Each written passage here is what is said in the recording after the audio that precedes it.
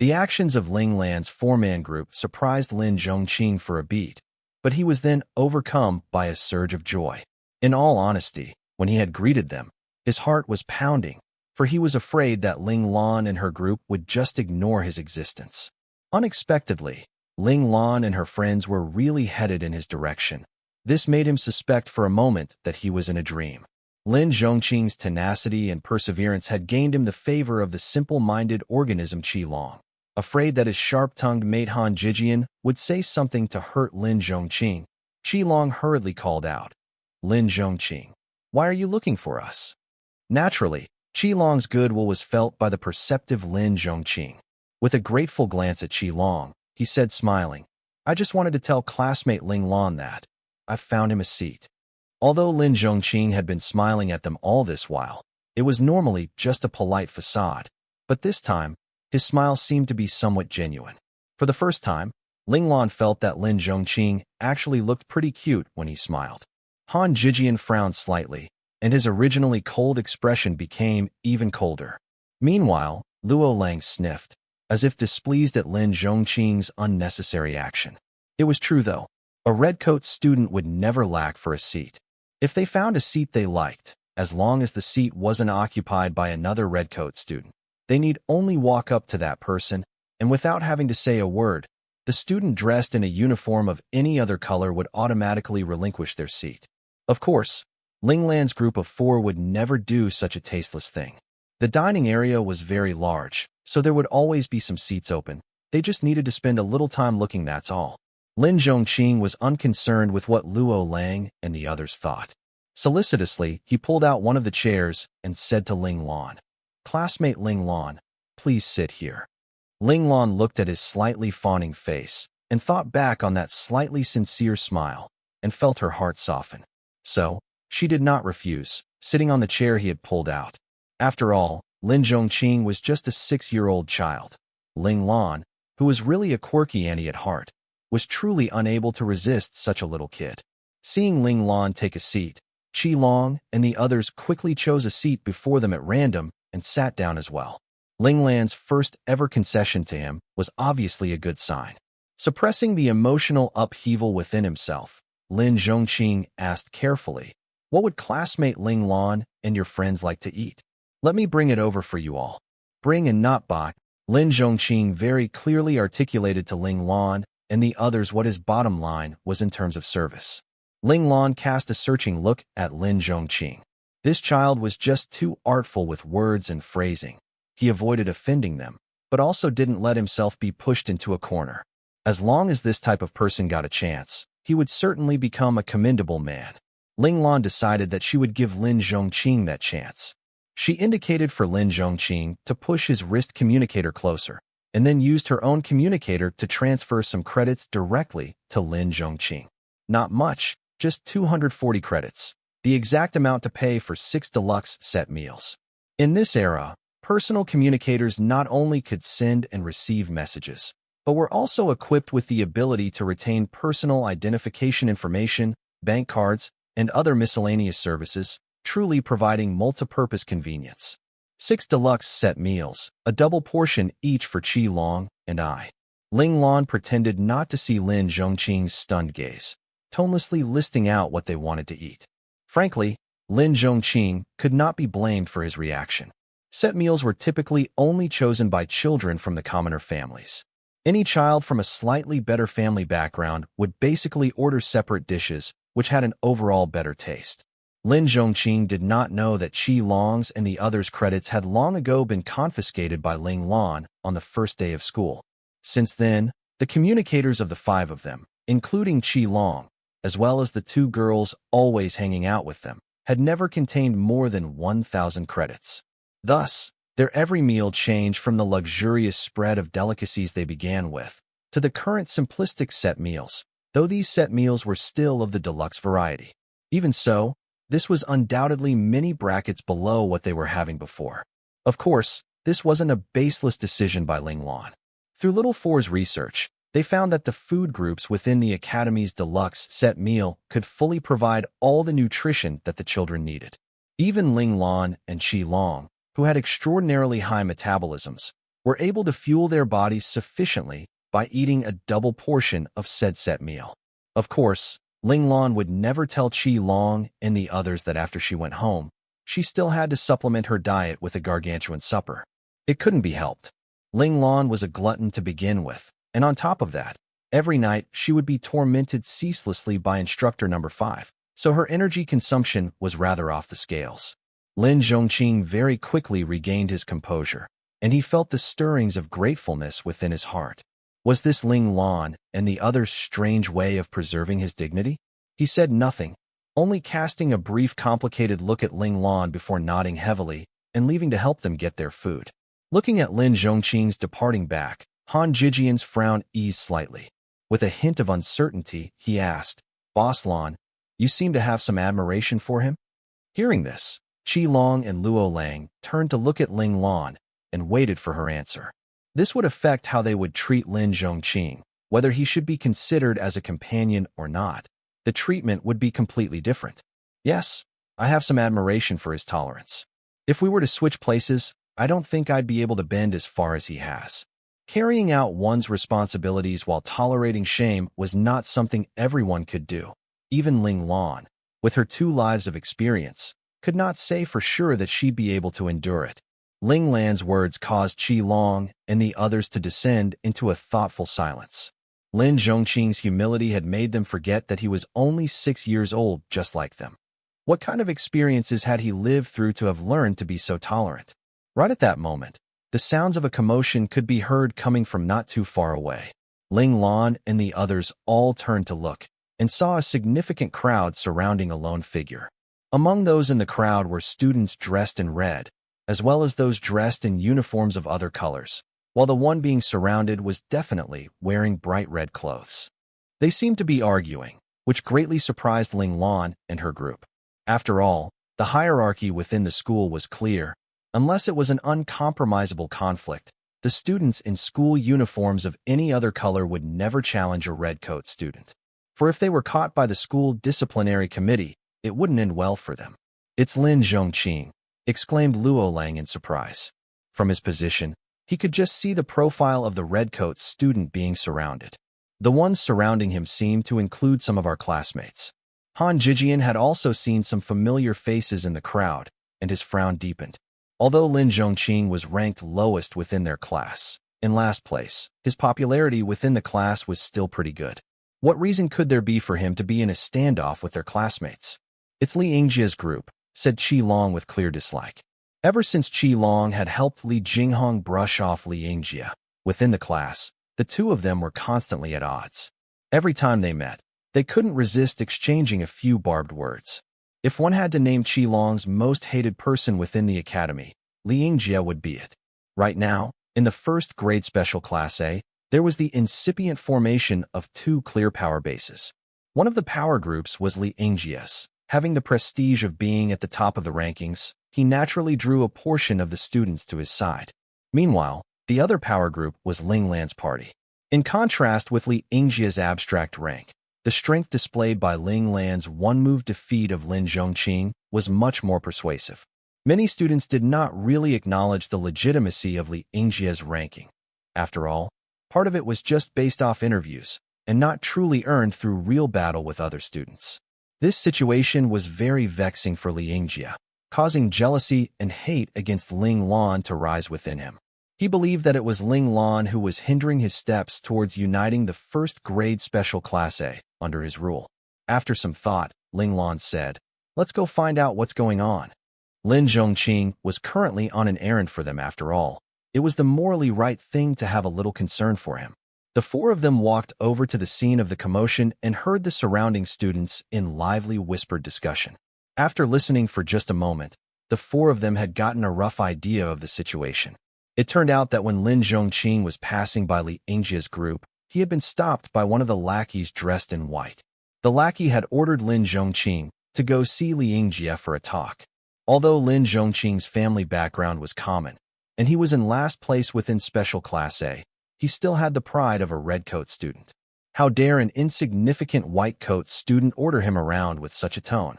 He naturally did not respond well, refusing tersely without any concern for politeness. If that lackey had just stopped there, this matter would have been swept away just like that. Unexpectedly, the lackey had brashly grabbed hold of Lin Zhongqing. Enraged, Lin Zhongqing had immediately sent the white-coat lackey flying with one kick. Lin Zhongqing's actions were taken as provocation by Li Yingjia's group, who all jumped up in anger and surrounded him, demanding that he apologize. And so this scenario was the result. Right then, Lin Zhongqing's expression was extremely dark. If it wasn't for his extraordinary tolerance, he most likely would have already started throwing punches, and this standoff wouldn't have happened. The appearance of Ling Lan's group of four made Lin Zhongqing's expression lighten a little, a trace of astonished delight flashing through his eyes. On the other hand, when Li Yingjie saw Ling Lan and her group, his expression darkened noticeably, looking a little grim, but was mostly disgruntled. It looked like he was unhappy with Ling Lan's group butting in. Suddenly, Ling Lan's steps paused. With a strange expression, she looked at Lin Zhongqing, a possibility flashing rapidly through her mind. Was Lin Zhongqing's tolerant behavior these past few days just so he could depend on her to handle Li Yingjie and his group? When Ling Lan stopped, Qi Long and the other two stopped as well. Although they didn't know why Ling Lan had stopped, it was already a habit for them to follow Ling Lan's movements, so they also stopped without hesitation. Seeing Ling Lan's group stopping still, Li Yingjie's expression eased a little. He was very pleased at Ling Lan's understanding of the situation. He really didn't want Ling Lan to come interfere in his plans at this moment, and Lin Zhongqing was his first target. In contrast, when Lin Zhongqing saw Ling Lan staying put, his expression changed. He could vaguely sense Ling Lan's intent to just observe from the sidelines, and this troubled him. His initially somewhat calm expression dimmed significantly, and there was actually an almost unnoticeable trace of despair in his eyes. Ling Lan frowned deeply, troubled and a little puzzled. If Lin Zhongqing could thicken his skin and suck up to her, then why couldn't he do the same with Li Yingjie? Could he have some other unknown reason for this? With a shift in thought, Ling Lan decided that she would help out Lin Zhongqing this one time. After all, doing so was no skin off her nose. She was already on bad terms with Li Yingjie anyway. Her halted steps resumed once more. Ling Lan's actions rekindled Lin Zhongqing's deadened and hopeless eyes, and there was even a hint of gratefulness within his newly brightened gaze. Ling Lan moved, and the three followers behind her moved with her. Very quickly, they were all standing before Li Yingjie. Lin Zhongqing, why haven't you bought the set meals? Ling Lan's tone was brusque. If he wanted to borrow her strength, then Lin Zhongqing should understand that this strength was not so easily borrowed. What needed to be paid still needed to be paid. Ling Lan had no intentions of working for free. Ling Lan's words settled Lin Zhongqing, and he responded, "Classmate Ling Lan, I'm sorry for making you wait." He swept his gaze towards Li Yingjie's group as if telling Ling Lan that they were the culprits stopping him from buying the food. Ling Lan obligingly followed Lin Zhongqing's gaze to cast her attention upon Li Yingjie's group, and with affected surprise, she quirked a brow and said, "Oh, it's classmate Li. What's up? Do you all have some business with Lin Zhongqing?" Ling Lan's surprised look was so obviously fake that Li Yingjie's face immediately flushed with anger. Ling Lan had clearly seen him here from the start, but was so blatantly lying. Through gritted teeth, he said, "Oh, so it's classmate Ling Lan. I do have some business with him." If Ling Lan wanted to pretend, then he would play along and pretend as well. He was sure he could pretend even better than Ling Lan. Ling Lan nodded and said almost casually, "Then let's do this on a first-come, first-served basis then. Classmate Li, why don't you wait till classmate Lin has completed my requests first before coming to look for him again?"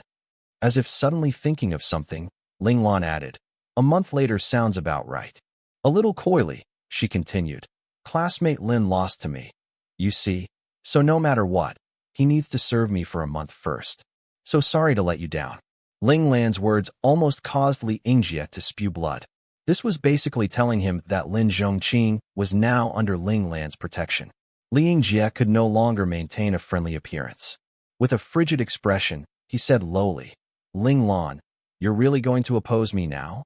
Ling Lan's expression was innocent as she asked Lin Zhongqing, "Classmate Lin, do you want to stop carrying out the terms of the bet you lost when you lost the challenge?" Lin Zhongqing shook his head firmly. "No." With a helpless look on her face, Ling Lan shrugged at Li Yingjie. Classmate Li, it's not that I want to oppose you, but classmate Lin isn't ready to break his promise. Ling Lan's expression seemed to imply that Li Yingjie was barking up the wrong tree by being angry at her. This performance by Ling Lan made Li Yingjie even angrier, yet he couldn't find any way to refute what Ling Lan had said. His face flushed in even deeper red in bottled anger. Ling Lan was unconcerned with the near-exploding Li Yingjie. Turning her head, she said to Lin Zhongqing, "Why are you still standing there? We're almost starving to death." "Yes, classmate Ling Lan, I'll bring your lunches over immediately." Ling Lan's response had already surpassed Lin Zhongqing's expectations. He was a little groggy, unsure why the thus far cold and unfriendly Ling Lan would help him this much. Initially, he had only wished for Ling Lan to confirm that he was serving him, just so he had an excuse to refuse Li Yingjie. Ling Lan was satisfied. She directed a slightly apologetic smile at Li Yingjie, and then led Qi Long and the others away from the area. This almost dismissive attitude was quickly driving Li Yingjie mad. He wanted to stop Ling Lan and teach him a good lesson, but he just damnably couldn't find a usable excuse. Right then, he hated the fact that he was within the Central Scout Academy. If this were the outside world, he would definitely use his power and authority to take care of this detestable, arrogant bastard before him. Right now, in his eyes, even Ling Lan's most normal attitude would be taken as a personal taunt. When the boss gets mad, it was naturally up to the followers to help the boss take out his anger. A lackey boy dressed in a white school uniform leapt out, but knowing that Ling Lan's group wasn't something he could handle, he didn't dare to say anything to them. Instead, he set his sights on the seemingly more bullyable Lin Zhongqing. "Lin Zhongqing, don't you dare leave. If you leave, I'll make it so your life's hell." Perhaps this punk had gotten used to being an arrogant little SHT since young, for his first impulse was to threaten.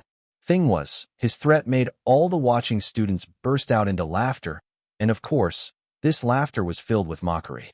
This mocking laughter caused the white coat lackey's face to flush and pale erratically. In that moment, he just couldn't figure out why he was being laughed at. Actually, he couldn't be blamed for this. It wasn't unusual for new students who had just entered the Central Scout Academy to find it difficult to adapt to their new roles within the school, particularly those second-generation young lords who were used to getting their way from young. It was even easier for them to make a mistake. Only once they had tasted the bitter consequences would they understand that the world within the Central Scout Academy was entirely different from their previous world. In this world where the strong dominate and everything was based on personal strength, the distinction between the elite and the humble was represented by the color of their school uniforms. Every 6 months, the internal academy re-ranking was the chance for the students to find a new foothold in life. Therefore, how could a white coat student threaten a red coat student? The school disciplinary committee would make them understand that the results of violating the color hierarchy was not something they could bear. Li Yingjie glared fiercely at that follower who still didn't know that he had violated the school rules. No matter how much Lin Zhongqing was ignored within Special Class A, he was still a red coat student. How could a white coat student threaten a red coat student so brazenly? If the academy administration found out, this follower of his would be in a world of trouble. Lin Zhongqing turned his head, casting a scornful look at that white coat student. "I would really like to see how exactly you would make my life hell." Although he was meek by necessity within Special Class A, this didn't mean that he would take bullying from the students of the other classes. The red clothes he was wearing represented his status, his dignity. The white coat lackey still looked as if he wanted to say something when Li Yingjie said curtly, "He Fei." Sensing Li Yingjie's rage, the white coat lackey, otherwise known as He Fei, didn't dare to say anything more. Li Yingjie looked at Lin Zhongqing and asked coldly, "Lin Zhongqing, you've really decided?" Lin Zhongqing's family background was common, and his strength wasn't outstanding in Special Class A, which was why Li Yingjie had initially set Lin Zhongqing as his first target. He had intended to make Lin Zhongqing his subordinate, and then slowly tame the other Special Class A students until he finally managed to achieve full control of Class A. What a pity this Lin Zhongqing was such a stubborn fellow, actually ignoring his invitation from the very beginning, until his direct refusal at the end. Not just that, Lin Zhongqing had aligned himself with the group of people he hated the most. Yes, Lin Zhongqing, always mean what I say. Lin Zhongqing's demeanor was tough and intractable, leaving no retreat for himself. If small obstacles like this could cause him to shrink back, he would never have been able to survive those couple of years in the laboratories. While other children were growing up under the care and affection of their parents, he had already learned how to think for himself, knowing that he would have to depend on himself to obtain the life he wanted. Fine, in that case, I won't force the issue. Liang Jia was straightforward when it came down to it. He truly let go of the idea of recruiting Lin Zhongqing to his side right then. With a cold expression, he turned to his band of followers and said, "Why are you all still standing? Sit down and eat." All of his followers were students with uniforms of other colors, so of course they didn't dare to ignore Li Yingjia's orders. They all quickly sat down and began eating. No longer surrounded, Lin Zhongqing finally released a sigh. Having Li Yingjia give up on his own was the best outcome for him. Still, he didn't let his guard down yet, afraid that Li Yingjia was only distracting him with empty words, but was actually planning to deal with him privately. Lin Zhongqing knew very well that, with his current abilities, he could not stand up to Li Yingjia. The principle of survival of the fittest was protecting him, yet placing him in danger at the same time. The moment Li Yingjia decided to go after him, he would definitely be in trouble. This was the reason why he was willing to stoop so far to insinuate himself into Ling Lan's group's favor. Indeed, from the very first day of school, Li Yingjia had already set his eye on Lin Zhongqing. Meanwhile, Lin Zhongqing had no intention whatsoever of becoming anyone's follower. 6 years of life within a laboratory had been enough. He wasn't about to so easily let go of the precious freedom he had regained. Yet, he couldn't stand up to Li Yingjia with his own strength. And so he had cracked his head trying to think of a way to help him out of this mess. Initially, Lin Zhongqing had been banking on Qi Long or Luo Lang. Their challenge battles on the first day to get the seats they wanted had shown Lin Zhongqing just how strong they were. They had respectively managed to defeat the initial rank 5 and rank 8 of the class without much trouble, suggesting that their strength was on par with the top 3 of the original ranking. However, he had then inadvertently heard Qi Long and Luo Lang talking about their absent boss Ling Lan, and changed his mind. Since that absentee had the ability to be the boss of these two formidable students, Ling Lan's strength must not be any weaker than that of Li Yingjia's. As long as he could borrow some of Ling Lan's power, he should be able to escape the clutches of Li Yingjia. And so, this had led to his challenge towards Ling Lan. From the very beginning of the challenge, he had already known that he would lose. However, what he wanted wasn't victory, but to lose the challenge so he could obtain the punishment of serving the other for a month. A month's worth of buffer time was sufficient for him to grow and improve so that he could find a better way to handle Li Yingjia. The result of all this strategizing was worth it. Although Lin Zhongqing wasn't sure if Li Yingjia had truly let go, he could at least avoid Li Yingjia's outright forceful maneuvering, having earned some breathing space. Lin Zhongqing, who was waiting for the service robot to deliver the set meals, thought about all that had happened thus far. He clenched his fists, eyes shining with a fierce light. As long as he had enough time, he would no longer let anyone be in a position to threaten him again. An intense desire to grow stronger blazed high within Lin Zhongqing's heart. Meanwhile, at that moment, Ling Lan, who had been waiting at the dining table for Lin Zhongqing to bring the set meals over, was talking with Qi Long and the others when, suddenly, her expression tightened minutely, but the change was quickly smoothed away. Her strange expression lasted for only a microsecond and had not been picked up by Qi Long or any of the others. Little 4, enlarge and dissect that expression of Li Yingjia's. Ling Lan ordered Little 4 within the mind space. Yes, boss. Little 4 was very excited. Finally, it was his chance to shine again. He must live up to the title of #1 follower after all. In the mind space, the trace of vicious anger in Li Yingjia's eyes was enlarged by Little 4, and then it was studied closely. Up, down, left, right, near, far, and from multiple angles. After much comparison and checking, it was confirmed that the target of that gaze was Lin Zhongqing. Boss, what do we do next? Little 4 seemed ready to stir up some trouble. Ling Lan rolled her eyes at him. Do what? Donut 1. Just go back and rest. Since Li Yingjia's target was Lin Zhongqing, then she wasn't going to spend time worrying about it. Ling Lan was not a saint. Lin Zhongqing? Helping him once was already her being merciful. Subsequently, whether or not he could tide the waves was all up to himself. Time flew by, and very quickly, 5 months had passed. The atmosphere within the Central Scout Academy started becoming restless, for the mid-year wide-scale ranking which would decide the fate of the students for the next 6 months was about to begin.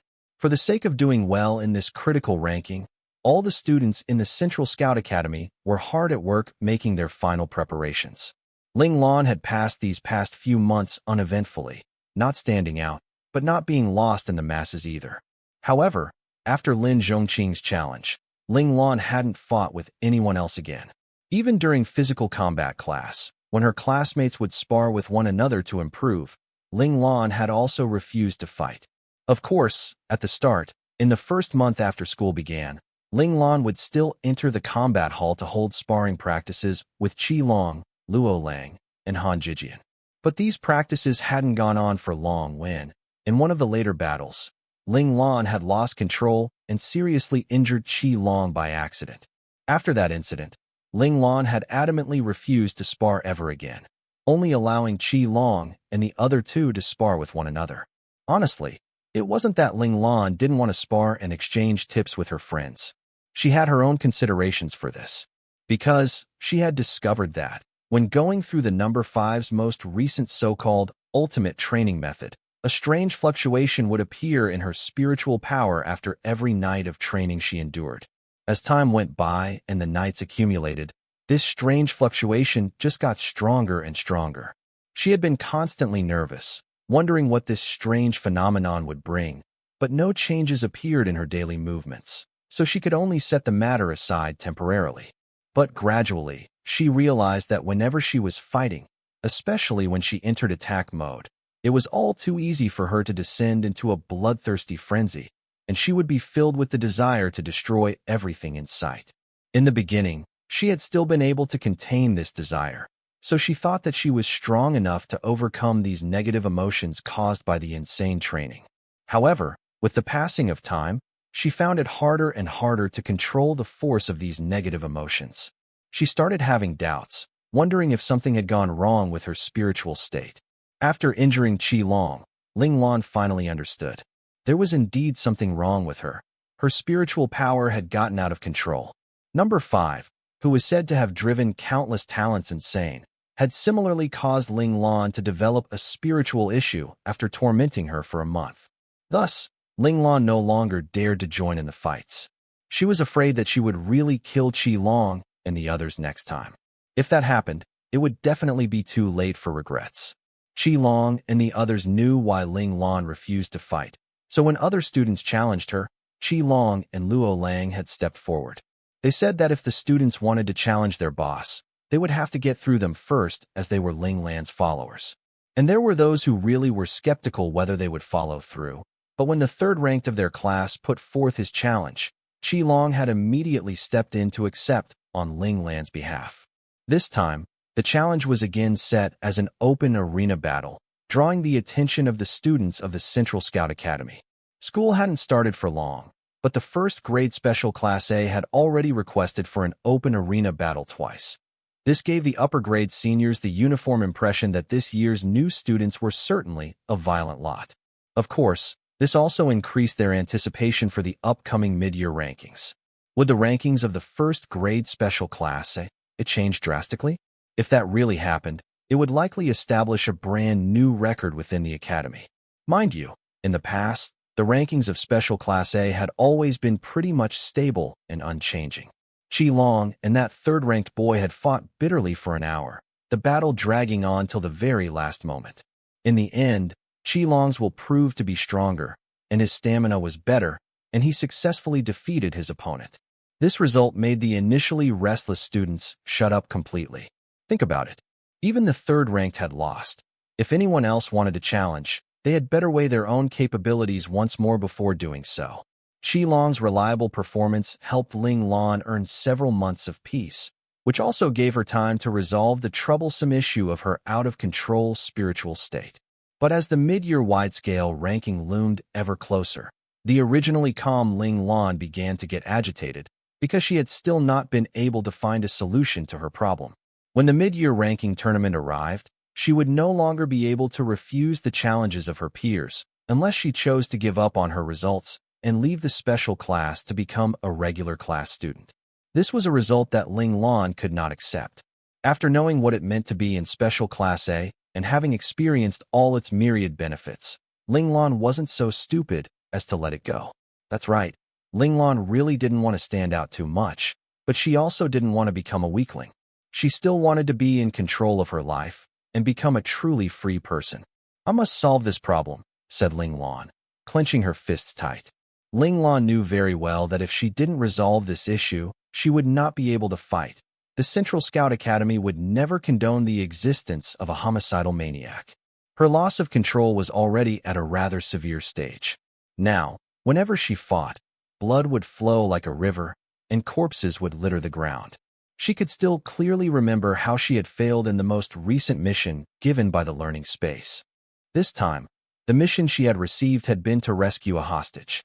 However, she ended up killing everyone in the target area, including the hostage she was supposed to save. Consequently, she experienced the learning space's punishment for the first time. Ling Lan shuddered violently in recollection. That had certainly not been a great experience. The electricity coursing through her body, lingering, as she hovered on the edge of wanting to die yet being unable to die, wanting to live yet unable to live. That suffering was pretty much on par with number 5's perverse torments. She definitely never wanted to experience it again. Now Ling Lan finally understood. The so-called learning space was not a helpful cheat code, with the exception of Little 4, but was definitely a malicious glitch that existed to torment her. While Ling Lan was struggling with anxiety and helplessness, in the learning space, the great number 1 who Ling Lan had the utmost respect for was ripping apart instructor number 5's personal training space with extreme prejudice. At that moment, number 5 was busily plotting something inside. When he felt the ground shake and the mountains tremble, he looked at the rapidly disintegrating world around him and knew that the situation was not good. But just as he was about to run, a large hand clamped harshly over his neck. "Number 5, I merely intended for you to train up Ling Lan's ability to withstand pressure and hardship, not destroy her." Number 1 steadily glared at number 5, a deep and seemingly unquenchable anger smoldering within his eyes. He was someone who put his full trust in his brothers and subordinates. Since he had decided to entrust Ling Lan to number 5 for training, he wouldn't interfere in the process. Thus, he hadn't been aware of the abnormality which had developed in Ling Lan's spiritual state. If number 9 had not been keeping a close watch on Ling Lan and noticed her strange behavior in time to notify him, he might have only found out the truth after Ling Lan had thoroughly descended into madness. Facing number 1's wrath, number 5 was still extremely calm. Helplessly, he said, "Number 1, I haven't destroyed her. She's just reached the point where she has to choose a Dao one." Number 1's expression changed. "How did this happen so quickly?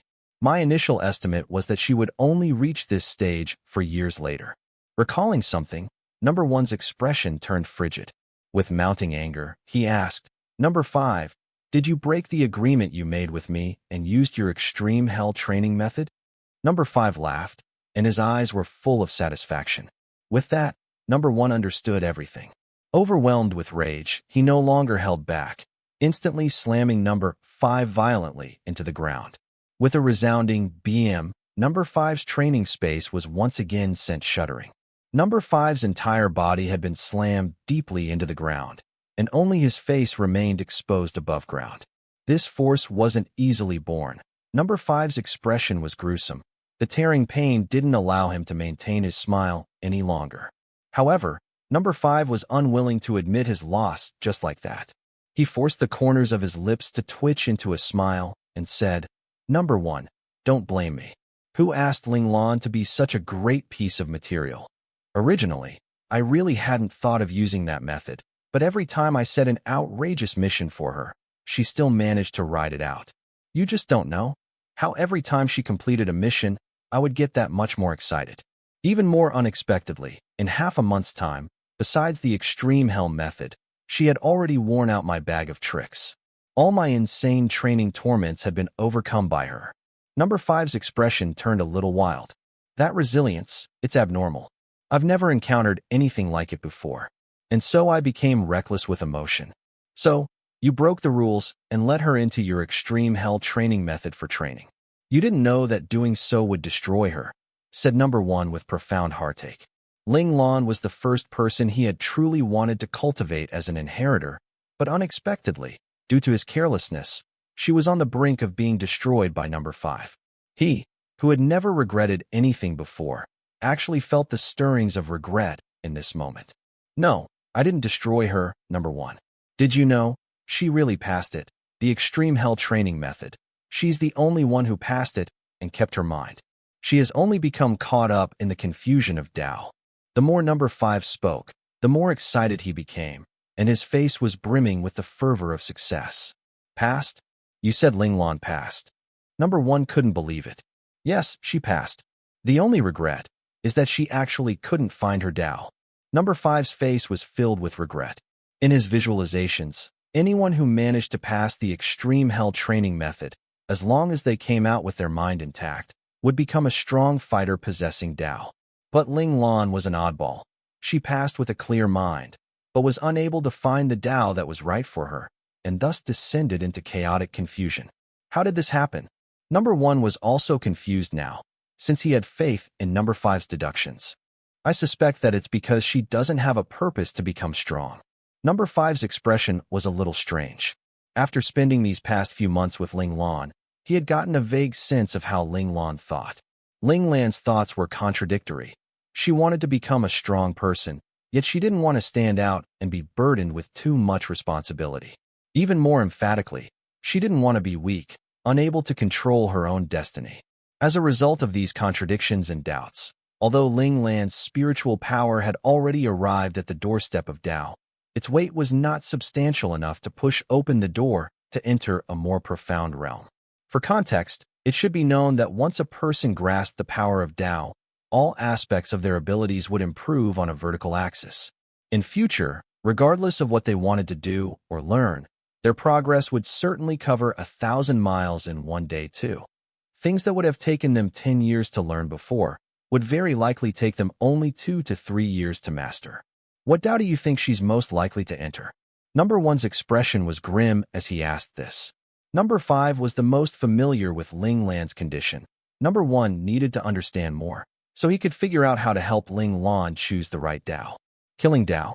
A while back, she failed a hostage rescue mission. The reason being that she killed everyone at the campsite, including the hostage, said number five with a smile. If they left Ling Lan unchecked, then with the passing of time, it was almost a certainty that Ling Lan would enter the killing Tao. Unacceptable. The killing Tao is too bloody, incompatible with Ling Lan's personality. Number one rejected this Tao immediately. Frankly, the killing Tao was also an extremely good Tao, except that anyone who walked this Tao must be able to become truly cold and emotionless, so it was unsuitable for Ling Lan. Ling Lan may look cold and aloof on the surface, but inside, she was actually a person who cared deeply.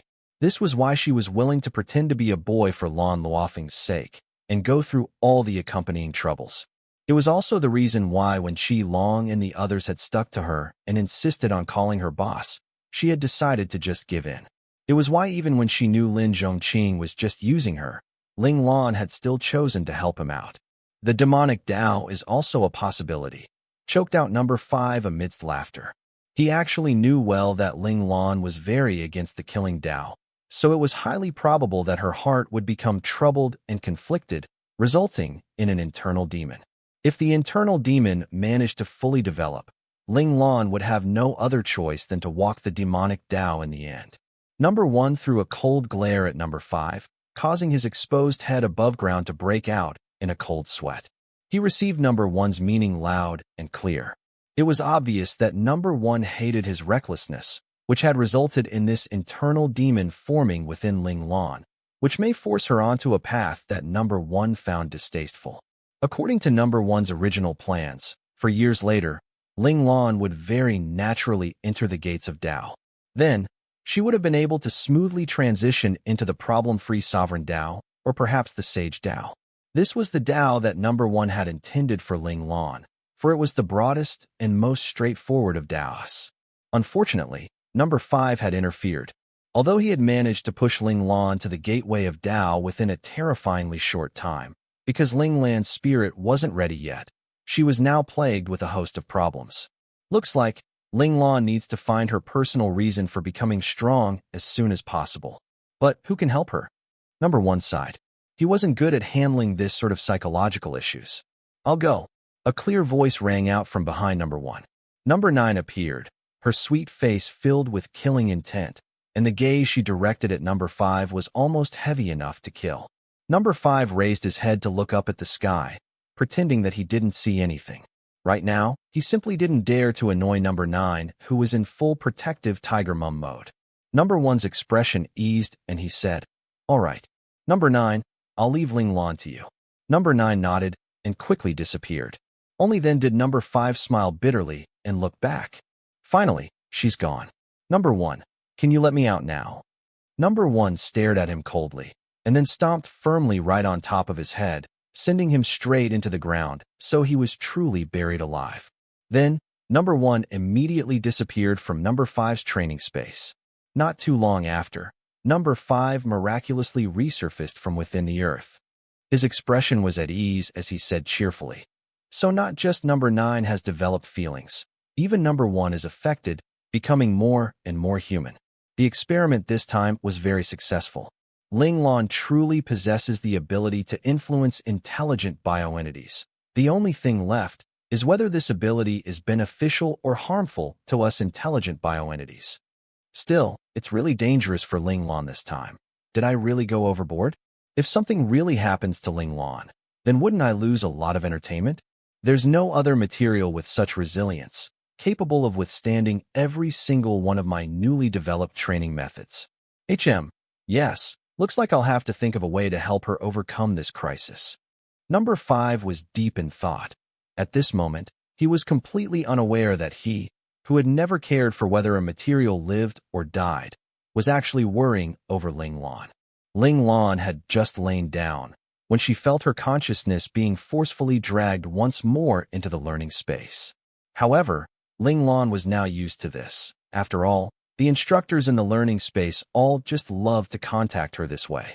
This time, what she saw first wasn't the cold face of Number 1, nor was it the twisted smile of Number 5. Instead, it was the delicate features of Number 9. Seeing Number 9's lovely face, Ling Lan felt as if she was healed instantly. Instructor Number 9. Overcome with emotion, Ling Lan pounced. She really hadn't seen Instructor Number 9 in so long. She had really missed her, but it wasn't up to her whether or not she could see a particular instructor. The learning space was the one who decided. Hugging Instructor Number 9 tightly, she could feel the generous swell of the other's bosom under her military uniform. Oh, the envy, jealousy, and hate that stirred within her. Heaven knows if she would be able to have such a voluptuous body like Instructor Number 9's when she grew up. Then, Ling Lan recalled her current identity as a fake man and was instantly thrust into gloom.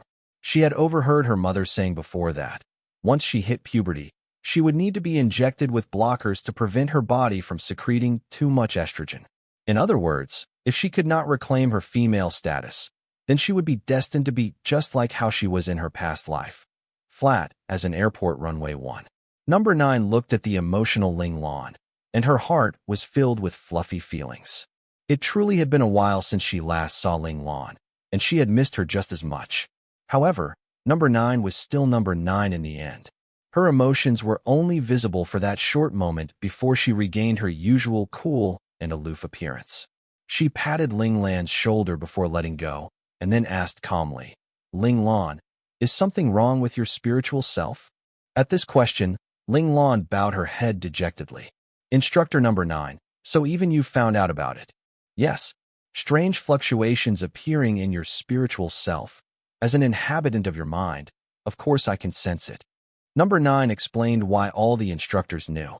Of course, what Number 9 didn't say was that this was actually only possible if an inhabitant broke the rules, forcefully breaking boundaries to sense the host's condition. For that, Number 9 had had to pay a hefty price.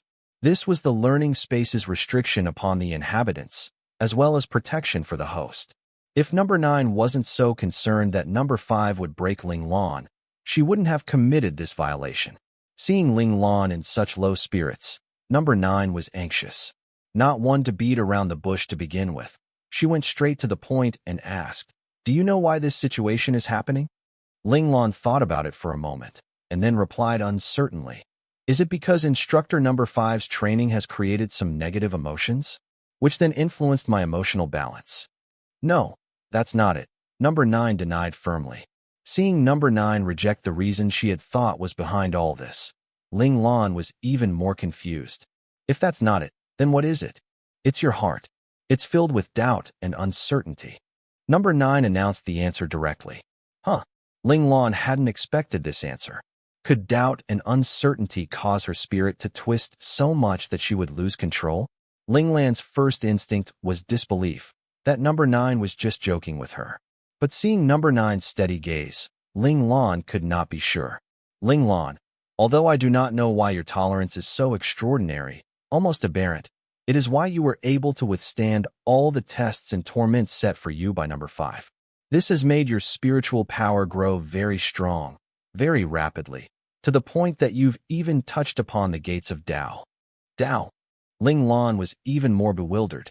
She was currently in a technologically advanced future world, not an ignorant medieval period when cultivation theory discussions were popular. You don't need to understand this right now. What I want to tell you is that this abnormality in your spirit is occurring because you do not have a clear purpose in your heart for becoming stronger. Number 9 knew she had slipped up, so she hurriedly tried to gloss over it. Purpose. By this time, Ling Lan's eyes were wide and round, dazed. Number 9 had thoroughly confused her, and her mind was spinning. "Yes, you've accepted all the missions and training we've set for you, and endured them despite all the difficulty." "What?" Ling Lan held her dizzy head in her hands as she desperately searched for an answer to the question. But number 9 stopped her. "Don't be in a rush to answer. Go back and think about it carefully. Think about what kind of future is it that you want, and what your reason is for wanting to grow stronger. Once you've figured this out, the spiritual problem bothering you now will go away, and you'll return to normal." With that said, number 9 chased Ling Lan out of her training space. Just like that, Ling Lan came to the central hall of the learning space. At this time, Little Four was crouched in the center of the hall, drawing something on the ground with his butt stuck up in the air, completely oblivious to Ling Lan's arrival. Ling Lan calmed herself a little and started to reflect on instructor number 9's words. Number 9 had undoubtedly given her some good news, which was that the loss of control of her spiritual power she was so worried about was not a huge problem. It could be healed naturally, as long as she could find the answer to dispel the doubt and uncertainty from her heart. But what were her doubts and uncertainties? Ling Lan was lost once again. Little Four, having finally completed his masterpiece, stood up and was prepared to admire it for a good while when, with a subconscious lift of his head, he saw Ling Lan standing right before him. With a thump, Little Four fell over, and his first reaction was to wonder if his tricks had been noticed by Ling Lan. This noise startled Ling Lan, who raised her head to see Little Four sitting on the ground with a frightened look on his face. She couldn't help but frown and ask, "Little Four, what's going on?" Little Four hurriedly put on a fawning face and said sweetly, "Boss, why are you here?" With a pull of his right hand, a floor cushion appeared in his hand out of thin air. He carefully set down the cushion by his side and said submissively, "Boss, are you tired? Come sit here." At the same time, behind him where Ling Lan couldn't see, Little Four swiped his left hand and the picture on the ground before him was wiped clean, leaving no trace behind. Ling Lan's thoughts hadn't been on Little Four to begin with, preoccupied with her own internal dilemma. Hearing Little Four's reply, she didn't pry any further, but instead sat down with a long face by Little Four's side, sighing deeply. Knowing that he hadn't been found out, Little Four was instantly at ease. It was his duty as Ling Lan's number 1 follower to help his boss solve her problems, so seeing Ling Lan so troubled, he quickly opened his mouth to ask, "Boss, why are you sighing? Tell me about it. Maybe Little Four can help." Instructor number 9 said that my heart has doubts and uncertainties, and that I don't have a resolute will or purpose for becoming stronger. Of course, Ling Lan didn't really expect Little Four to be able to help her, but it was still nice to share one's troubles, so she spilled her worries to Little Four anyway. Little Four was very surprised, for he didn't think of that as a great problem at all. Boss, what's there to worry about? If you don't have a purpose, you just need to find one. Does it work that way? Ling Lan was nonplussed. Could it be that she was overthinking it? Why wouldn't it? If you don't have a purpose, then let's just build one. Once you have a purpose, boss, then you won't be doubtful and uncertain anymore. The more Little Four spoke, the smugger he became, and then he abruptly realized that he truly was, as expected, one of the smartest of the intelligent bioentities. It made sense. Ling Lan decided to try out Little Four's method, even though Little Four really did seem rather flaky. Perhaps she would be able to luck out, like a blind cat stumbling over a dead rat, and stumble across the solution. Ling Lan contemplated for a long while, and then, with a face full of confusion, she asked, Little Four, what purpose should I build exactly? Little Four was speechless. Wasn't this something the boss should decide for herself? Why was she asking him? Still, Little Four was undoubtedly a dutiful follower. Without a word of complaint, he immediately browsed through his database, and word after highlighted word started popping out at him. Excitedly, Little Four said, Boss, let's go dominate the galaxies. Ling Lan rolled her eyes dramatically at Little Four. Do you take me for an idiot? Anyone who would do something so troublesome, putting in so much mental and physical effort for no praise to boot, must be an idiot. Then, how about becoming a king somewhere? Little Four lowered his ambition by a large margin. Not interested, said Ling Lan huffily. Couldn't Little Four give any more normal suggestions? She was definitely not the type of person who wanted to become a ruler. Ling Lan knew herself well enough to know that. Building a harmonious and perfect world, becoming a peerless hero, Ling Lan was peeved. Suggesting all these grand ambitions, Little Four was obviously just mocking her. Damn it, she wasn't a saint. Under Ling Lan's increasingly displeased gaze, Little Four's voice became softer and softer. Boo-hoo-hoo. Boss, these are all search results from the database. Even if Ling Lan wasn't happy about it, there was nothing he could do. Oh, there was one more. Little Four suddenly noticed one unread result. Right, we could start a harem and sow seeds. Although he didn't have a clue as to what start a harem and sow seeds meant, this phrase appeared at a rate no less than the previous suggestions. Hearing this, Ling Lan flew into a rage, immediately hammering a fist onto Little Four's head. Idiot, I'm a girl. Damn it, sowing seeds was something men did, all right? Besides, she didn't have a female queen mentality. Plus, she had been raised with the concept of one husband, one wife. As such, this was something that she simply could not accept. So a girl can't sow seeds in a harem? Little Four pouted, a little unconvinced. He really didn't understand what this had to do with gender. However, since Boss clearly hated this one, of course it would be discarded without question. The two of them continued to puzzle over the issue, seated together with their faces resting within the cups of their hands, frowning heavily. 10 minutes passed. Half an hour passed, and finally, an hour passed. Still unable to think of any good suggestions, Little Four was driven mad. Pulling at his own hair, he screamed, I really can't think of anything. What other great purposes are there? Great? Why does it have to be great? Ling Lan seemed to have been triggered by Little Four and found a new avenue of thought. Perhaps we could start thinking from small wishes. Little Four did not understand. What do you mean? For example, Little Four, what is the goal you want to fulfill most right now?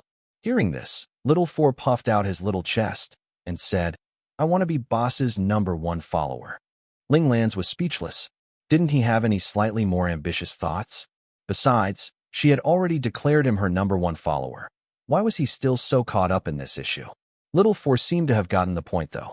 He looked at Ling Lan with shining eyes and said, Boss, what do you want to accomplish at the moment? Continue maintaining my position in Special Class A.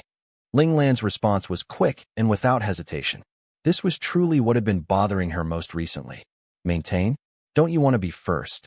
Little Four was puzzled. With Ling Lan's strength, getting first place should be a piece of cake. No plans for that. Of course, if I get it by accident, then that's fine too. I'm just going to go with the flow. Ling Lan wasn't too bothered by this issue. The moment she finished speaking, Ling Lan jolted. Could it be that the aimlessness and hesitation that instructor number 9 had mentioned was precisely this lackadaisical attitude of hers? Because she had always gone with the flow, accepting everything life gave her, be it her grades, her training, or even the training missions in the learning space. Honestly, she had never pursued any of it on her own initiative. I've figured it out. Ling Lan felt enlightened. Could it be that I really should go after the first place ranking? Although Ling Lan felt that she was onto something here, her heart was still a little troubled. Deep inside, she didn't really want to make waves and push herself into the spotlight. Would forcing herself to do something she didn't want to do really resolve her current plight? Or would she just end up going further down the wrong path? If you don't feel like it, then leave it. After all, even if you get first place, there aren't that many benefits to it. The cost and benefits just don't match up. Little Fur wasn't plagued by all those chaotic thoughts running through Ling Lan's mind. He was only looking for the answer purely from a cost-benefit standpoint. Obtaining first place, there was pretty much no benefit other than an increase in reputation, so Little Fur was unconcerned about whether his boss became the first rank. Boss, you need to find something more profitable to do. Out of boredom, Little Fur conjured a lollipop in his hand and licked it a couple of times. He believed that anything could be done, just not pointless work. More profitable? There really isn't anything. Ling Lan, who was all tapped out of desires, really couldn't think of anything that fit Little Fur's criteria. Little Fur was stumped. He gave a hard lick to his lollipop and then very seriously said to Ling Lan, "Let's put it this way. Boss, what kind of life do you want to have in the future? A peaceful, free one. And when I'm bored, I can give birth to a child, raise him, and play with him." A smile played on Ling Lan's lips. She really wanted a child of her own. If her two lives were added together, she really wasn't that young anymore. When Little Fur heard what Ling Lan had to say, his expression turned miserable. Seeing Little Fur's exaggerated expression, Ling Lan was irked. "What? I can't have a child." "Of course you can," Little Fur hastily reassured her. "But boss, have you not thought about your situation?" "Situation? About my identity as a fake man." Ling Lan was abruptly brought back to reality. With this identity, it was basically fated that she wouldn't be able to wed someone openly. If she wanted to borrow sperm from some man, she'd even have to do it secretly. "I believe the Ling family will arrange for a loyalist to couple with me." Ling Lan wasn't worried that she wouldn't get a man, for Lan Luofeng and Ling Qin would never let the Ling family line die out. "Won't work," objected Little Fur, agitated. "Huh? What?" Ling Lan didn't understand. "Boss, you must know, whether a child is excellent or not is basically all up to the genes of the father one." Within this period of time, Little Fur had been doing a lot of research on this topic on the virtual network.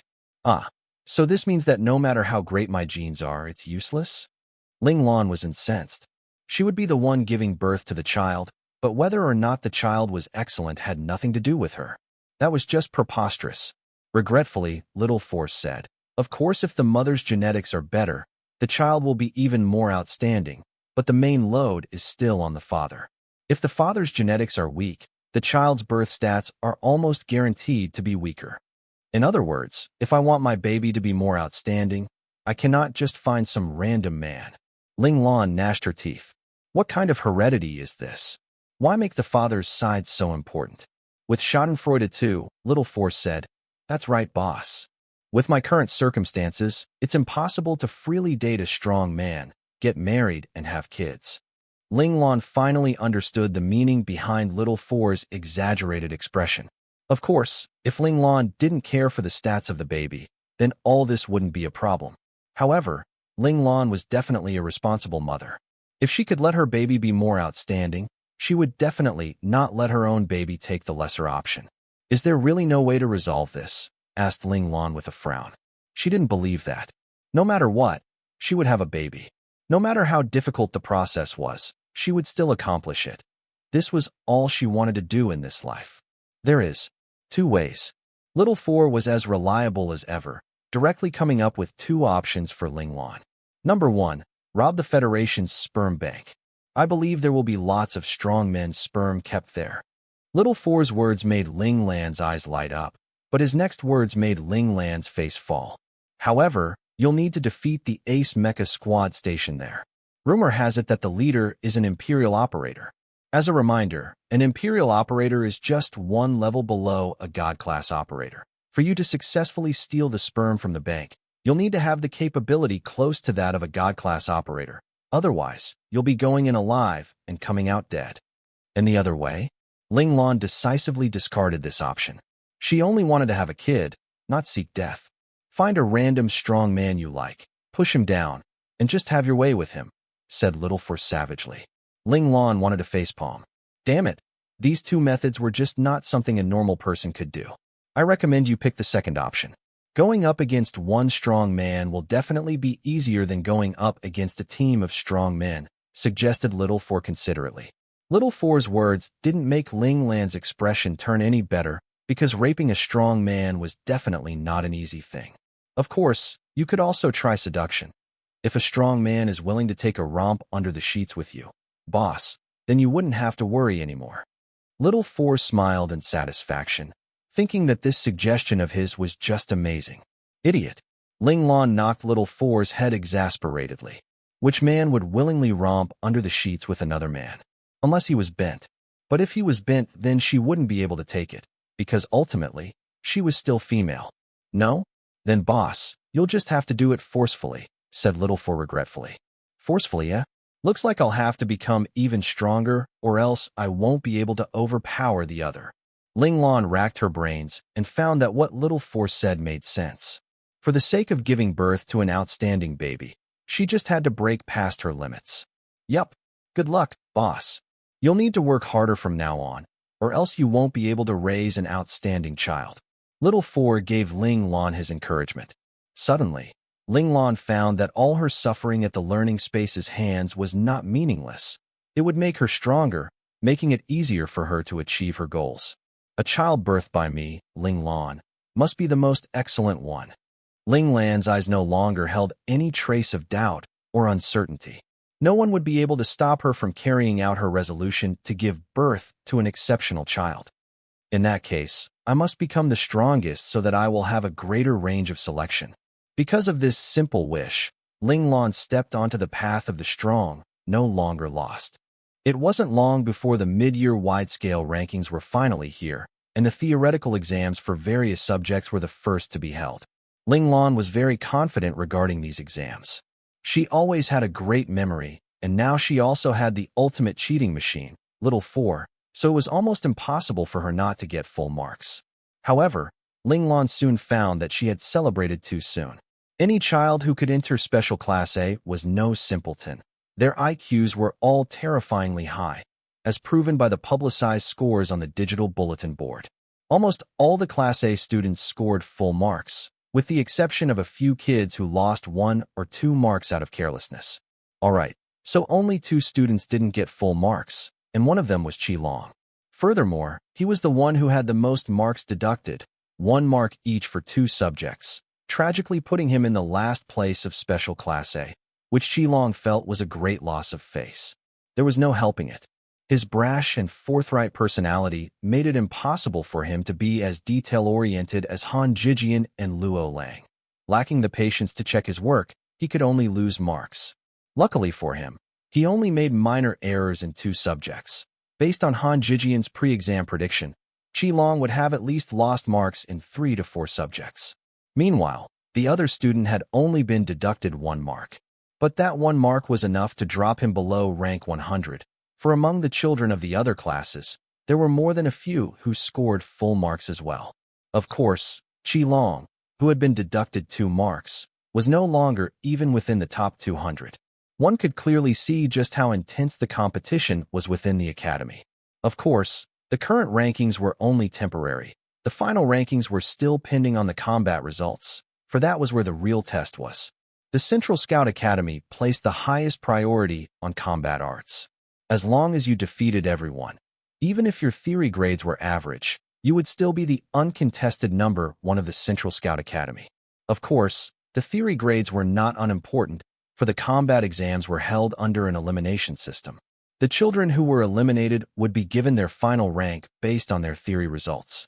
Only if 2 eliminated students happened to have the same theory results, then the 2 of them would have to go through an additional combat match to determine their final rank. For example, when the top 8 progressed into the top 4, students would be eliminated.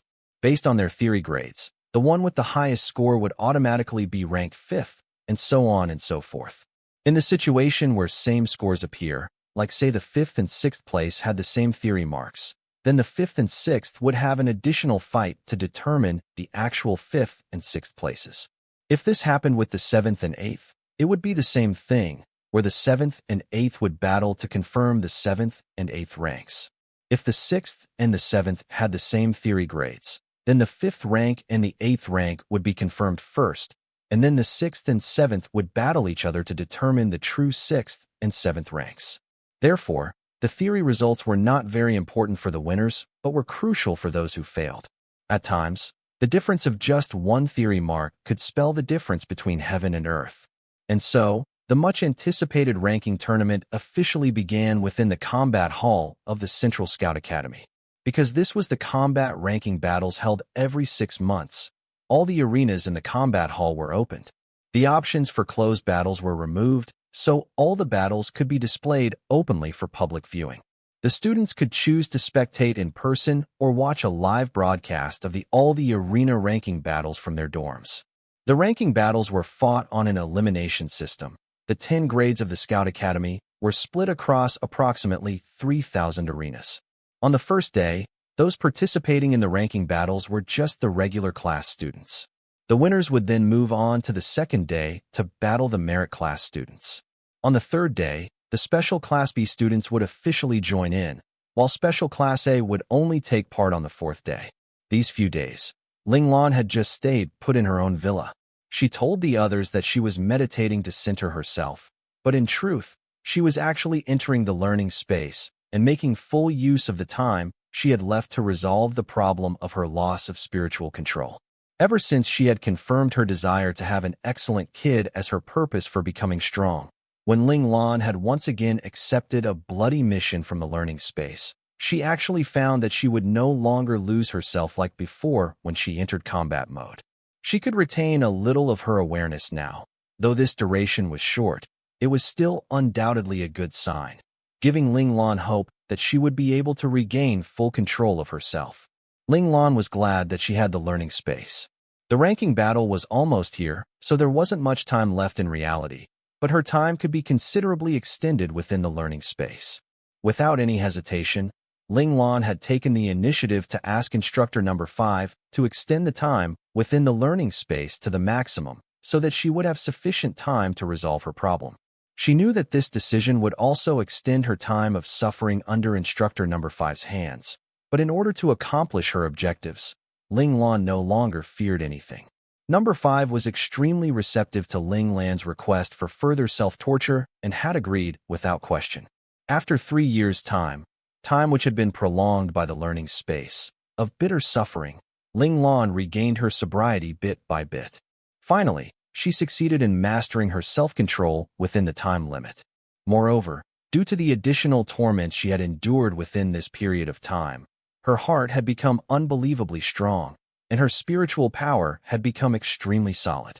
Ling Lan believed that, even if the world were to be destroyed before her eyes now, she would be able to face it with a calm face and a steady heart, as serene as ever. While she had succeeded in mastering her mind, Ling Lan had also discovered that she now had a new understanding of the combat arts she had previously learned. Early on the fourth day, Ling Lan, who had perfectly resolved her control problems, left her residence. She had just arrived at the hover car stop when she saw Qi Long and the other 2 boys waiting for her a little further ahead. When Han Jijian saw Ling Lang arrive, he used the sensor to call for a hover car to bring the 4 of them to the colossal combat hall. Right now, the combat hall was not as crowded as it had been in the last 3 days. After all, only 200 combatants were left for each grade, so the total of all 10 grades only made up 2,000 people. Adding on the friends and classmates who were here to spectate, there was still only 500 to 600 people. Compared to the first day when there were 70 to 80,000 people rubbing shoulders, this was nothing. Qi Long, here. A strident voice rang out from a corner of the combat hall. Ling Lan looked over and saw that it was the 2 girls, Han Shuya and Luo Chao, and beside them were some of the other original group 072 members.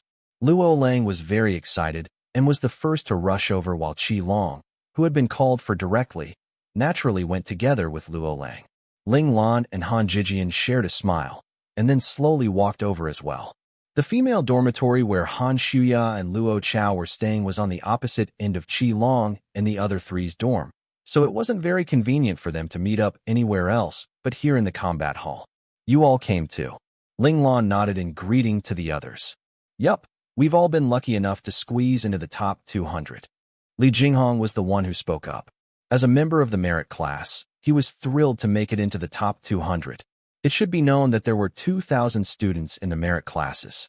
Anyone who could enter the top 200 was undeniably outstanding. For among these top 200, the 50 special class A students were also included. Good luck. As long as you win one fight, you might have a chance to enter the special classes. Qilong cheerfully encouraged Li Jinghong as he patted his shoulders. The top 100 were the special class students, with the only difference being whether one was in Class A or Class B. If Li Jinghong really managed to win his upcoming battle, he would definitely be considered a successful contender and would probably become the center of attention for a long while. Li Jinghong was a little embarrassed. I don't dare to think that far. Everyone here is strong. I can only say that in the earlier fights, I was a bit luckier. The opponents I faced were all not very strong. Hearing this, He Chaoyang, who was also in the merit classes with Li Jinghong, was a little displeased. Jinghong, it doesn't matter if we can do it or not, but we shouldn't lose our spirits. Since we've already made it here, we should fight our best. Li Jinghong was enlightened and nodded energetically. Chiang, you're right. Since we're already in the top 200, if we don't try our best, then it wouldn't be fair to our previous efforts. That's how it should be. He Chaoyang smiled. The two of them were the only two of the 072 group to enter the merit classes. Being in the same environment had made them become very close. They'd helped each other, supporting one another as they progressed together. Seeing this, Luo Xiaoyan said worriedly, Li Jinghong and He Chaoyang are working so hard. Looks like our positions aren't safe. Luo Xiaoyan's words caused Han Shuya and Luo Chao to become worried in turn. You're still all right, but it'll be difficult to say for little Luo Chao and me. Han Shuya sighed heavily. She found that the pressure from entering Special Class B was much higher than that of entering the merit classes. This time, she had only narrowly made it into the top 200. If the opponent hadn't fallen over before she had from a lack of stamina, she might already have lost in the battle moving from 400 to 200. Heaven knows if she would be able to continue on this time. If she couldn't make it into the top 100, she would drop into the merit classes. Staring at her own fingers, Luo Chao timidly said, I'm also very worried. Her expression rendered Luo Lang speechless. Unfortunately, he couldn't fight on behalf of his sister, otherwise he would definitely not let Luo Chao be so worried. At this stage, it's no longer a matter of just strength, but more of spirit. Seeing the misgivings on the two girls' faces, Ling Lan, who was also a girl at heart, couldn't help but speak up. How so? Apart from Qi Long, Luo Lang, and Han Jijian, the other children all looked at Ling Lan with expectant faces, hoping that Ling Lan would enlighten them. The strength of those who managed to enter the top 200 is actually roughly the same, so it's possible for either side to win. In the end, victory will depend on whose confidence is stronger and whose endurance is greater, that's all. Ling Lan kept her arms folded behind her back and secretly crossed her fingers. Her intent was just to encourage them. She wouldn't take any responsibility for anything beyond that. Han Shuya's gaze brightened. Just like my previous match, I just have to hold on for a second longer than my opponent, and victory will be mine. Ling Lan nodded, indicating that what Han Shuya said was right. Luo Chao looked at Ling Lan, blushing, and thought to herself, Ling Lan definitely must not like girls who give up easily. Yes, I must work hard. I must hold on until the end. Ling Lan settled everyone's nervous jitters with a few words, and their eyes all began to shine with confidence. Han Jijian stared keenly at Ling Lan. He hadn't expected Ling Lan to be so astoundingly proficient at handling the hearts of people as well. Where the hell did he come from really? An elite family? Some unknown formidable force? Or perhaps, Han Jijian didn't dare to probe too deeply. He took a deep breath and pushed aside all the stray thoughts in his mind. He warned himself, Ling Lan was just Ling Lan, their boss Lan. All he needed to do was remember this. Frankly, Han Jijian was overthinking things. Clever people were very likely to make this mistake. Ling Lan's words were all just plain reassurances, There was nothing more to it. As for why they worked so well, all we can say is that Ling Lan was just too highly regarded within Group 072, so everyone believed her without question. Their small group walked to the area set aside for the first-grade ranking battles. Along the way, Qilong subtly tugged on Ling Lan's arm, and Ling Lan reflexively slowed her steps. Seeing that the other companions beside them weren't paying any attention to them, Qilong whispered quietly, "Boss Lan, has your problem been solved?" The other companions may not have known about Ling Lan's problem, but as an unintended victim, Qilong knew very well that when Ling Lan put his full attention into battle, he had issues with losing control. Ling Lan's heart felt warm as she nodded at Qilong, saying, "Don't worry, I'm fine now." Qilong smiled in visible relief. "That's great." Suddenly, his expression turned serious and he said, "Boss Lan, this time, I will fight with my full strength." When he said this, Qilong's eyes were full of fighting spirit. It was clear that he really wanted to defeat Ling Lan just once. Ling Lan nodded, accepting the challenge. Right then, the two of them felt the communicators on their wrists vibrate powerfully. Their eyes lit up. The notification of their battles had arrived. Sure enough, the communicators displayed their fighting grounds and match order. Qilong's fight was at Arena 33, the third match, while Ling Lan's was at Arena 35, the sixth match. "Boss Lan, this time, my fight will end before yours."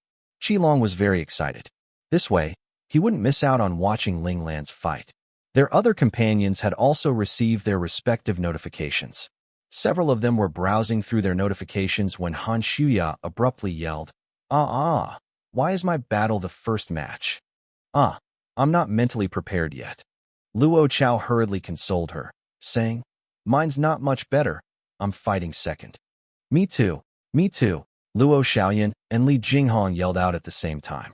The three of them anxiously stuck out their arms, lining up their communicators in a row so they could compare their fight arenas.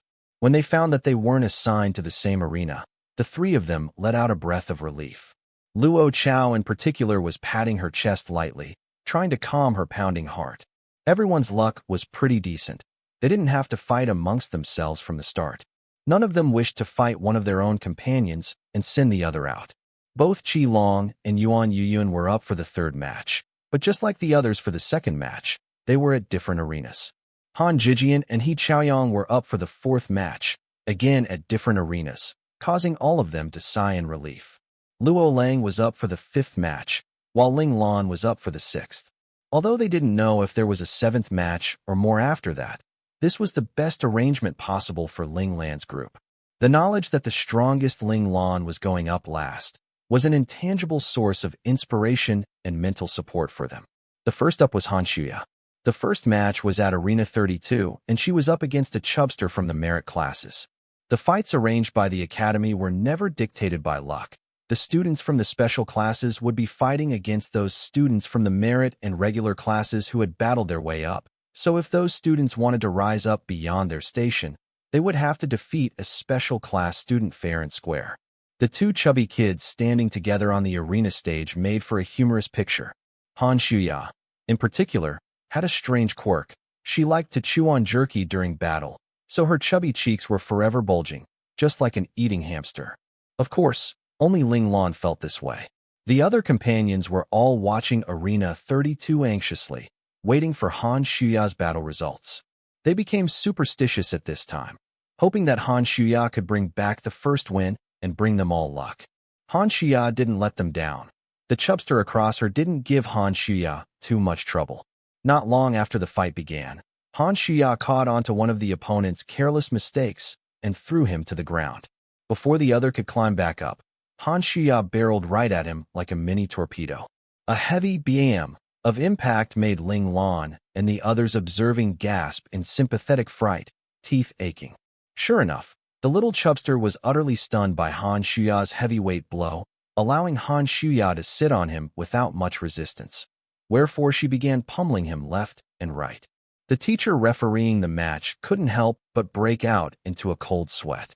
He hurriedly called an end to the match and declared Han Shuya the winner.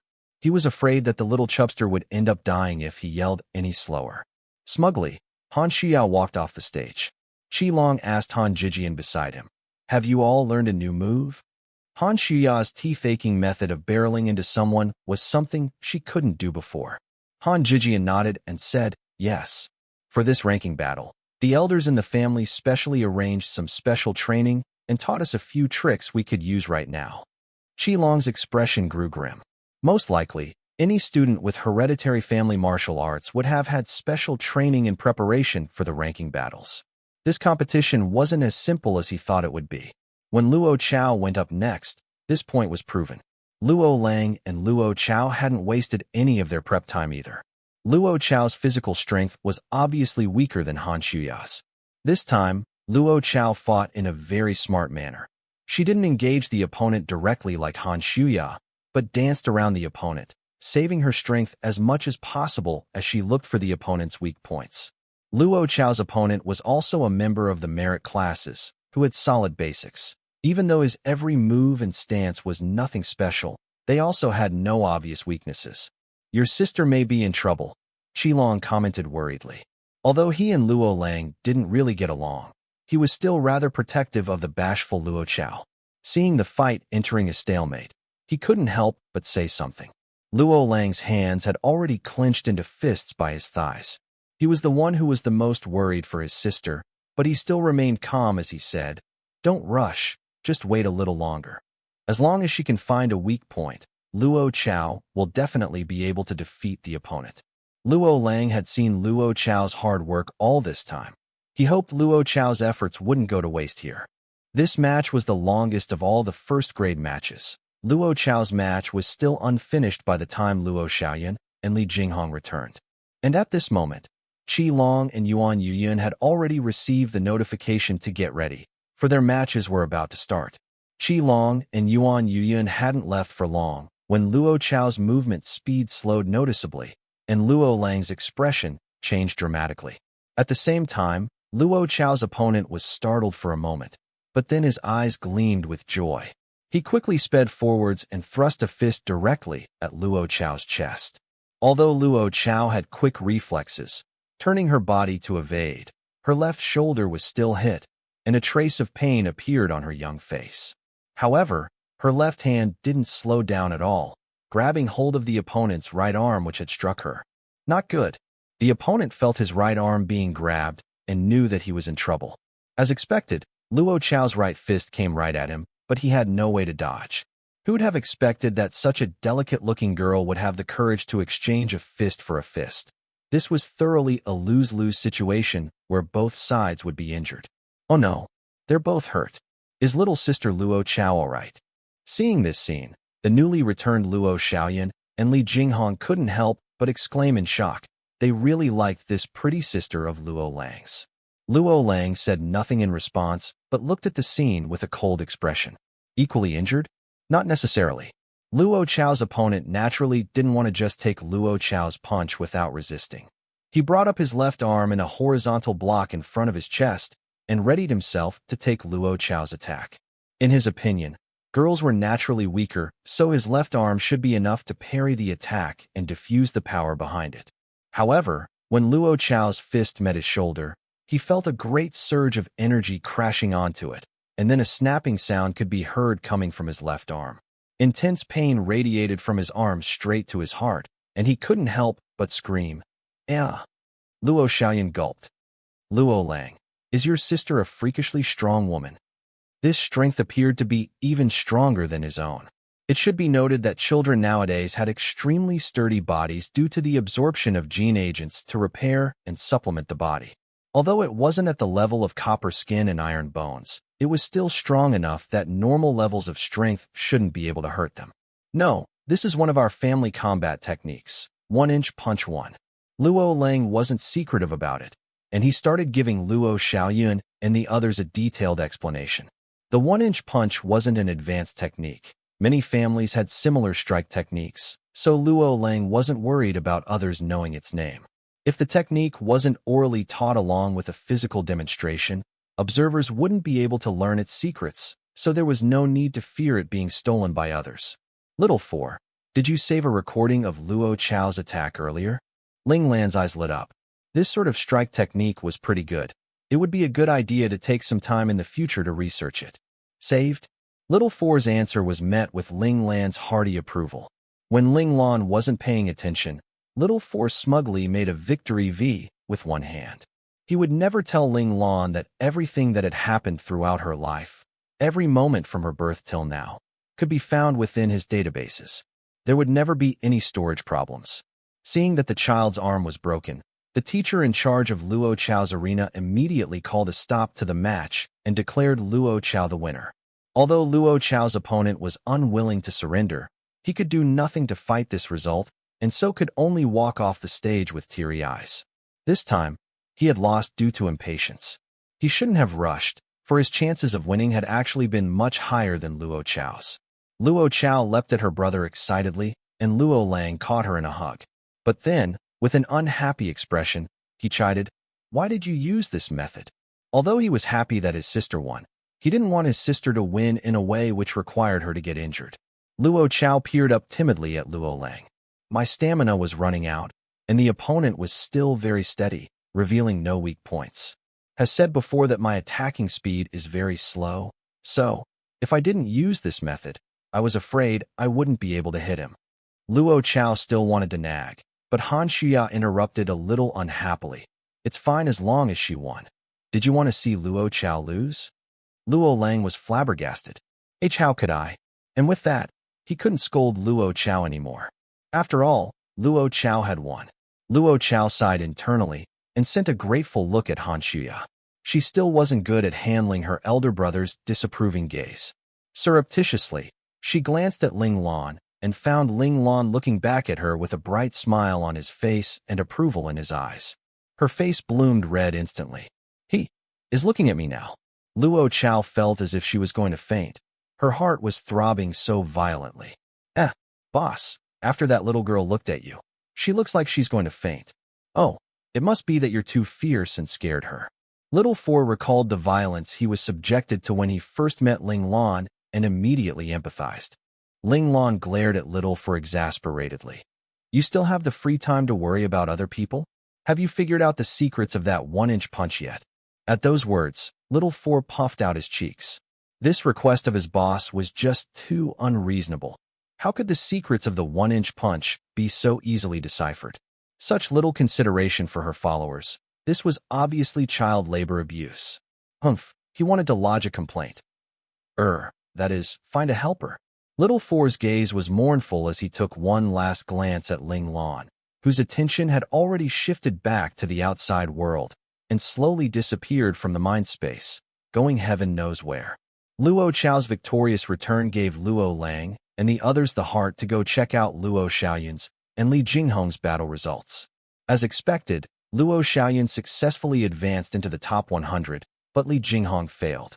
The students of Special Class A were not herbivores. To achieve an upset was really as difficult as mounting the heavens. When Luo Lang discovered who Li Jinghong's opponent was, he couldn't help but pity him for his bad luck. It turned out that Li Jinghong's opponent was the second rank, Wu Jiong. Even Luo Lang himself was uncertain if he could beat that fellow for sure. If they fought, the odds would be 50-50, or perhaps Luo Lang's odds of winning might be even lower. Not long after, Qi Long bounded back happily. His opponent had been someone from the merit classes, and so had not given him much trouble. He had handily defeated the other within 10 moves, and now returned triumphant. Meanwhile, Yuan Yuyun was still fighting, and probably wouldn't be done for a while longer. Soon after, the fourth matches began. Han Jijian and He Chaoyang went up, and they were followed by Luo Lang for the fifth match and Ling Lan for the sixth match. Just like that, they all took their turns on stage, and Ling Lan's group of 10 finished their fights for the first half of the day.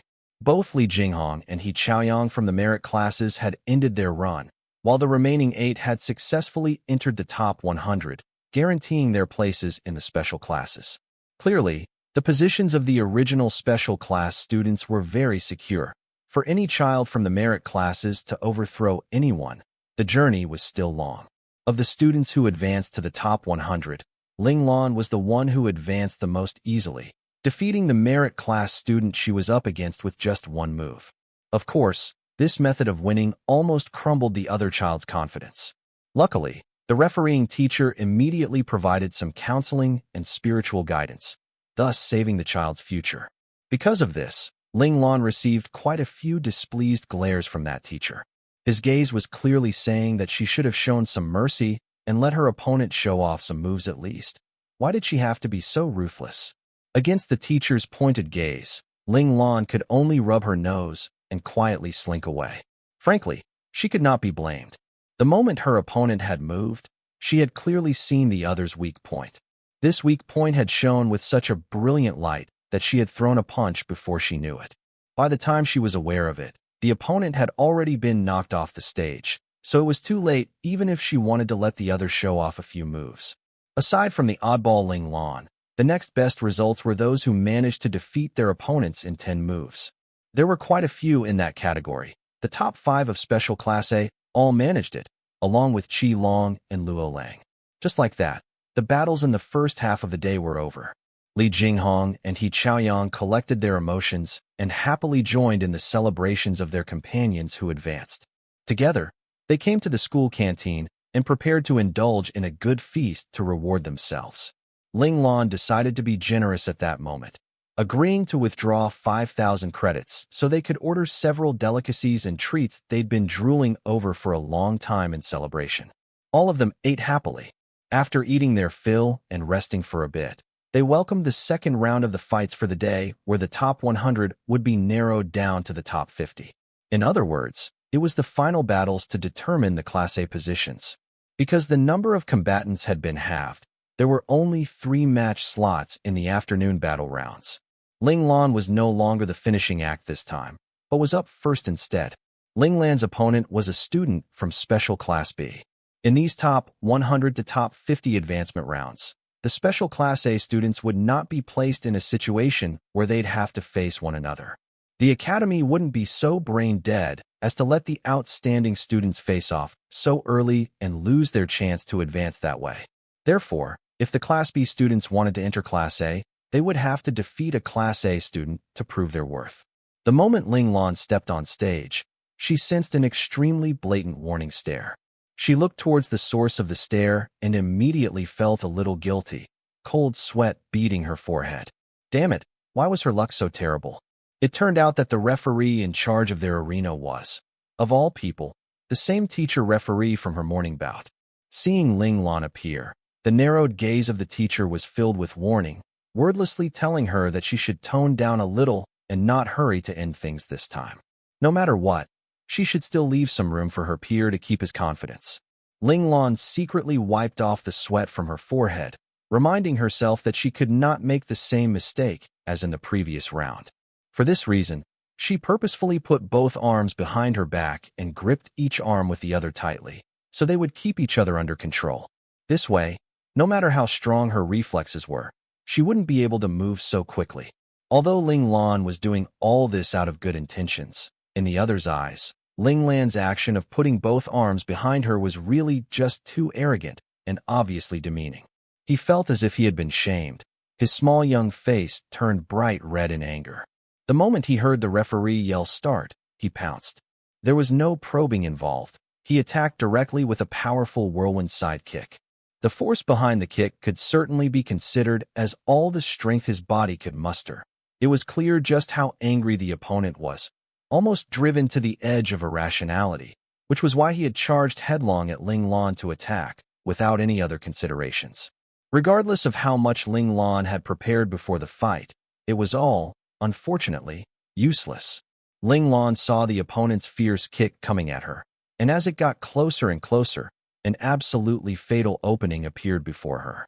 Typically, any move, when nearing the end of its force, would have this sort of opening. The only question was how big the opening was. Ling Lan's reflexes were definitely top-notch. Seeing this opening, she didn't even have time to think, reflexively counterattacking. Wasn't Ling Lan's arms gripping onto each other behind her back? Why could she still counterattack?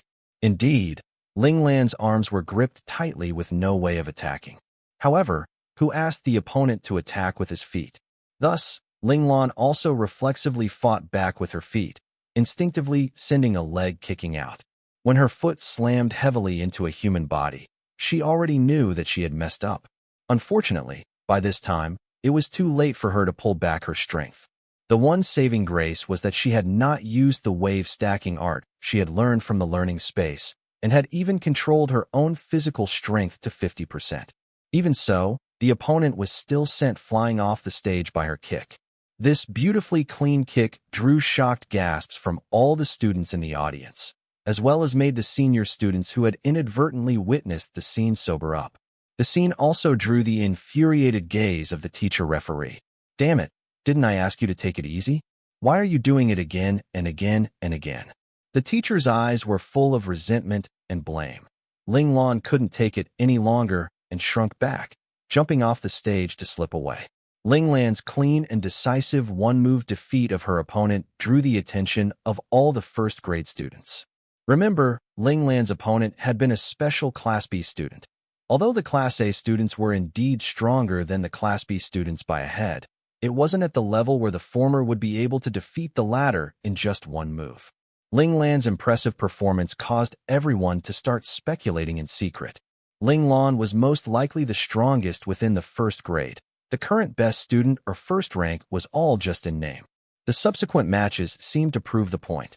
The Class A first rank Li Yingjia had gone up against a Class B student and had only managed to defeat the other after 28 moves. This result, in comparison with the results of previous years, was actually quite outstanding.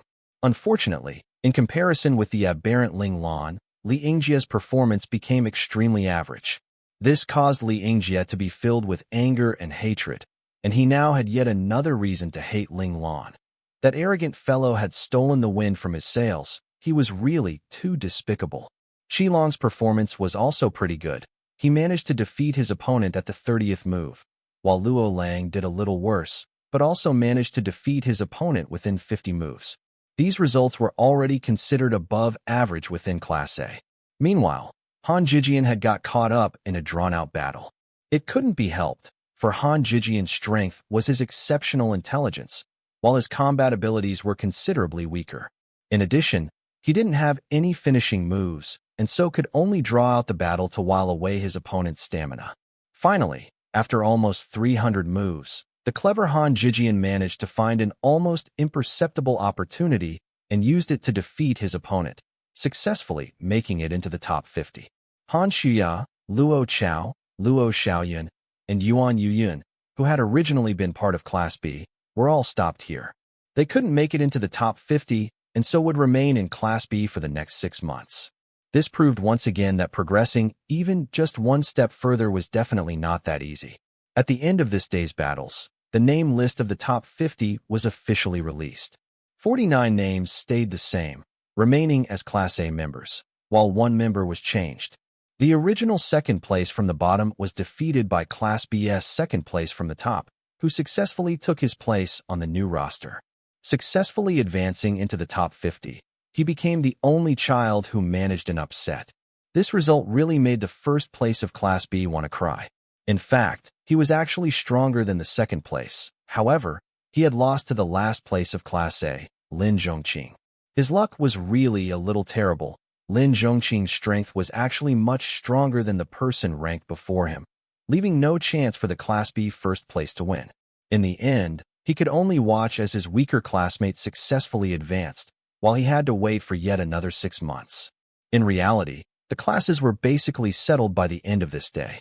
Over the following few days, the internal class ranking battles would be held, and the ranking battles for the top 50, in particular, would be the center of everyone's attention. On the 5th day, the internal class ranking battles began. The matchups were announced on the day itself and, as usual, had been determined by ranks. The first place was matched up against the last place, the second was up against the 49th, and so on and so forth. Seeing this matchup list, the Class A 34th place was the first to start wailing. The first person he was up against was the one who had advanced into the top 50 by defeating all of his opponents in one move, Ling Lan. The classmates who were on good terms with him all patted his shoulders in consolation, but they were actually secretly sighing in relief, glad it wasn't them.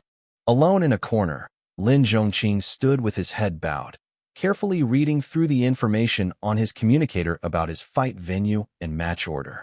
He heard the voices of the surrounding students consoling the 34th place, and surreptitiously lifted his head to look at Ling Lan, who was currently engaged in conversation with Qi Long and the others.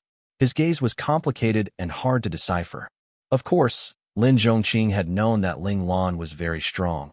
Otherwise, he wouldn't have been able to get Qi Long and Luo Lang, whose strength was on par with the top 3 of Class A, to submit to him. Even the abnormally intelligent Han Jijian had willingly acknowledged him as his boss. One could tell all this just from their conversations and how they acted. Still, he hadn't expected Ling Lan to be this strong. Advancing this far with consecutive one-move takedowns, it was quite terrifying. It should be known that this result would be brag-worthy at any school. Even the self-titled ultimate genius Li Yingjie was unable to do this. Although Ling Lan seemed very cold and aloof, he was not against helping out if it was something he could do with a lift of his hand, just like when Lin Zhongqing had needed his help previously. Thinking of this, a bitter smile pulled at the corners of Lin Zhongqing's lips, and regret settled on the surface of his heart. Sometimes, what's lost is lost. If he hadn't thought to take advantage of Ling Lan back then, and had chosen to serve him sincerely instead, perhaps he might have had a chance to obtain Ling Lan's friendship. Unfortunately, now it was no longer possible. No one would be willing to be friends with someone who had once used them. Lin Zhongqing's gaze cleared up instantly, as he ruthlessly strangled the rebellious bit of hope within his heart. The experiences of his youth had made it impossible for him to put down his defenses to trust in someone else, which was why he was destined to be forever alone.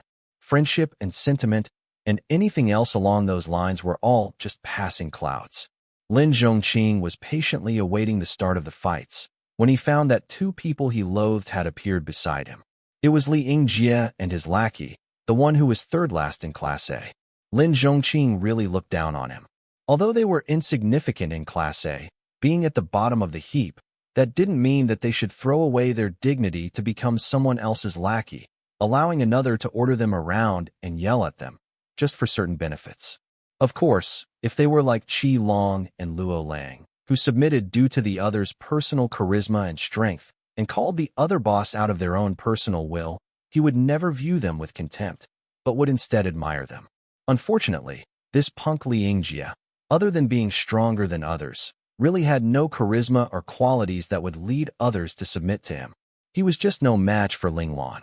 At this time, Lin Zhongqing still hadn't noticed that his heart had already acknowledged Ling Lan. Perhaps sensing Lin Zhongqing's contempt for him, Li Yingjie's lackey, that third last in Class A, actually took the initiative to mock. "Yo, isn't this our dead last Lin Zhongqing? Who knew you would still be in Class A? How lucky." Since the second last had already been thrown out of the class by the Class B second place, he could only seek a little sense of superiority from Lin Zhongqing. Lin Zhongqing did not care about the other's taunts. If he didn't even have this bit of tolerance, how could he have survived those 6 years as a research lab rat? He only glanced impassively at the lackey before lowering his head to look back at his own communicator. This clearly dismissive behavior made the other's face flush red immediately. Lin Zhongqing's attitude caused the surrounding students to break out into laughter. Lin Zhongqing was on good terms with most of his classmates and could be considered a socially intelligent person. However, when it came to Li Yingjie's group, Lin Zhongqing's attitude was rather unfriendly. No matter how tolerant a person was, when someone pressed the wrong buttons, they would not be able to just continue tolerating. Lin Zhongqing, who had already lost 6 years of his freedom, prized his independence the most. Meanwhile, Li Yingjie had wanted to use forceful measures to get Lin Zhongqing to become his subordinate and be at his beck and call. This had completely stomped all over Lin Zhongqing's buttons, which was the main reason for Lin Zhongqing's hostility against Li Yingjie. Unfortunately, till now, Li Yingjie still didn't know where he had gone wrong, and was still trying to use force to get what he wanted, causing Lin Zhongqing to hate him more and more. Lin Zhongqing's attitude enraged Li Yingjie's lackey. He couldn't help but shout, "Don't get too cocky. Later, Boss Li will definitely teach you a lesson."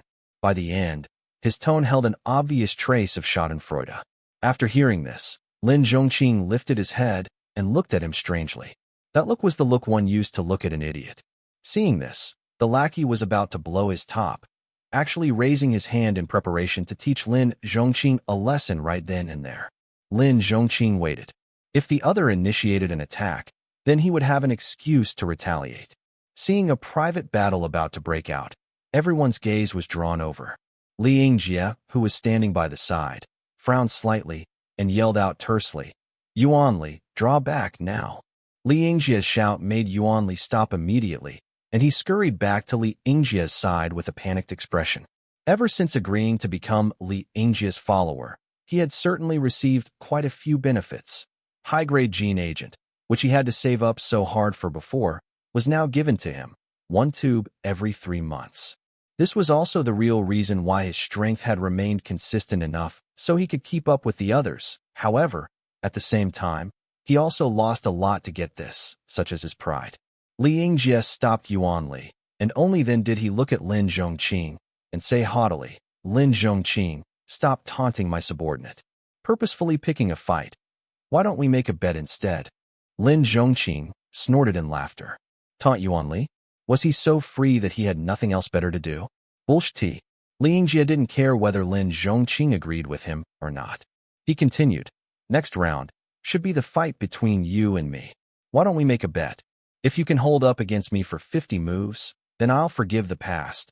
But if I defeat you within 50 moves, then you'll have to acknowledge me as your boss." In the end, Li Yingjie still hadn't given up on bringing Lin Zhongqing under his control. When Lin Zhongqing heard this, he couldn't help but burst out laughing. "Hey, Li Yingjie, is your brain dysfunctional?" At these words, Li Yingjie's entire face turned dark and cold. From his perspective, he had already given Lin Zhongqing plenty of face, but unexpectedly, his kind intentions made Lin Zhongqing become so brazen. Actually daring to be so impudent to his face, he must really want to die. A fierce light flashed through Li Yingjie's eyes. He decided that in the upcoming match, he would utterly destroy Lin Zhongqing and chase him out of Special Class A for good.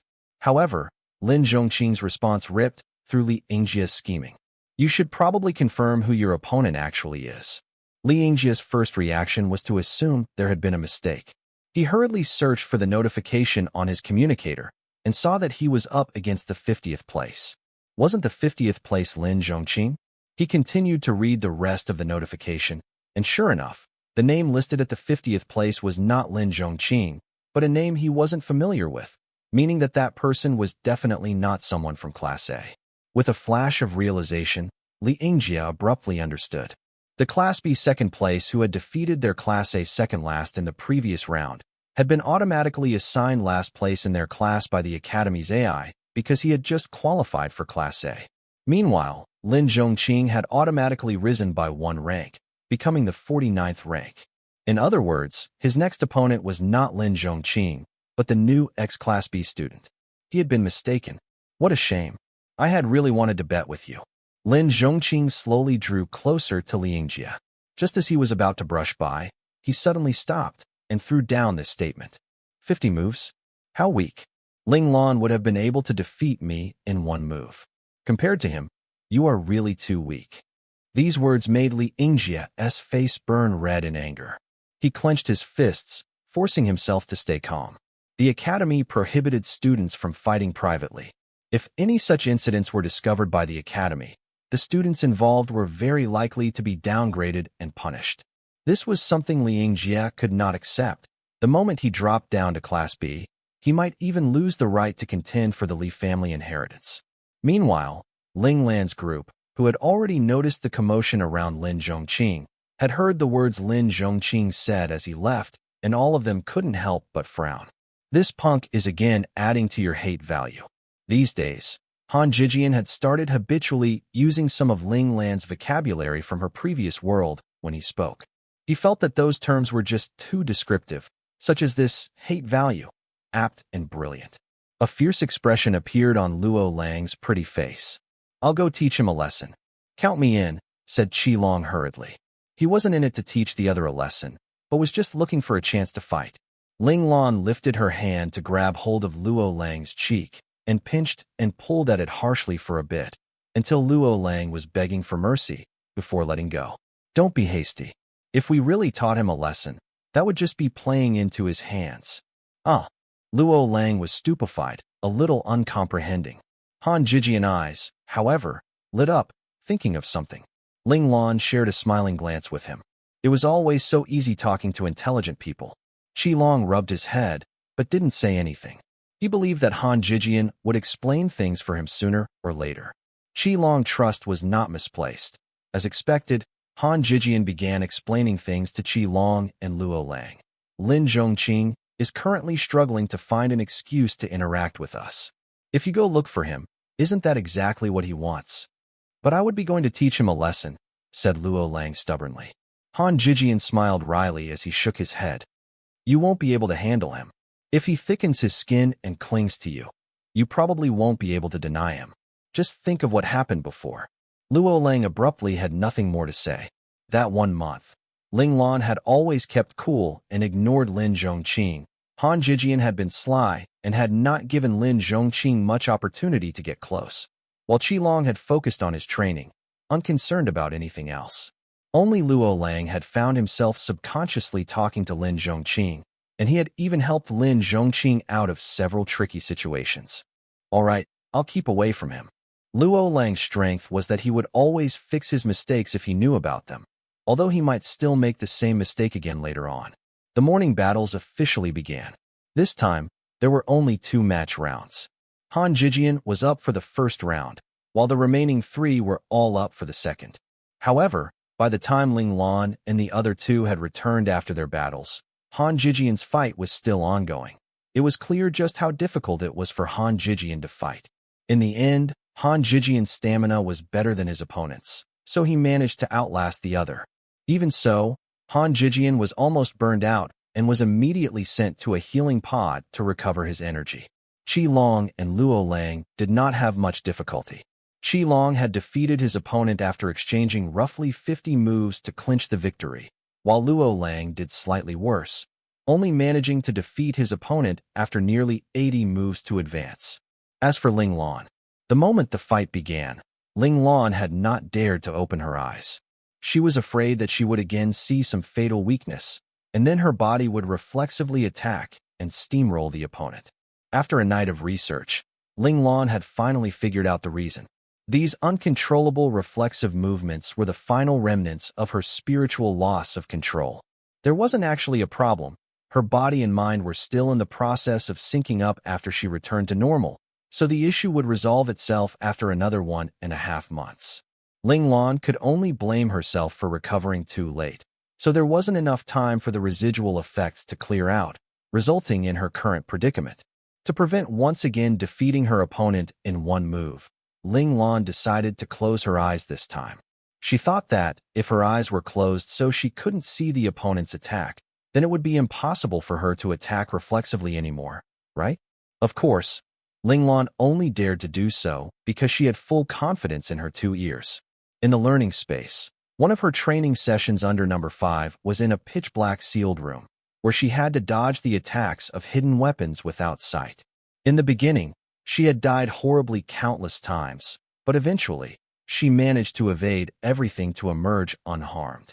This experience had given her a pair of extremely sensitive ears, with the trained ability to discern movement and positions just by listening to the wind. However, even so, after dodging about 10 moves, Ling Lan could hold back no longer. With just a slip in attention, her eager foot shot out in a kick. And then, the opponent was cleanly sent tumbling off the stage. Ling Lan opened her eyes and immediately saw the almost apoplectic referee. Her heart dropped. Why was it this teacher referee again? As Ling Lan had kept her eyes closed the moment she stepped on stage, she had really not noticed that the one in charge of refereeing her match this time was still the same referee from her previous 2 matches. Ling Lan hurriedly put an innocent look on her face, her large bright eyes broadcasting only one thing. She really hadn't done it intentionally. In order to escape responsibility, Ling Lan decided to play up her cuteness just this once. The referee charged over, the muscles on his face a little twisted, as he said through gnashing teeth, "Couldn't you have pretended to struggle for a few moves with your opponent before defeating him?" Ling Lan's expression became even more innocent. Didn't she already dodge for about 10 moves?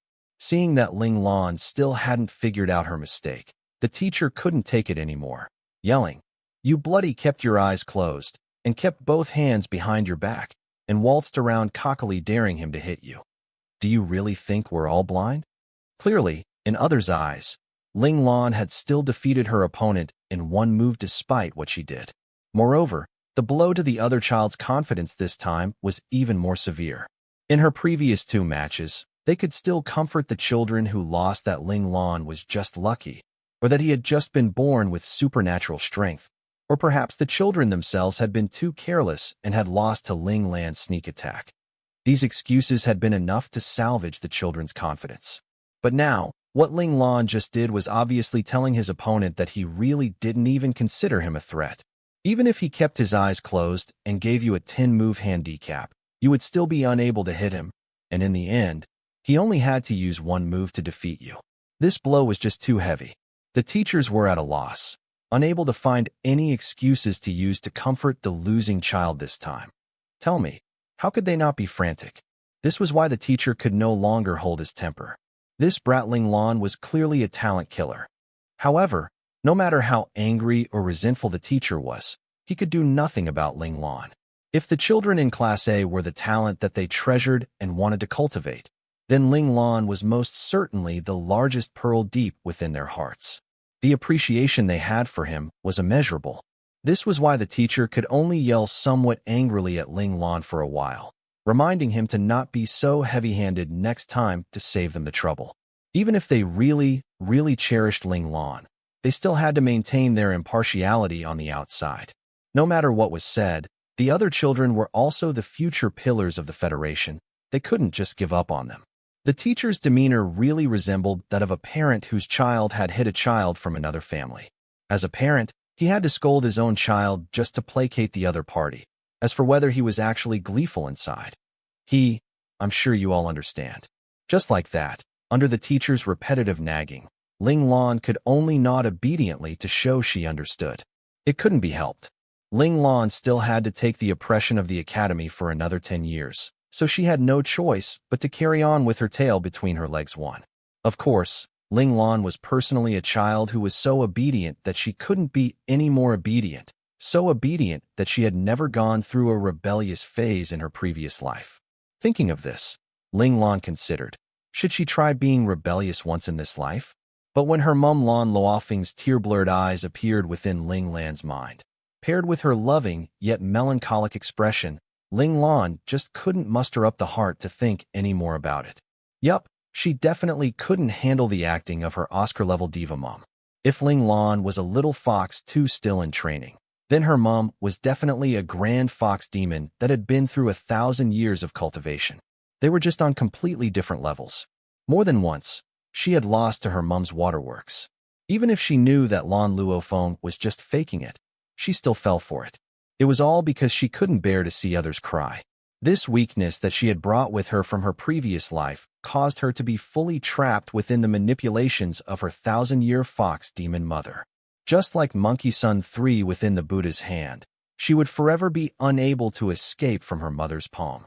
At this thought, Ling Lan was shrouded in gloom. She began resenting that dad of hers who had died so early, leaving behind such a troublesome burden for her. If her dad were still alive, this 1,000-year fox demon would have been her dad's responsibility. However, this was all just fanciful thinking by Ling Lan.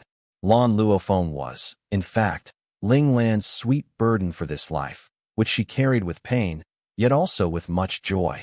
When the morning's official advancement battles ended, the children who advanced had no more business in the hall and were free to do whatever they wanted. Meanwhile, the students who had been eliminated continued to remain in the combat hall to wait for the system to once again announce the battle pairings for the rankings of the 26th place to the 50th place.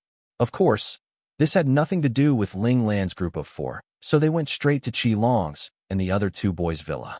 There, they settled down on the living room sofa and comfortably watched the fights while having warm drinks. Among the first-grade special Class A 26th to 50th ranking battles, the only one whom they were concerned about was Lin Zhongqing, who asked Lin Zhongqing to have impure intentions towards them at the beginning. This caused Ling Lan and the others to involuntarily start paying attention to him. During the advancement battles from top 50 to top 25, Lin Zhongqing had been up against the Class A second place, Wu Jiong. Lin Zhongqing had lost as everyone expected. However, unlike what everyone expected, he had not been defeated quickly by Wu Jiong. Instead, he had battled with Wu Jiong for over 100 moves before finally being brought down by Wu Jiong, who had been patiently waiting for an opportunity when he ran out of stamina. These results caused an uproar among the Class A students. However, what the students were stunned by was not Lin Zhongqing's incredible improvement, but rather Ling Lan's strength. Because they still remembered how, when school first started, Ling Lan had once beaten Lin Zhongqing easily with just one punch. Didn't this prove that Ling Lan's strength was already far beyond the top 3 of Class A? At that time, the gazes directed Ling Lan's way from the other students had been filled with deep apprehension. The children from Class A had forgotten that half a year had already gone by since Ling Lan's fight with Lin Zhongqing. Lin Zhongqing's current strength could no longer be compared to his strength back then. If Ling Lan fought with Lin Zhongqing once more, she might not be able to defeat him in one move anymore. However, doing so in 2 moves was still very possible. However, Lin Zhongqing's subsequent performance gradually eased their classmates' fears. In the ranking fights to determine his actual ranking, Lin Zhongqing proved his strength. He consecutively defeated many people, finally settling in the 28th spot. This result may not seem brilliant, but compared to his rank at the start of the school year, his improvement was undoubtedly astonishing. It should be known that the Class A rankings were not upset so easily, because Class A was made up of various prodigies from all over, who were all exceptional. To go up in rank among this group of freakish talents, it was really extremely difficult. This also proved that Lin Zhongqing's natural talent was prodigious, though of course he also put in more effort than the other students. Otherwise he wouldn't have improved this much. Lin Zhongqing's performance this time made Ling Lan's group of 4 start to take him seriously. This little fellow who had a belly full of plots and schemes, though unlikely to be a threat to Ling Lan, could very well become a rival for Qi Long and the others. Han Jijian, especially, felt the pressure most keenly because Lin Zhongqing's future development was looking to be an intelligence-type soldier just like him. In the meantime, Ling Lan and the others also watched several matches of the popular upper-grade students. As expected, they were all formidable opponents, full of amazing moves. Ling Lan was delighted, making Little Four copy everything down. If they could decipher just 1 or 2 of the moves, Ling Lan would already benefit greatly. The combat arts taught by the learning space was definitely top-notch, but was way too lethal. Every move, every stance, was aimed at an opponent's fatal spots, making it rather unsuited for this sort of arena sparring tournaments held by the academy. And while the Ling family had their own combat arts, it had the same problem. The combat arts of the Loyalists were naturally geared towards killing an enemy efficiently. Of course, the Ling family did not lack for those so-called orthodox combat arts as well, but with Ling Zhao's death and Lan Luofeng falling out with the entire Ling family, Ling Lan never did have the chance to learn those combat arts.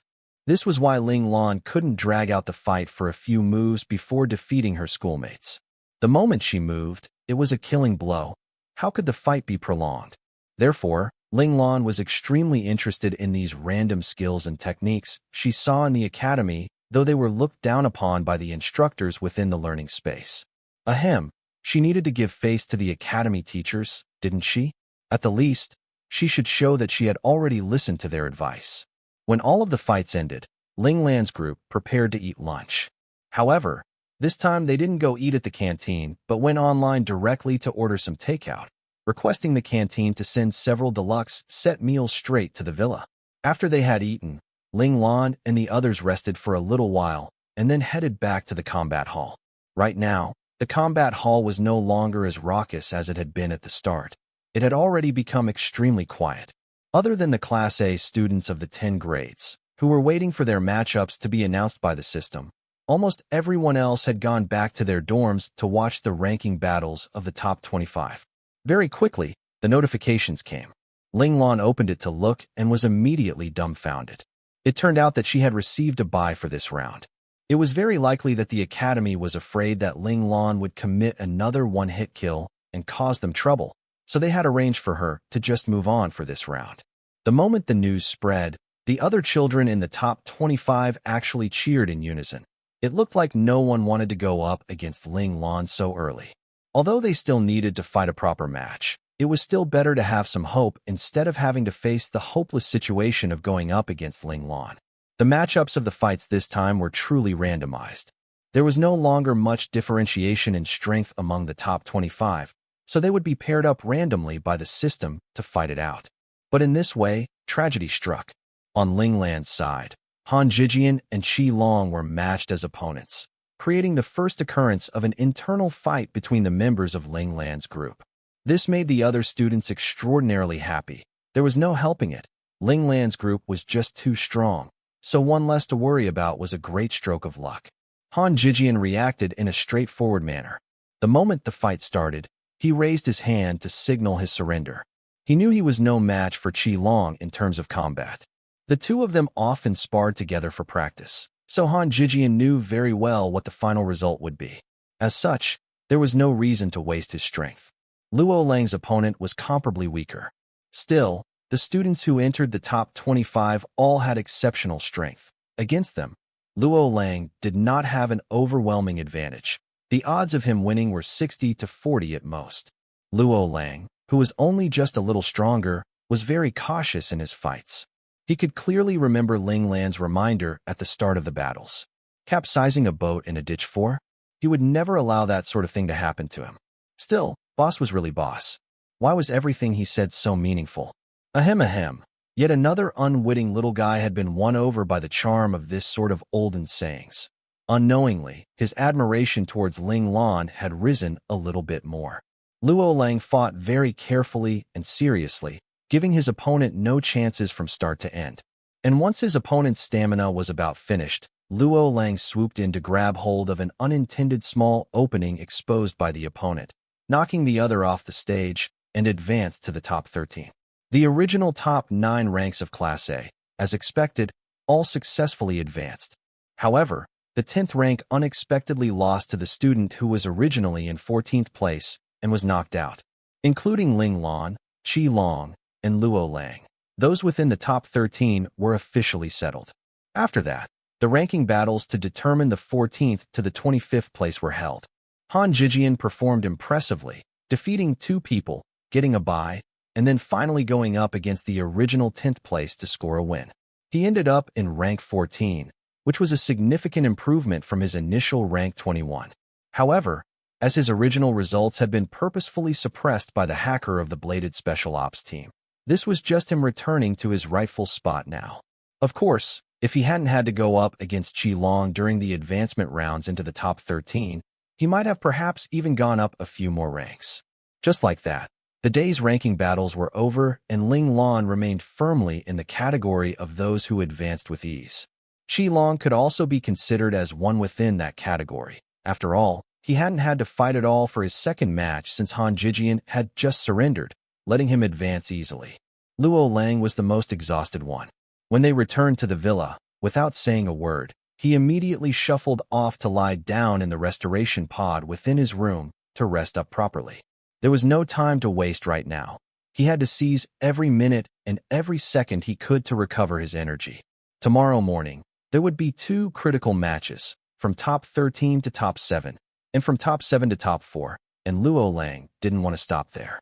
If possible, he still wanted to participate in the afternoon's semifinals and finals. And to realize that wish, he could not afford to be the least bit sloppy. The night passed in silence. The next day, Ling Lan's group of 4 arrived at the combat hall bright and early. At this time, there were even less students in the combat hall, with more teachers present instead. Their objective in coming here now was to adopt 1 or 2 outstanding children for personal instruction. This was also one of their responsibilities as an instructor. For the record, any child who could remain till the final day was most certainly an exceptional seedling that had managed to weather the beating of waves and the erosion of sand. A buildable talent, certainly good enough to satisfy their conditions for taking on a personal student. Of course, whether or not a match was made still depended on compatibility. Mind you, for some of the stronger instructors, taking on an apprentice not only depended on talent, but a large part also depended on affinity at first glance. The tournament soon started, and first up were the fights for the advancement of the top 13 into the top 7. This round, the one to receive a bye was no longer Ling Lan, but the Class A, first rank Liangjia. Ling Lan saw this notification within the communicator and couldn't help but wonder if the academy arranged buys according to a student's strength. If the next to receive a buy was Wu Jiong or Qi Long, then this assumption would pretty much be verified. In Ling Lan's eyes, Li Yingjia, Wu Jiong, and Qi Long were of the same level. Ling Lan's opponent was the Class A 9th rank Qin Yi. She had seen Qin Yi's combat style before. He was an intelligence-type fighter who liked to first figure out the opponent's true strength before countering. So almost every fight of his started with him dancing around the opponent. Ling Lan had never encountered this type of combat opponent before. In the learning space, instructor number 1 upheld the principle of sure kills in one blow and was definitely a pure suppression-type attacker. Instructor number 9 held fast to the most orthodox combat ideal. If soldiers come, send a general to defend. If the waters rise, build a dam. This principle advocated the combat style of countering a move with a move, exchanging one blow for another. Instructor number 5's combat style was even nastier than his character. As long as he could obtain victory, he would do anything. Recalling some of instructor number 5's methods, Ling Lan couldn't suppress her shudders.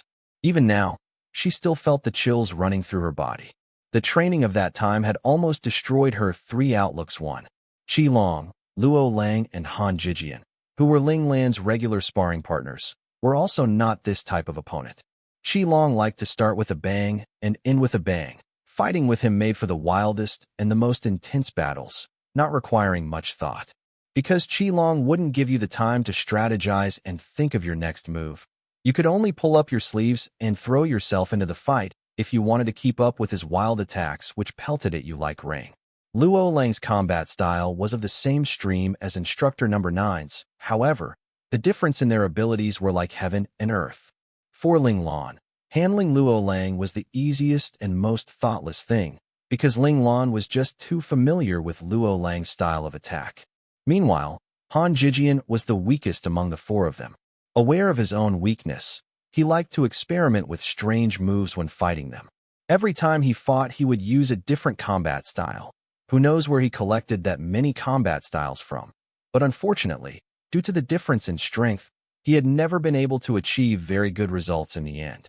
Only a few times, when Luo Lang had not adjusted in time, had Han Jijian managed to wrest victory from his hands. But against the much stronger Qi Long and Ling Lan, Han Jijian had not won even once.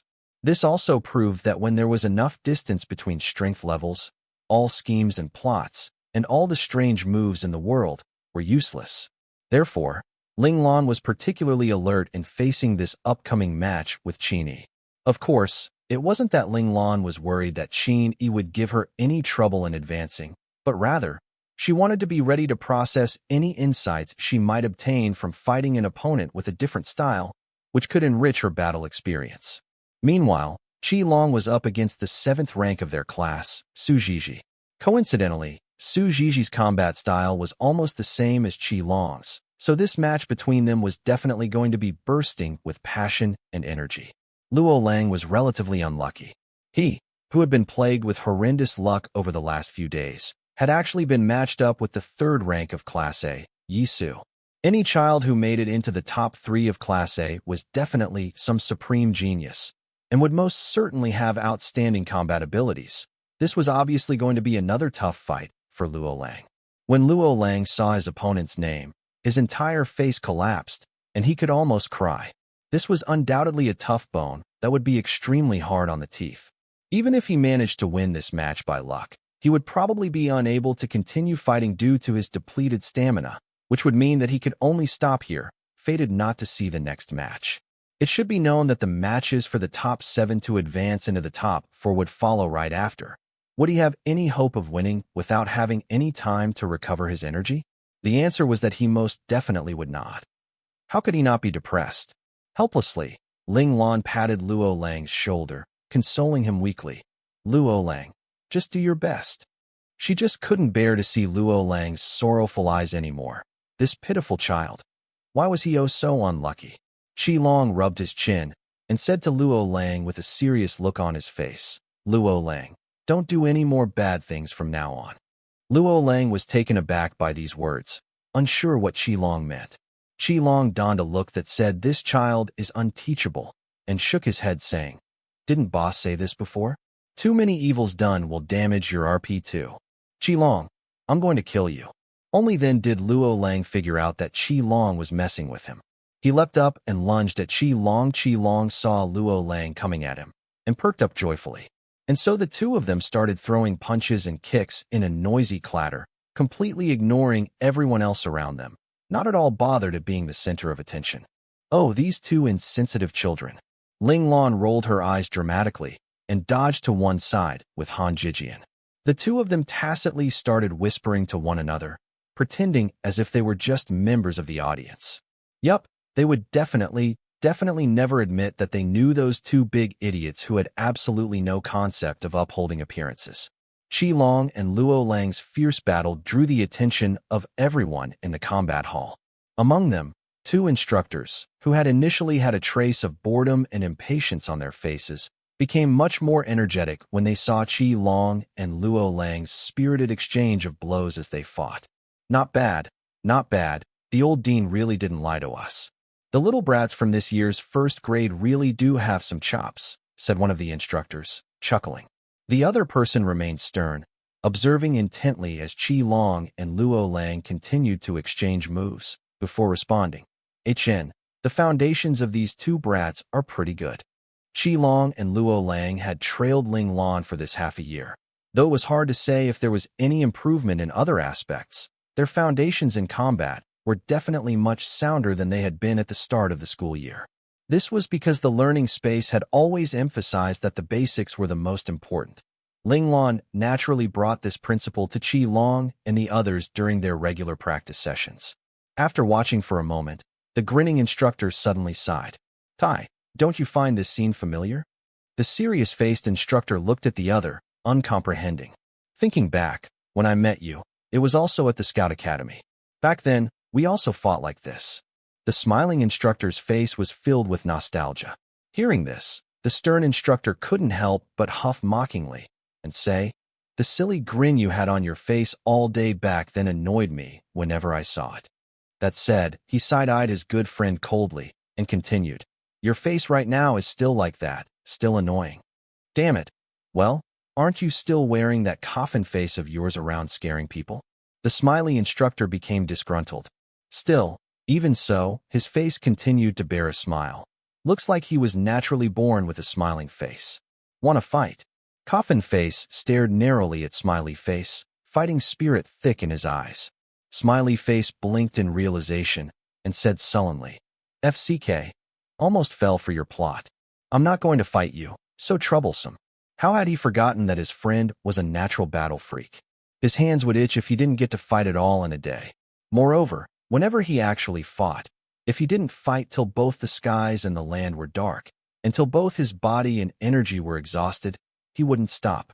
Nope, he wasn't going to inflict this self-torture on himself. Coffin Face saw that his taunts weren't going to work, and his face was full of regret. This year, it was the turn of their batch of operators to teach at the Scout Academy for 1 year. Having just left the battlefield, they were still really used to this sort of civilian lifestyle. They naturally belonged to the battlefield. "Which child do you favor?" asked Smiley Face, brimming with curiosity. "That one with the crew cut." Coffin Face was referring to Long. "Yep, the crew cut brat should have the better strength. However, that pretty boy's physical characteristics are really not bad, a real trainable talent." Smiley Face seemed to like Luo Lang better. Hearing Smiley Face's words, Coffin Face, already stern face, became even sterner. He peered intently at Smiley Face and said, "You want to take him on as a student? An initiate? Have you thought it through?"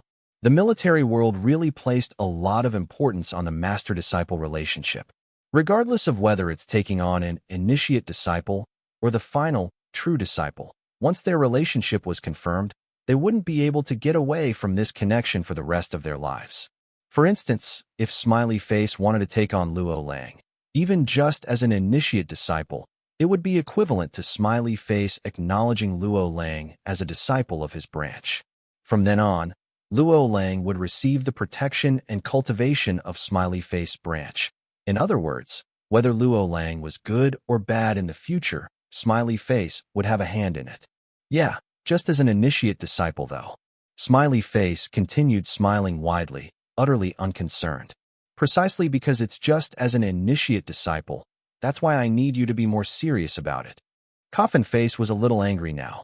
If Smiley Face was taking the boy on as a true disciple, then he would have nothing to worry about, because in that case, both the instructor and the disciple would already be grasshoppers tied together on the same string. Both would have to be equally responsible, and that relationship would be akin to that of a father and son. But an initiate-disciple was different. That relationship did not require anything from the student, but had requirements for the instructor. In other words, taking on an initiate-disciple meant a unidirectional relationship where the instructor provided painstaking care and effort.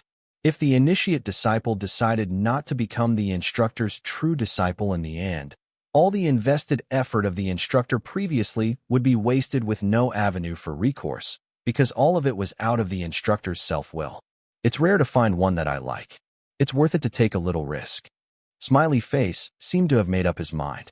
Coffin Face knew that once his good friend made a decision, he would not change his mind. He could only sigh to himself, and said nothing more. Angry?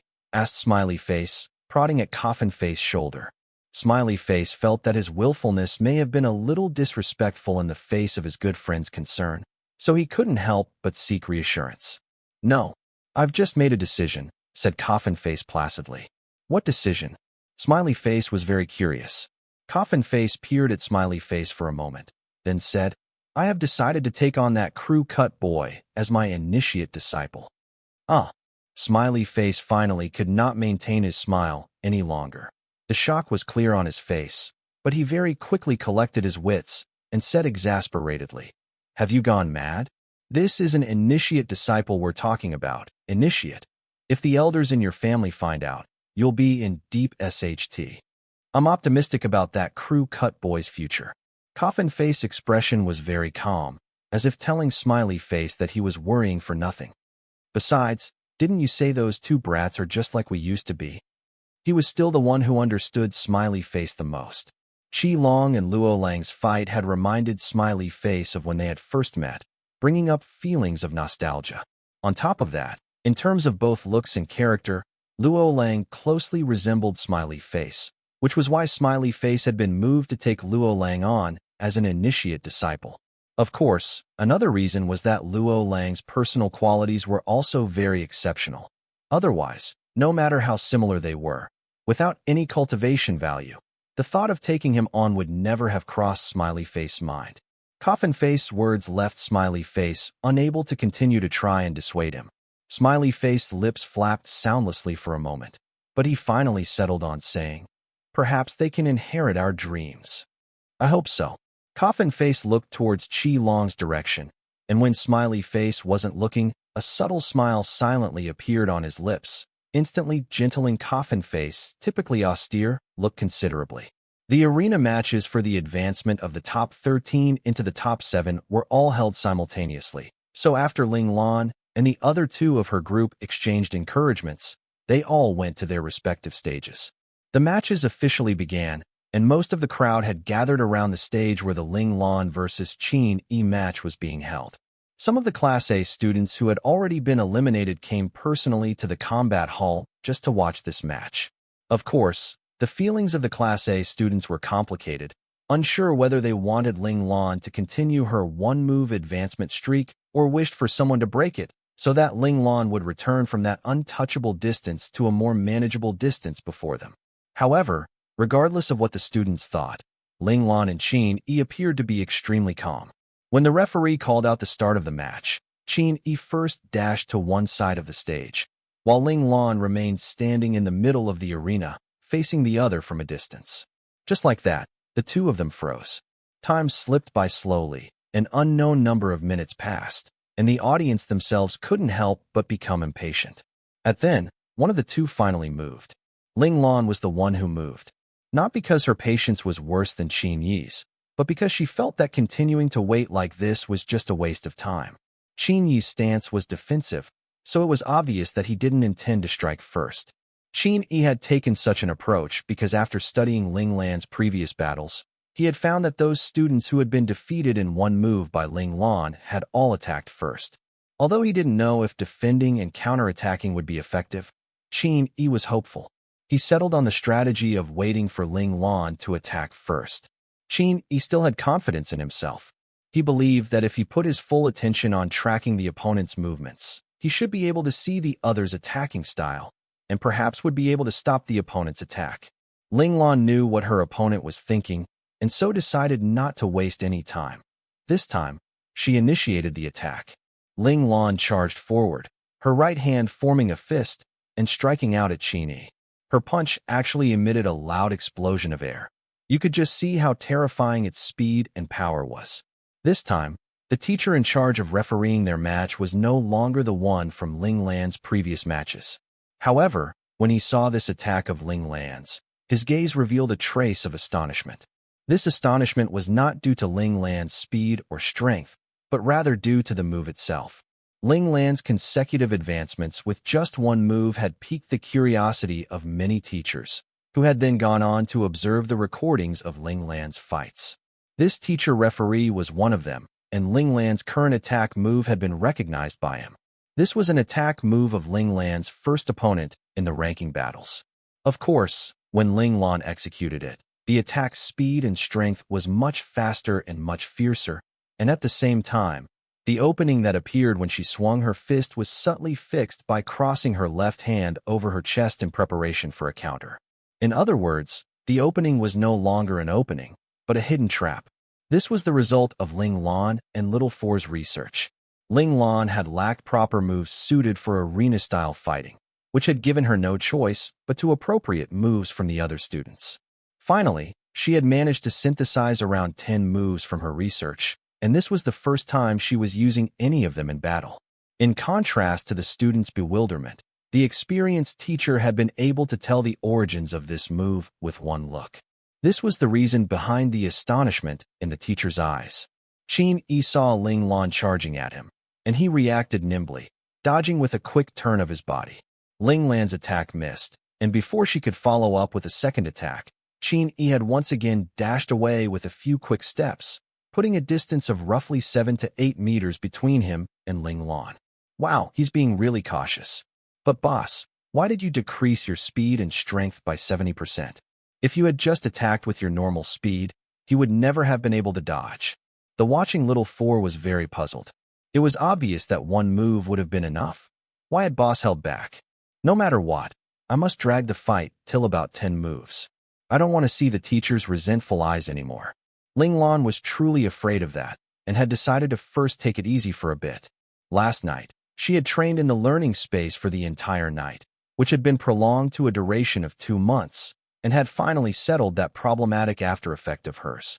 Adding up all the time spent before and after, she had spent almost half a year's time in the learning space to eradicate the problem.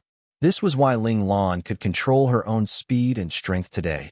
Otherwise, even if Ling Lan planned to take it easy, she would have been unable to. Getting his answer, Little Four said nothing more. He still remembered Ling Lan's warning to not make noise and disturb her unnecessarily when she was fighting. If the opponent hadn't dodged far away, and Ling Lan hadn't stopped pushing her attack, Little Four wouldn't have voiced his question. Ling Lan saw that Qin Yi had prepared himself once more, so she charged forwards again, and the moment she got within range, she threw out a side kick.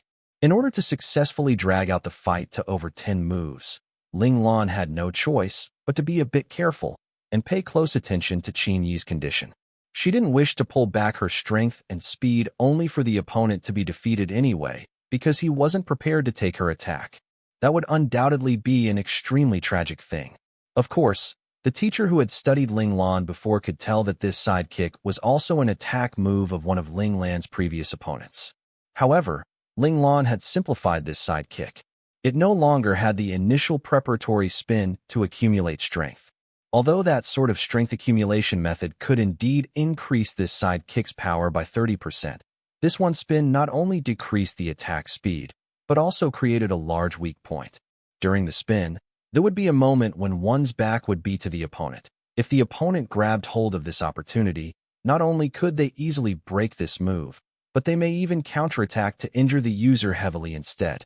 This was the reason why Ling Lan had been able to send the original user flying so easily in her previous match. Thus, Ling Lan decisively discarded that one spin, choosing to throw the side kick right after a half turn.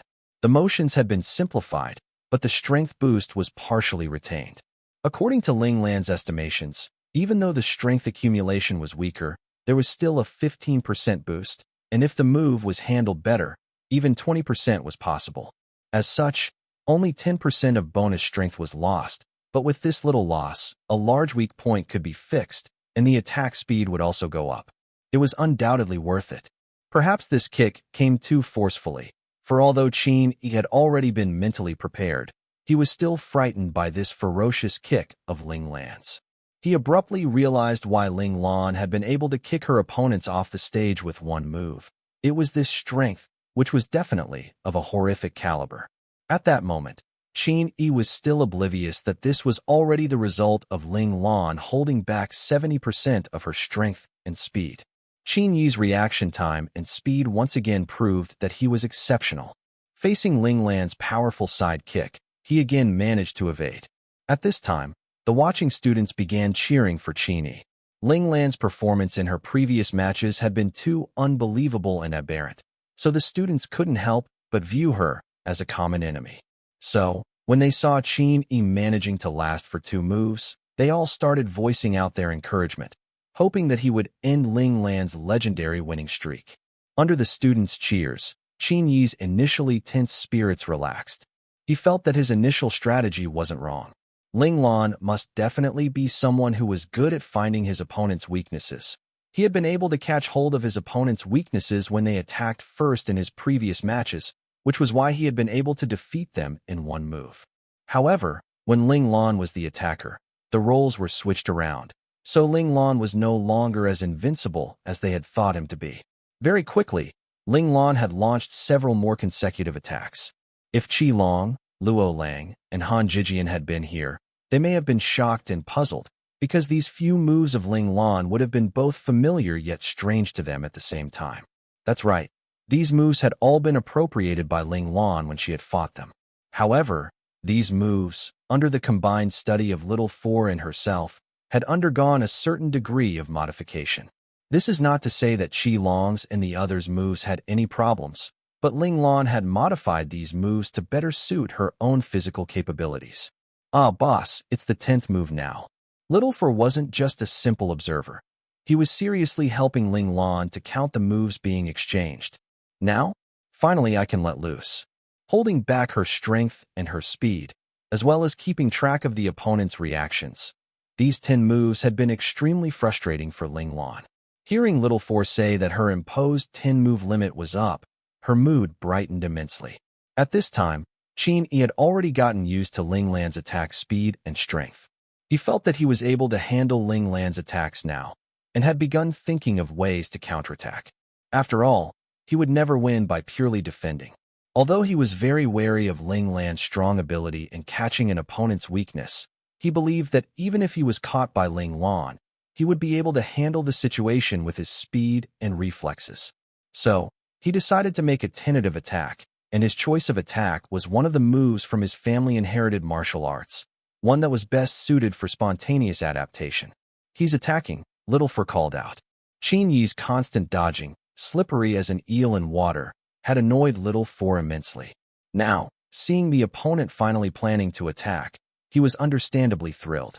An attack that isn't an attack, a defense that isn't a defense, there must be something more. Qin Yi thought that his speed was very fast, and that the changes in his move were very subtle, but in Ling Lan's eyes, his speed was rather slow, and some of the changes were obvious at a glance. Moreover, her senses had already pinpointed a defensive blind spot in his move's defenses. This was Ling Lan's innate talent. When her mental focus reached a certain boundary point, a miraculous ability would emerge. Ling Lan herself wasn't sure what it was, but she felt that it was very useful.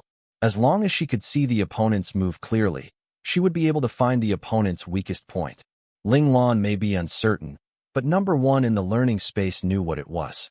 It was precisely because of this that number 1 had unsealed number 5, with the goal of cultivating an extraordinary Ling Lan. It couldn't be helped. This innate talent was just too rare. Even in number one's country with its highly advanced civilization, children with this innate talent were extremely limited, almost one of a kind.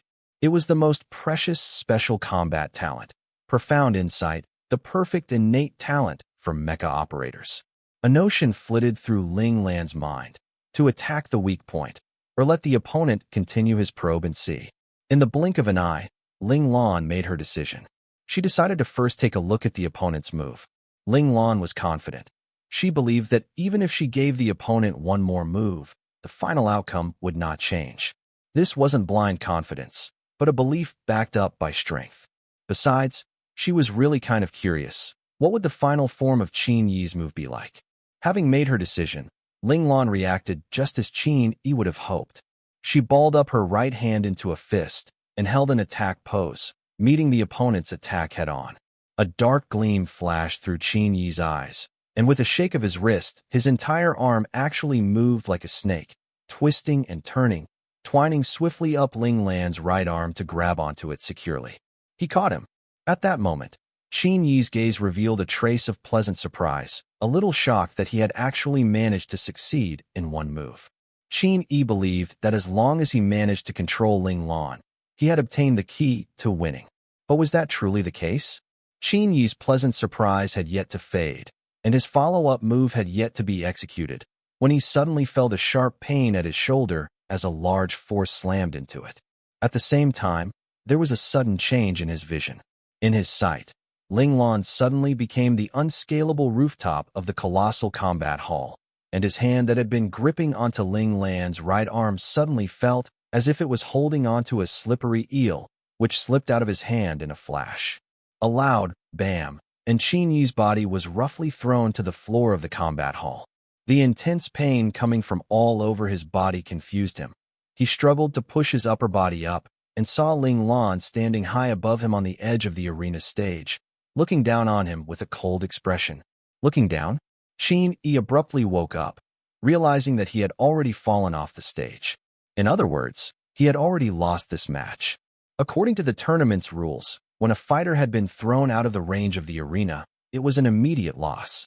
What in the world happened? He was the one who had grabbed Ling Lan, and he was the one who had been just about to win. Then why was he the one who had been flung out of the arena in the end? This match, he was truly baffled how he had lost. Qin Yi pounded his fists against the ground in frustration, unable to accept his loss. Seeing Qin Yi's dark mood, the teacher referee sighed softly. There had just been too much difference between Qin Yi's and Ling Lan's strength, which was why Qin Yi just couldn't understand how he had lost to Ling Lan.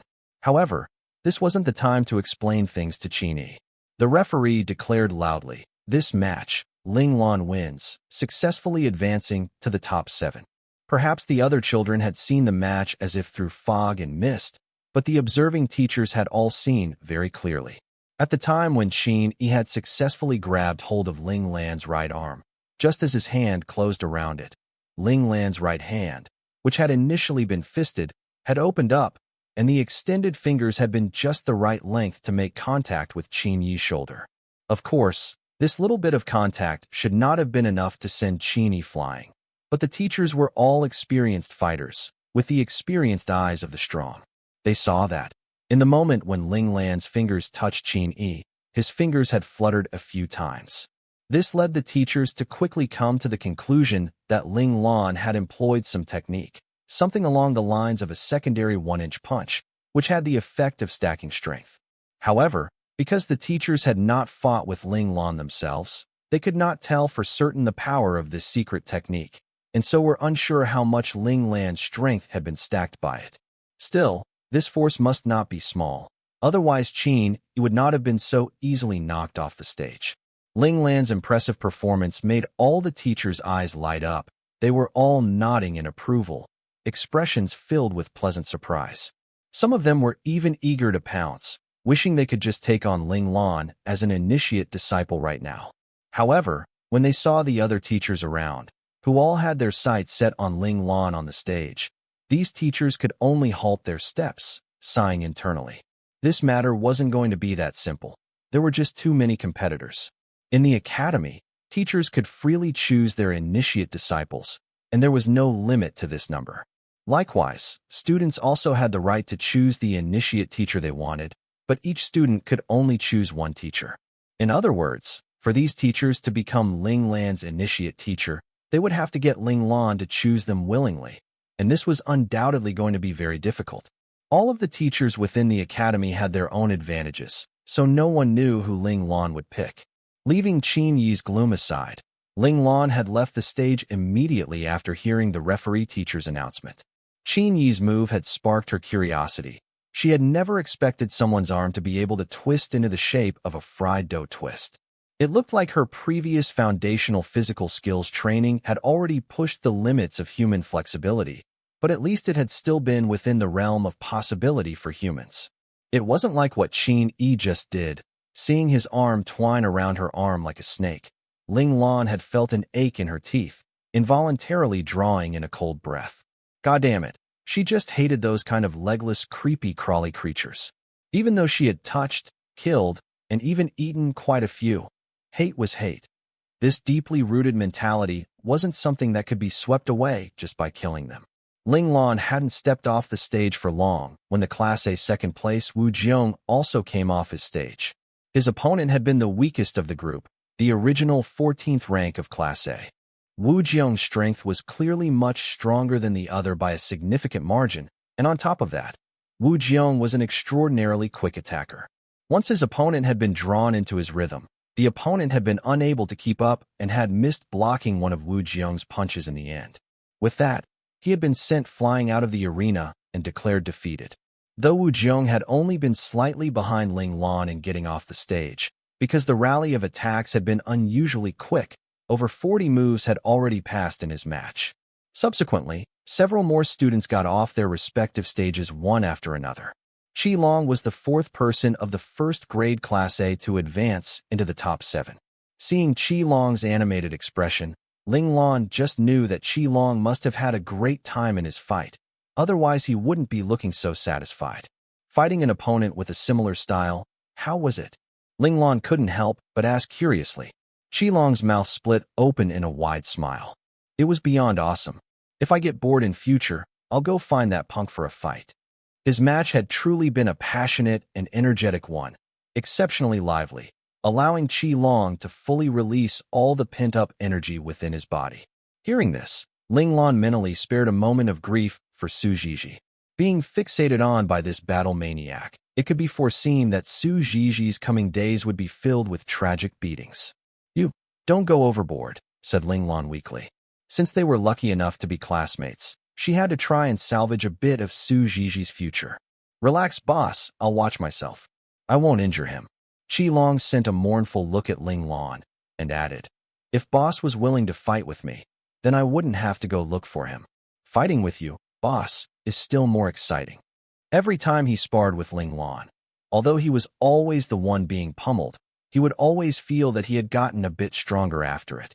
So he sincerely wished to fight Ling Lan more, but unfortunately, Ling Lan had refused to fight for a long while previously, greatly depressing him. Hearing Qi Long's words, Ling Lan shuddered violently and replied immediately, "Su Zhiji's skills are pretty good. He's a good opponent. Qi Long, you have good taste. Better you than me. Su Zhizhi, sacrifice yourself as tribute." Ling Lan resolutely cast aside the little remaining sympathy she had for her classmate into the far reaches of outer space. Hells, if Qi Long really fixated on her instead, she would have to really spend all day and night embroiled in the world of combat. That would truly be unbearable. Ling Lan's words made Qi Long nod affirmatively. He too believed that his choice wasn't bad, for him, who liked to fight. Being pummeled by Ling Lan was unavoidable, and when fighting with Luo Lang and Han Jijian, he found himself unable to truly let himself go, so fighting them was unsatisfying. Now that he had found Su Zhizhi who fought with the same blunt and wild style as he did, he could fight without worry, so his mood was extraordinarily good. Qi Long had already thought it through early on. If Boss Lan was free, then he would look for Boss Lan to fight, torment himself. But if Boss Lan wasn't free, then he would seek out Su Zhizhi to fight, torment the other, and when Su Zhizhi ran out of energy, he would go fight with Luo Lang and Han Jijian. There was no helping it. Qilong's stamina was truly so good that it was abnormal, which was why he had no choice but to keep fighting to expend all that excess energy. There isn't any problem with your stamina right now, right? Ling Lan was a little worried that Qilong might have gone overboard in his glee at finding new prey. When Qilong heard this, he hurriedly shook his head. He would never make such a mistake. He gave his arms several forceful shakes, showing Ling Lan that his energy was still abundant. Although Qilong looked as if he was all brawn with little brain, he definitely wasn't a reckless person, but was more the type who seemed foolish in his great wisdom. He had a clear bottom line in his heart, knowing that play was play, but there was a limit to that. Advancing from the top 13 into the top 7 was not the end point. The following top 7 to top 4 advancement matches were directly after. If he really fooled around too much and used up most of his energy, if he then happened to lose, even if he could forgive himself, he believed that his boss Ling Lan would never let it go and would definitely kill him personally. After half a year of interaction, Qilong knew very well what Ling Lan's creed was. Ling Lan only upheld one principle: a battle that could be won should never be lost. If victory was uncertain, then efforts should be made to win. If loss was certain, then avoid if possible. If it was unavoidable, then create all the conditions necessary to win and win it. In other words, Ling Lan was someone who hated, abhorred, loathed failing. This was a compulsion that Ling Lan had brought with her from her previous life, because back then, failure for Ling Lan would be at the cost of her life, so Ling Lan could not afford to lose. Therefore, Qilong, as Ling Lan's follower, couldn't speak of losing so easily. Qilong just couldn't drop the ball at this critical juncture, unless he no longer wanted to call Ling Lan boss.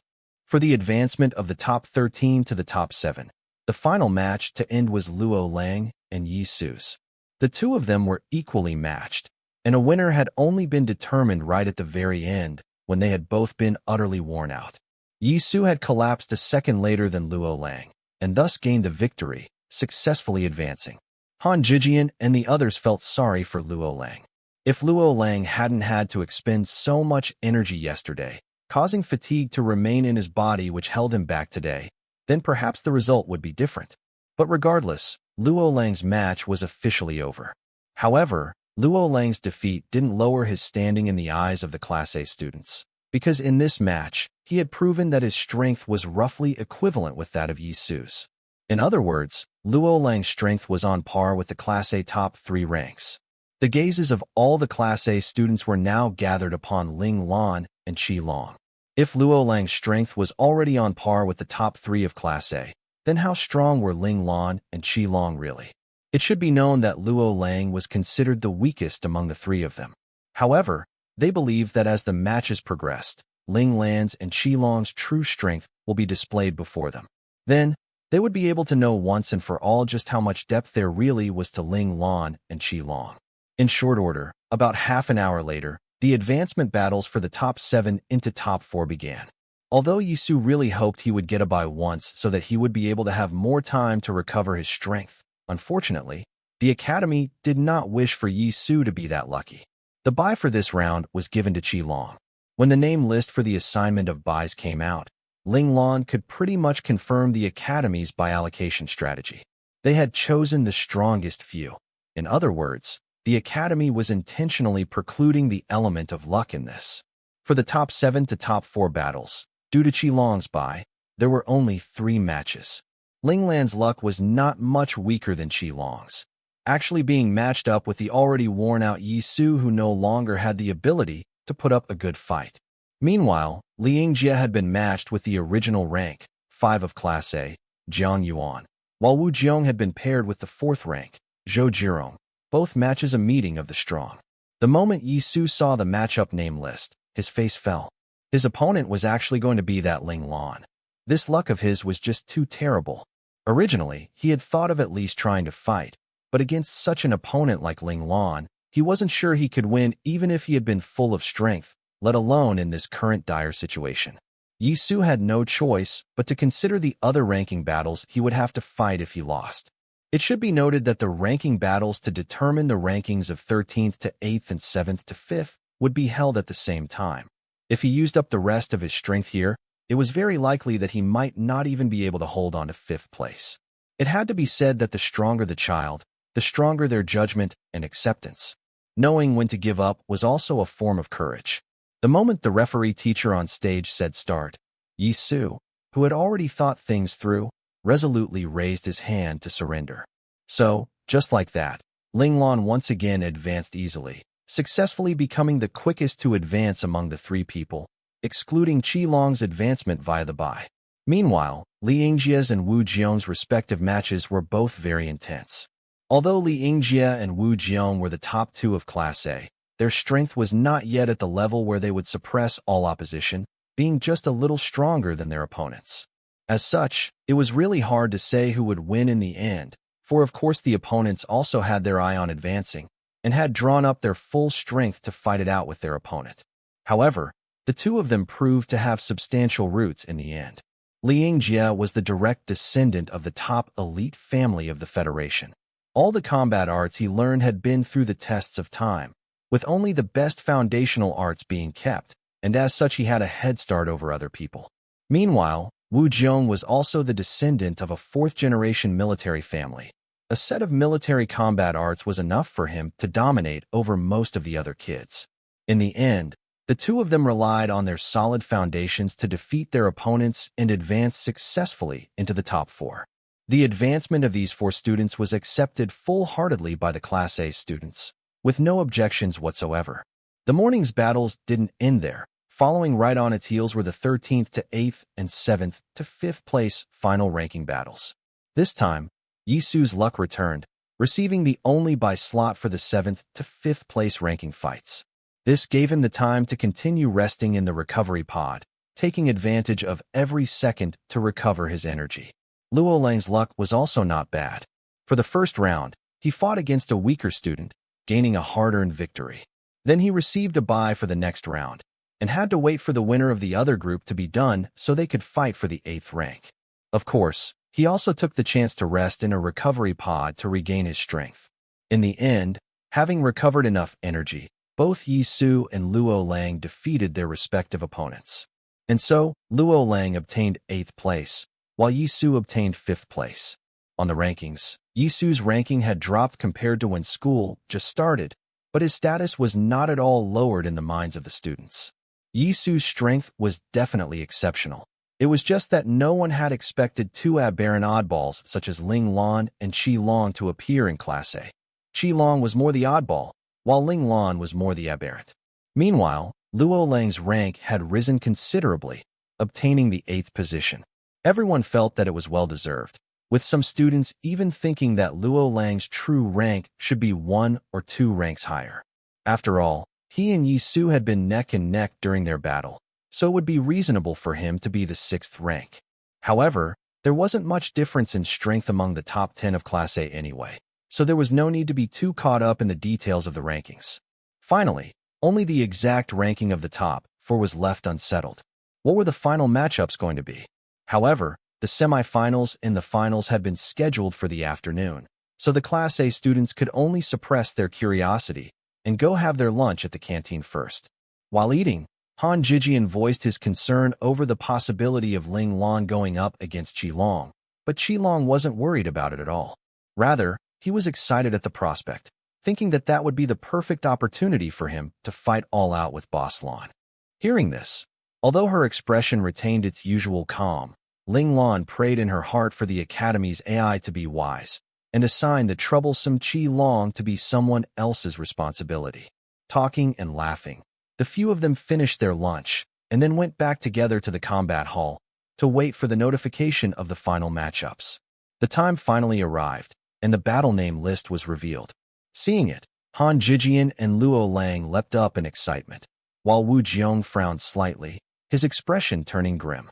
That's right, his opponent for the coming match was the one he feared the most, Ling Lan. If possible, he really had not wanted to meet him during the semifinals, hoping that he would be able to advance to the finals in his best condition.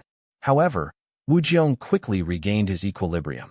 As a descendant of a military family, he wasn't one to shy away from tough challenges. Wu Jiong was actually very prepared. Ever since Ling Lan had first advanced in one move, he had already been paying attention to him, considering Ling Lan as his greatest rival within Class A. Indeed, in Wu Jiong's eyes, that arrogant punk Li Yingjie was not worthy of being his rival. Although Li Yingjie was a match for him now, he believed that in 3 to 5 years' time, he would definitely leave Li Yingjie in the dust as one of his stepping stones.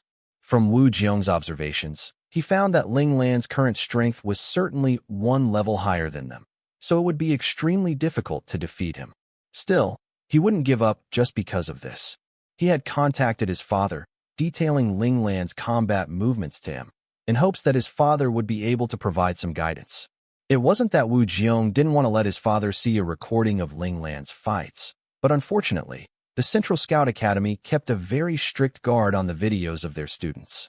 It was impossible to send out the data from within the school. The moment one left the school grounds, any data saved within any communicators, as long as it was a video file downloaded from the school servers, would be automatically deleted via formatting, so even a top expert in AI would be unable to restore it. This was one of the ways the Academy protected its students, forbidding video images of its students from being leaked to the outside world, though of course verbal descriptions were not included under this coverage. After Wu Jiong's father had heard his descriptions, he had waited a beat before telling him to just hold on and wait for an opportunity. If he could hold on till after the opponent's 10th move, then perhaps he would be able to find a way to win. The greatest reason for this was just that Ling Lan made too few moves, so there was no way to see where his weaknesses lay.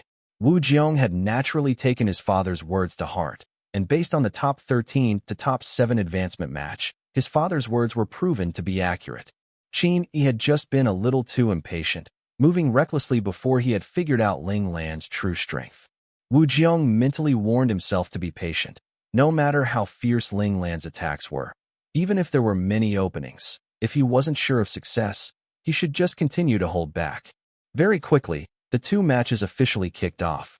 After some hesitation, Han Jijian had decided to go watch Qi Long and Li Yingjie's battle. Meanwhile, Luo Lang had chosen to go watch Ling Lan's fight, because he wanted to see Ling Lan's true combat skills. Speaking of which, it was rather sad that after following Ling Lan for half a year and fighting him several times during that time, they had still never seen Ling Lan use any proper systematic combat arts. Because, when Ling Lan fought with them, he basically didn't use any formal moves at all. He only attacked based on instinct with direct moves, clear to see and understand. Precisely because of this point, Han Jijian and the others had never been able to pin down Ling Lan's true background. Although Han Jijian had tried beating around the bush, Ling Lan had just smiled but kept silent. Was there really a secret behind it all, or was there really no secret at all? They just had no way to know. If Ling Lan had known that Qi Long and the others were so concerned about her background, she would probably laugh her head off. At this moment, Ling Lan still wasn't clear about her father's true status in this world, thinking that she was just an ordinary, inconspicuous descendant of a small elite family. A child with a widowed mother who had broken ties with the small elite family at that. It had to be said that Ling Lan was a little careless in this respect.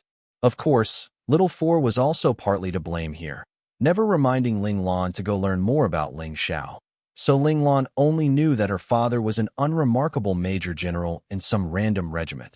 The Federation had so many major generals they were like hairs on the backs of cows, who had then carelessly gotten a game over when he went off to fight on the battlefield.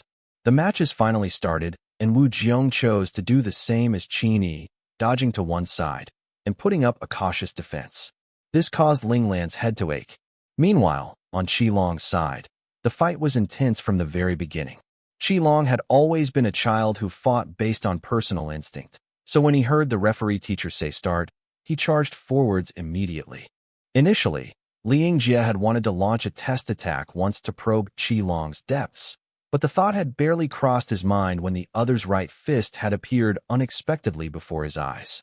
It was coming at him fast and furious. The wind blasted towards him by the punch, causing a mild ache in his cheeks. Li Yingjie reacted quickly. He leaned backwards to put as much distance as he could between the two of them, and crossed his arms in front of him to block the punch. A soft bam, the sound of a fist striking flesh. Li Yingjie was sent stumbling back 3 steps before the force behind Qi Long's punch dissipated. But with this retreat, he had lost the initiative. Taking advantage of the opponent's inability to attack, Qi Long rained a heavy barrage of combo attacks on Li Yingjie. This was Qi Long's favored style of attack to begin with, so he was truly fighting just as he liked. In the few advancement matches at the beginning, his opponents had all been thoroughly defeated by these wild attacks of Qi Long, mind you. It wasn't easy for opponents who were slow to rev up and get their head into the game to get used to Qi Long's unreasonable attacks. Qi Long's fierce attacks in this match led all the watching teachers to nod repeatedly in approval, all of them thinking that he was good at timing his attacks and had good instincts, a true natural-born fighter. When Coffin Face, who was intently watching Qi Long fight from the side, saw this, his expression became heavy, as if thinking of something. Seeing this, Smiley Face couldn't hold back his curiosity. You notice something?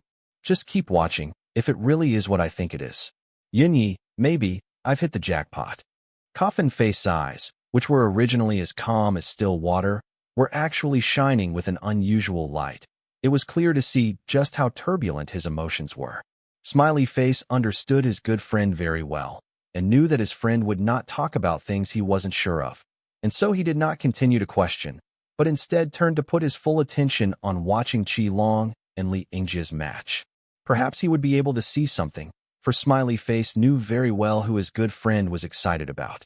Although Li Yingjie was so cocky and arrogant that he invited dislike, it could not be denied that his abilities were really not bad, and that he had really solid foundations. Even though he had been taken off guard by Qi Long's fierce attack right out of the gate, it wasn't long before he gradually managed to hold his ground. Although he was still more on the passive side, he still managed to find several opportunities to fight back. This performance of his also gained the acknowledgement of quite a number of the teachers in attendance. Of course, this was not to say that Li Yingjie had turned the tables around and was fighting Qi Long on even ground.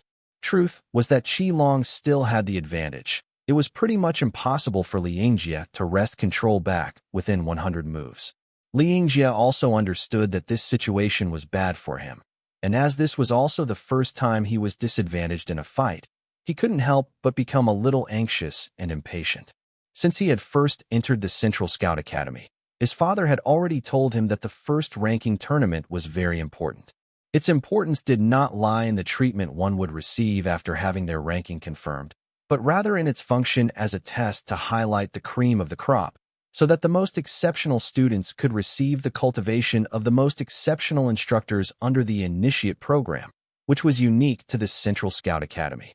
However, very few children would have the chance to experience it, for the Initiate program was extremely covert, and its education system was on a one-on-one basis. Other than the children who had been selected to participate in the program, the majority of children would never get to know of its existence. Of course, with regards to some of the older elite families, those upper-ranking individuals with power and authority, this secret was no secret at all. Thus, they would remind their children to pay special attention to the first ranking tournament, which was how Li Yingjie knew of this as well. Frankly, the Central Scout Academy was also aware of this leak, so the concealment of this program was actually only targeted at the commoners. However, the Academy was not at all concerned, because those children who emerged with great potential and exceptional abilities were typically all from these elite families and high-ranking upper class. After all, these people possessed excellent genetics, so the quality of their descendants was guaranteed to a certain extent. Although Li Yingjie was a little irritable and impatient, under the solid foundational teachings of the Li family, he still managed to hold himself back, exchanging up to 100 moves with Qi Long. He had originally thought that the situation would slowly get better, but after 100 moves, he found that his passive state in the match was still unchanged. At that moment, his heart started to become agitated, and the way he fought became more and more impatient. Seeing this, Smiley Face lifted an eyebrow and said, "Tai, looks like the outcome is set." Coffin Face nodded. Crew Cut Boy's opponent's patience is lacking. This is a good chance, but whether or not he can take hold of it still depends on what the Crew Cut Boy's going to do. If it really was as he thought, the boy could not lose. Li Yingjie decided that he could not afford to continue dragging things out with Qi Long. He needed to regain the initiative and quickly end this match and advance. Only then could he get the opportunity to train under the strongest instructor. Just by coming to that mental decision, Li Yingjie's entire aura changed. His initial bit of impatience disappeared in a split second, and a cold air started emanating from his entire body. The students in the audience may not have been able to sense this sort of change in aura, but the eyes of the watching teachers all turned serious. Smiley Face and Coffin Face were not excluded, especially Coffin Face, who surreptitiously prepared a Federation coin in his hand, just in case. At this moment, Qi Long seemed to have sensed the difference in Li Yingjie, but did not stop attacking with his hands and legs, instead increasing the intensity of his attacks. Coffin Face's eyes were coldly focused, and his expression became even grimmer. Could it be that Qi Long had sensed the danger, and so was attacking with all his might? Li Yingjie parried attack after attack as he systematically retreated one foot after another. Meanwhile, his gaze became exceptionally cool and analytical, and there was even a trace of not too subtle killing intent. No matter how berserk Qi Long was, his attacks would always have a moment of pause, and Li Yingjie was just waiting for that moment. He wanted to defeat Qi Long in one strike, so he needed to put enough distance between them. Otherwise, he would be too busy handling Qi Long's relentless attacks to even unleash his trump card. That's right, Li Yingjie was so confident because he still had a powerful trump card. His father had cautioned him not to use this trump card frivolously, because this was a killing art of the Li family, and was one of the true combat arts that had been passed down the Li family over thousands of years. There was enough distance now. Li Yingjie finally got into the stance of the Li family's sure kill technique. When Coffin Face saw this, his expression changed subtly. His fingers flipped, and the coin held in his palm was now poised between his index finger and his middle finger. If Qi Long charged forwards to attack, he would immediately launch the coin to send Qi Long flying out of his opponent's attack range.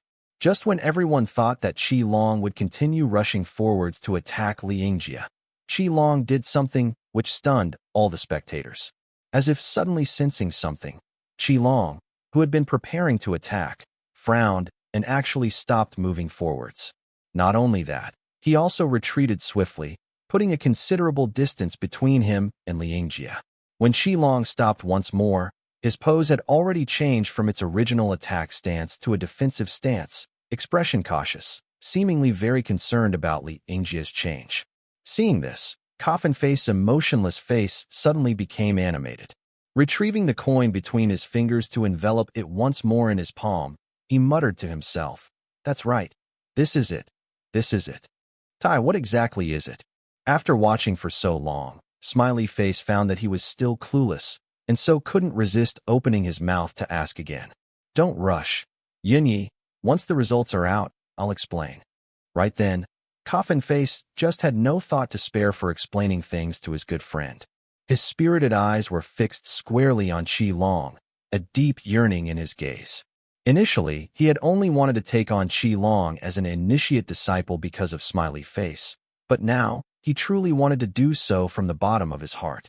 The spectating Han Jijian's expression also became grim. Although he couldn't sense it as accurately as the instructors, he could still tell that something wasn't right with the change in Li Yingjie's aura. Along with Li Yingjie's strange pose, Han Jijian knew that this was going to be trouble. The clever Han Jijian deduced instantly that Li Yingjie must have brought out his deeply hidden trump card, for this somewhat fear-inducing pose had not been seen in any of his previous matches. At that moment, Han Jijian couldn't help but muse to himself. No wonder the top of the rankings had been monopolized by the old elite families for many years. Their roots were indeed deep. It should be noted that for them, who were from middle-class families within a militaristic system, being able to learn a high-level military basic art was already considered extraordinarily lucky. But for those old elite families, they had more than one set of this sort of combat arts, and the types were varied, some even including real hereditary combat arts, such as the case of the Li family. Just like that, Qi Long and Li Yingjie faced off, and this time, Qi Long displayed his rare patience, holding back instead of charging forwards recklessly to attack. Li Yingjie couldn't help but swear internally. Why was this Qi Long so DMN lucky? Right now, the stance he was holding was the Li family's strongest defensive counterattack move. As long as Qi Long launched an attack, he could instantly take advantage of the opponent's fatal weakness during his attack and achieve a one-hit kill effect. Unfortunately, Qi Long suddenly refused to attack. Li Yingjie did consider that perhaps Qi Long had seen through his stance, but the moment this notion popped up, it was ruthlessly quashed by him. His father had said before that all opponents who saw the Li family death combat arts were dead. Qi Long definitely couldn't know what he was thinking. In the end, the one who lost in terms of patience was still Li Yingjie. Li Yingjie decided not to wait any longer because this one killing move wasn't all he had. He still had many killing moves which required him to take the initiative. So, Li Yingjie changed his stance. He rushed towards Qi Long, reaching Qi Long's side in a flash, and 2 fingers of his left hand headed straight for Qi Long's right arm, while his right hand splayed open vertically like a blade. Seeing this, Qi Long was startled, and then without even thinking about it, his right fist hurtled toward the other's left fingers. In coffin-faced, low-hanging right hand, that little coin once again appeared between his fingers. Another bam of bodily impact, and 2 figures were sent flying in separate directions. Then there was a loud ah, which was quickly followed by 2 bodies violently crashing onto the ground.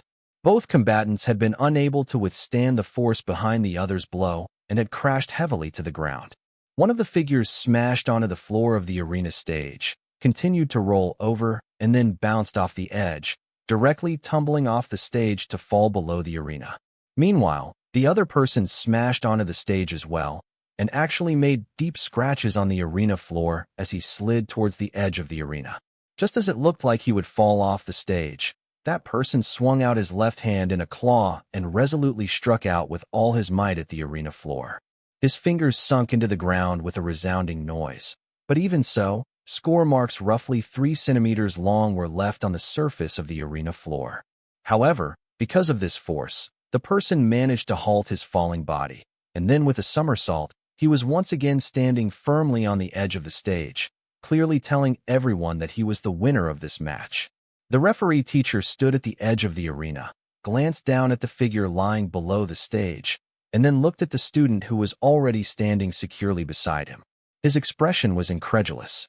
Looks like the first grade Class A was really going to riot. I declare, the winner of the advancement fight is Qi Long. Following this declaration, Li Yingjie, who was below the stage, stood up with a face full of shock as if he could not conceive that this would be the outcome. How? You knew that was my only weak point. Seeing Qi Long preparing to walk off the stage, Li Yingjie couldn't help but call out. It was the greatest killing move, but it also had the greatest weakness.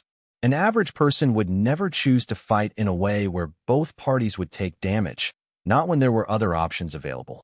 But Qi Long had chosen to attack that spot out of all spots. This was something he just could not comprehend. Qi Long scratched his head and thought hard for a while before replying, I didn't know. It's just my instincts were telling me that it should be that way, and so my fist went there. Of course, he didn't say that he had once almost lost his life under a similar move made by Ling Lan. He had asked Ling Lan then whether there was a way to break the move, and Ling Lan, guilty at accidentally injuring Qi Long just then, had deconstructed the move for him, as well as taught him that the spot which looked the strongest was most often the weakest in moves like this. In choosing to dodge it, you would fall right into the opponent's trap. However, when fighting, Qi Long didn't have the chance to think that much. He only remembered one point. The more dangerous it was, the more he should not dodge. Thus, even as he blanked out, he decided to listen to his heart and attack the spot it pointed out as attackable. Reality proved that his heart had not lied to him. However, Qi Long's answer made Li Yingjie's face flush red. He felt that this answer was an excuse Qi Long had thought up because he was unwilling to tell him the real reason.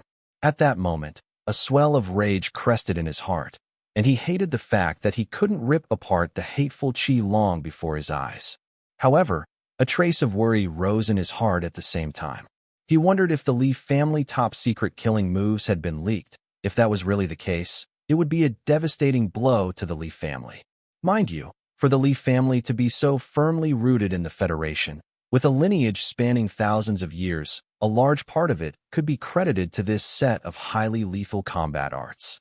Li Yingjie decided that once the ranking battles were over, he must immediately relay this news to his father so that he could investigate and find out who was it that had betrayed the Li family. It wasn't just Li Yingjie who didn't believe Qi Long's words, for even the other spectators were skeptical. Of course, as Qi Long's sworn brother, Han Jijian knew that Qi Long was really speaking the truth, because he knew very well just how powerful Qi Long's animal instinct was. There was still one more person who believed Qi Long's words, the quietly observing Coffin Face. The matter-of-fact look on his face only made Smiley Face, who was standing beside him, even more confused. He was just about to question the other, when Coffin Face suddenly tugged at his clothes, signaling for him to walk away with him. After answering Li Yingjia, Qi Long then slowly walked off the stage towards the waiting Han Jijian. Before he could call out a greeting, he saw two youths dressed in instructor apparel, with a clearly militaristic air about them, walking towards him from the corner of his eye, and couldn't help but stop in surprise. The tall man with a cold expression started by saying, "You there, student. Excuse me, how should I address you?" At this moment, several instructors who had been thinking of taking action saw the two men's approach and abruptly stopped their steps with bitter smiles on their faces. They knew then that things were just not fated to be with that boy who was so wild in combat. They wouldn't dare to fight over an initiate disciple with those two tough customers. Qi Long was a little puzzled, unsure why the man had come up to him, but he still answered politely, "Hello, teacher. I'm called Qi Long." Han Jijian sensed someone behind him and quickly turned his head around to look. When he saw who it was, his expression tightened, and he immediately bent low in a bow, saying respectfully, "Good day, teachers." Seeing Qi Long still standing with a bewildered face, he hurriedly nudged him, signaling for him to follow his example. Although Qi Long was a little lost, unsure why Han Jijian wanted him to be so respectful to the other party, he would never go against Han Jijian's will in small matters like this, and so Qi Long mimicked Han Jijian and gave a respectful bow as well. Coffin Face and Smiley Face exchanged a look, and Smiley Face took a closer look at Han Jijian, a trace of interest in his eyes. This little fellow wasn't simple at all, actually managing to sense something within that split second. The two men indicated for Qi Long and Han Jijian to follow them, so Han Jijian decisively tugged on Qi Long, pulling him along behind the teachers. Although Qi Long really wanted to go see Ling Lan's match, he still acceded to Han Jijian's decision, and together they came to a secluded corner in the combat hall.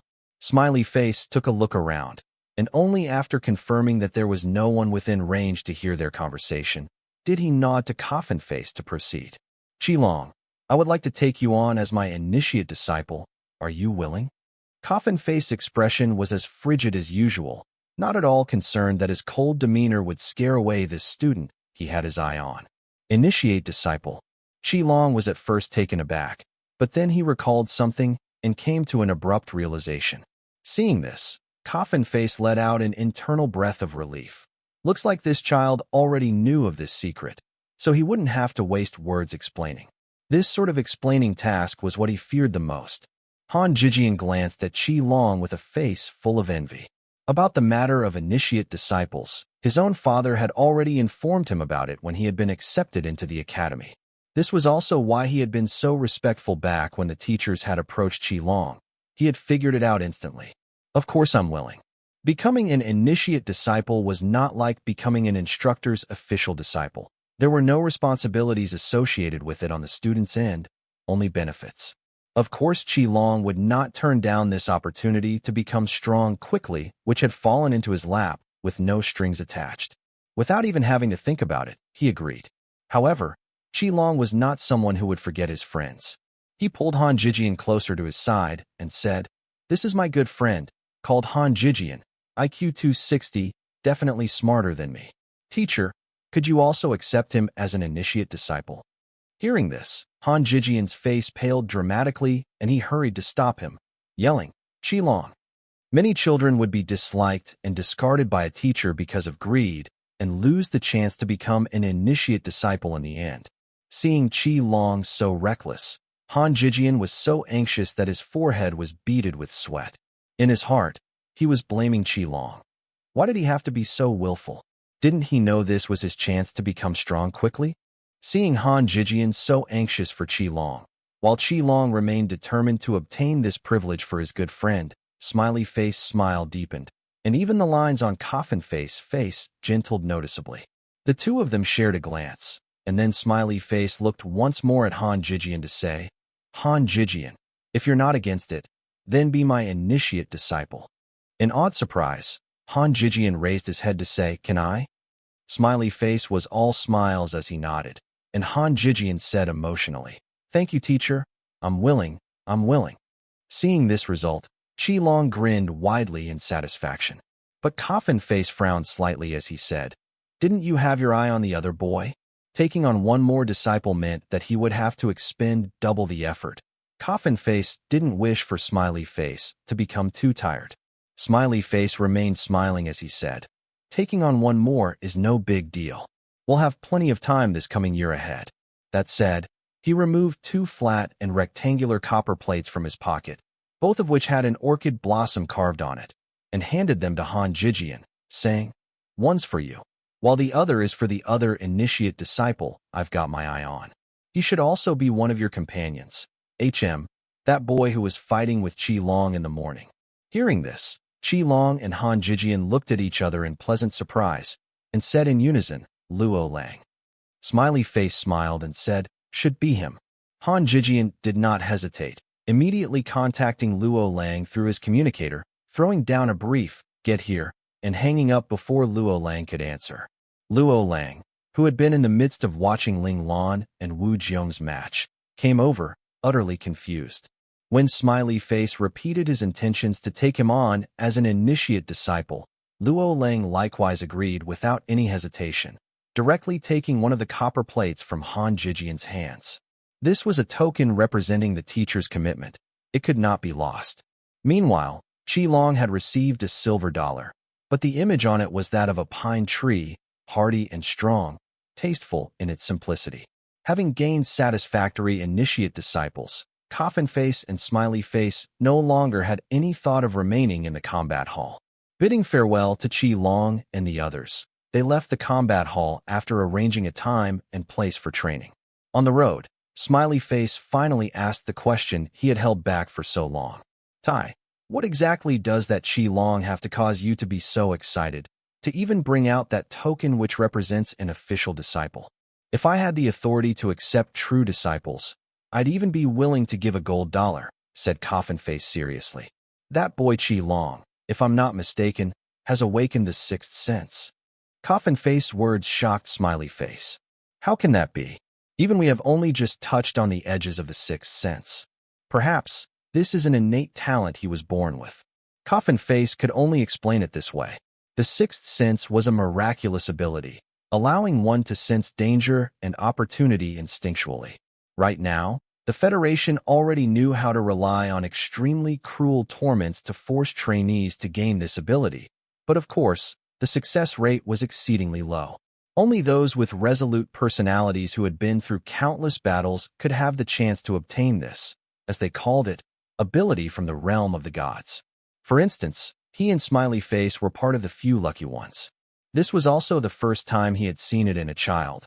That unpolished natural ability was even stronger than that which they've obtained through external forces. Perhaps this was their chance to cultivate an ultimate warrior for their sect. Coffin Face had already decided that he would train Qi Long well. He would not allow such an extraordinary talent to be lost within the masses. He also considered that if he couldn't teach Qi Long well enough, then he would entrust Qi Long to his honorable teacher for mentoring. If instructor number 1 from the learning space were here, his face would be filled with disdain upon hearing what Coffin Face had said. This was no 6th sense. It was, in fact, an awakened sensory talent, proper name perception, otherwise known as animal instinct, and was one of the lower average level talents. From this, we can see that the technology and its accompanying combat cultivation systems of the current world and the Mandora star system were light years apart, completely not of the same level. Meanwhile, after collecting their thoughts and feelings, Qi Long, Han Jijian, and Luo Lang hurried back to Ling Lan's combat arena to watch her match. Ling Lan's match was the complete opposite of Qi Long's, no intensity in sight. The two combatants were battling it out in terms of patience, both sides testing the other. Ling Lan knew very well where her problem lay. Killing people was no problem. Even if 10 more Wu Jiong appeared, she would be able to KO one them easily. However, to win without harming her opponent, or even just lightly wounding her opponent, was a great challenge for Ling Lan. After all, All the moves she had mastered were ultimate killing moves. The moves that she could take out for a formal match were just too limited. Of course, Ling Lan could also choose to fight by just reacting to the opponent's moves. However the opponent chose to fight, that'd be how she'd break the move. Unfortunately, Wu Jiong was unwilling to play along with this plan of hers. In other words, Wu Jiong was determined not to take the initiative and attack, but wanted Ling Lan to start attacking. As such, Ling Lan was currently having a headache. This was also why Qi Long's side had already exchanged over 100 moves, but here on Ling Lan's end, only 10 or so tentative moves had been exchanged. In other words, a majority of the time was wasted by the two fighters just circling each other. However, whatever Ling Lan may lack, patience wasn't one of them. Even instructor number 1 had mentioned before that Ling Lan's patience was of an abnormal level, except when she herself did not wish to tolerate something. It could be predicted that this stalemate of theirs where they continued to circle around each other would continue indefinitely. This caused many of the spectating students to lose their patience, leaving in droves, while a majority of the teachers also shifted their gazes from Ling Lan to observe the situation at some of the other arenas. Within the mind space, Little Four had also become increasingly agitated at the current endless circling. "Boss, aren't you dizzy at all? They've already circled for around 50 to 60 circles, right?" "I'm fine. No dizziness at all," Ling Lan replied, self-mockingly. She was rather helpless to do anything about the current situation. It should be noted that during several of her attacks, she had intentionally exposed some small openings, but unfortunately, Wu Jiong's patience and self-discipline were both excellent, actually managing to resist the temptation to attack. "Boss, just KO him directly," urged Little Four. His boss could obviously finish this with just the tip of a finger. Why did she have to make things so complicated? Little Four really didn't understand what Ling Lan was worrying about. KO directly? If only it were that easy. Ling Lan threw an angry glare at Little Four, telling him to stop making this sort of useless suggestion. Ling Lan's distrust made Little Four very angry. His little cheeks immediately puffed up in anger, and his lips were puckered tightly in a deep pout. Huffily, he said, "Boss, why do you need to fight at his pace? Won't you be able to hit him if you just move faster?" Little Four knew Ling Lan's abilities very well. Her attack speed could go even higher, so if she just raised it by a notch, this detestable punk before her would definitely be unable to dodge. Ling Lan was stunned for a moment, but then started chuckling wryly. She found that she had really wedged herself into a box. Why did she have to target the opponent's weakness to attack? True, she possessed the ability to see the opponent's weakness with one look, allowing her to find the opponent's fatal weakness in the moment of the other's attack to defeat them. But that's not all she possessed. She still had her own strength, speed, and reflexes that were superior to the average person's.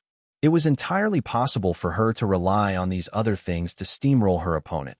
This was the true display of strength. "Little Four, you're really my good little brother." "Thanks." Ling Lan, who had resolved her dilemma, bestowed a wide smile upon Little Four, warm like the sun in winter, so warm that Little Four's little heart began pounding wildly, as he basked in this warmth that made people never want to leave. Little Four felt as if his entire being was suffused with warmth. His puffed-up little cheeks deflated, and the corner of his lips twitched upwards involuntarily.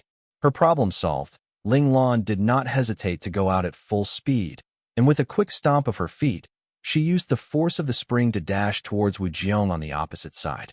At the same time, her fisted right hand punched out fiercely at the opponent. Wu Jiong was startled by this series of actions, but it was just a momentary lapse. He quickly raised up both his hands into a blocking stance, preparing himself to block this powerful hit of Ling Lan's. Internally, Wu Jiong was very surprised and confused, because this attack sequence had already been used by Ling Lan at the start of the match, and he had blocked it perfectly then. An attack method that had already proven to be useless. Why did Ling Lan want to use it again? Wu Jiong couldn't figure it out, but he very quickly found out why. The same block, the same stance, the same speed. Expecting that he would be able to block it perfectly the same way, Wu Jiong was shocked to find that the fist heading straight for him suddenly, just when it was about 30 centimeters from his face, disappeared. Yes, the fist that had clearly been right in front of his eyes a moment ago, vanished from sight just like that. Absurdity. What in the world happened? Even as his mind struggled to comprehend what had happened, Wu Jiong knew that he was in trouble. The thought had barely surfaced in his mind when he felt his left shoulder being struck by a heavy force. This force sent his body flying backwards uncontrollably, where he then started falling rapidly towards the ground. Not good, I'm hit. The intense pain radiating from his left shoulder made Wu Jiong suck in a cold breath. However, he did not give up. Holding back the pain, he forced himself to twist in midair, discharging the force with a somersault to land firmly on the floor. He pressed his right hand to his left shoulder, swiftly checking on his injury. Okay, it's just a muscle injury. Wu Jiong was relieved. The force behind Ling Lan's blow hadn't been too strong, just inflicting a light surface wound, which wouldn't affect him in his following fights. However, Wu Jiong only had time to rejoice for a moment. Right after he confirmed that he had only received a light wound, Ling Lan's next attack had arrived. This time, I must be able to see the attack. Wu Jiong was not convinced by that last strike. He thought that his miss was because he had let down his guard a little. After all, he had managed to defend perfectly against that attack several times in the 10 moves or so before it. He did not believe that he would make the same mistake again this time, with his full focus engaged. But reality stunned Wu Jiong. This time, he not only did not see Ling Lan's attack movement, even Ling Lan himself disappeared from his sight. He saw it well. At about a distance of 3 meters away from him, Ling Lan's entire body suddenly disappeared. God damn it, could it be that Ling Lan could also turn invisible? Wu Jiong couldn't help but curse internally. Of course, he knew this was impossible, and the reality was that Ling Lan's speed was too fast for his eyes to keep up with. Was this really possible? The few students who were still watching Ling Lan and Wu Jiong's match couldn't help but also yell out in shock at this time. Because, just like with Wu Jiong, Ling Lan had disappeared from their view. Of course, they could see much better. The split second after Ling Lan disappeared, he reappeared right in front of Wu Jiong. But because he was in a crouch, Wu Jiong did not see Ling Lan below him. Qi Long was so excited that his entire body was trembling. He clutched at Han Jijian's hand and said, "Heavens, boss has become stronger again. This speed, it's just too goddamn cool." Hearing this, Luo Lang could only nod vigorously beside him. Both his eyes were trained on the match, unwilling to be distracted, afraid that he would miss an even more spectacular motion. Become stronger again? Han Jijian was the only one who was doubtful. Ling Lan's performance didn't seem like he had suddenly become stronger, but was more like his strength had been unsealed. With a pow, Wu Jiong once again flew through the air with a muffled grunt. Ling Lan. Everyone couldn't help but shout, for the crouching Ling Lan had directly thrown an upper kick to send the unprepared Wu Jiong straight up into the sky. The explosive strength from the legs was much stronger than strength from the arms, and this time, Wu Jiong was hit on his right shoulder. This time, it was no longer just a surface injury. After the initial sharp pain, Wu Jiong could only feel an expanse of numbness in his right shoulder. He could not feel his entire right arm anymore. Cold sweat broke out over his entire body. What was the condition of his right shoulder? Had his bones been shattered by the kick? Although the Federation had developed regenerative healing fluid, which could speed up the recovery process of wounds, shattered bones were not so easily fixed. An injury like that in the wrong place could affect him for life. This kick of Ling Lan had looked fierce, but she had actually controlled her strength so that she would not cause long-lasting damage to Wu Jiong. Although she couldn't be certain that there wouldn't be any fractures in the bones, there would definitely be no serious injury, such as breaks or shattering of the bones. Pow! Pow! Pow! Ling Lan's attack didn't stop there. 3 consecutive meetings between fist and flesh. The airborne Ling Lan no longer gave Wu Jiong any chance of retaliating, directly striking him out of the arena perimeters to fall below the stage. Then, she landed firmly on the arena stage, gaze impassive as she waited for the referee's final declaration. Perhaps Ling Lan's attack speed had been too quick, or perhaps Ling Lan and Wu Jiong had dithered for too long in the early stages of the fight. Whatever the case, the referee teacher responsible for the match actually froze in shock for a full 30 seconds. The scene was still and silent. No one dared to say a word in the face of Ling Lan's ferocity. His performance before and after were just too different that everyone was in disbelief. Just before, The two combatants were still circling each other endlessly, and now, within the blink of an eye, the outcome was determined. That second rank was so easily KO'd. Was Ling Lan just playing around all this while? Everyone was speechless, unsure how they were supposed to face Ling Lan after this. They bemoaned in their hearts. Why did such an aberrant existence like Ling Lan have to appear in their grade this year? He was so strong that they could not even imagine defeating him anymore.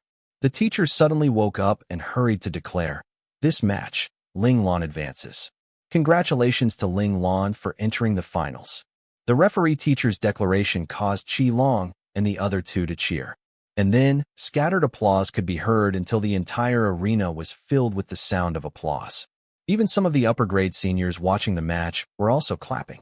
Ling Lan was just too strong.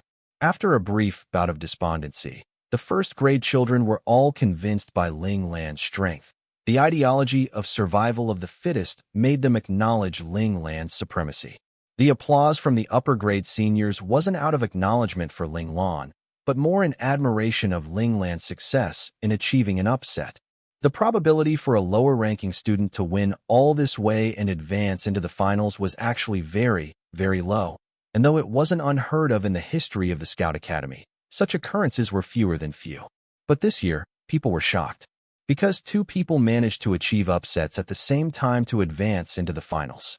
Undoubtedly, both Ling Lan and Qi Long had established a new record, a new history, at the Central Scout Academy. In the dean's office, two people were currently observing the match. "Old Su, what do you think?" Smiling, the dean pointed at the cool-faced Ling Lan left standing on the stage. "Not bad. Ling Xiao truly has a worthy successor now." The man called Old Su was dressed in a trim military uniform, and the stars on his shoulders and the insignia on his chest told the world that he was a lieutenant general. "Lieutenant General," Su asked pressingly, "have you arranged an initiate teacher for the child? If you don't have a suitable candidate, I can arrange something." With a half-smile, the dean looked at Lieutenant General Su. The teasing glint in his good friend's eyes caused Lieutenant General Su's face to burn slightly, and he said embarrassedly, "Aren't I just concerned about Ling Xiao's child? So much that I've forgotten this is your territory. How could you not have made arrangements? I've worried for nothing. Being concerned for Ling Xiao's child is a good thing. How about this? Why don't you pass me the thing that Ling Xiao left in your care?" The dean's smile was even deeper than before. Lieutenant General Su didn't even have to think about it, refusing immediately. "No way. The item that Ling Xiao left with me before he was deployed may very well be the secret behind his ascension to God-class operator. It belongs to the Federation and to our military." The dean's smile disappeared. "Ling Xiao left me a message that that item is to be left for his child. Old Su, don't cross the line. Ling Xiao sacrificed his life for the Federation. We cannot wrong him and wrong his child." Lieutenant General Su's expression turned a little ugly, and he said heavily, "That's why I've been spending so much effort to protect this child, even raising his secrecy level, and finally sending him into your care. Besides, not giving him Ling Xiao's relic is also for his own safety. The legacy of a God-class operator is something everyone would go crazy over. That child would not be able to protect it. Su Tingzhu, you got him, and bastard." The dean slammed his hands on the desk and stood up, no longer able to maintain his composure. "Yi Yifan, calm down." Lieutenant General Su glared back just as fiercely. Over this matter, every time they met, they would leave on bad terms. "Calm down. I am already calm enough, tolerating you for 6 years. Right now is the time when this child needs guidance for initiation, and which instructor could be better than a God-class operator?" "That is Ling Xiao's legacy," said the dean seriously. "This is the right of Ling Xiao's son. He has the right to inherit everything of his father's. I did not say that I wouldn't let the child inherit. Once we have deciphered it, we will reproduce a copy for him. He will still be able to obtain everything of Ling Xiao's." Lieutenant General Su was very angry at his old friend's misunderstanding. He wasn't planning to rob Ling Lan of his rights, but only wished that Ling Xiao's legacy could be circulated around the military, perhaps even becoming standardized. It could be imagined how impactful that would be. The Federation's combat power would certainly get a swift boost, perhaps even becoming a terrifying force powerful enough to be a deterrent for the bordering enemy nations. It should be known that Ling Xiao had been the youngest God-class operator of the Federation who had advanced the fastest. The dean said mockingly, "It's been 6 years. Has your military department cracked any bit of it?" Lieutenant General Su was silent. After 10 seconds, he replied solemnly, "I believe that, after another few years, we will definitely be able to decode it and obtain Ling Xiao's legacy."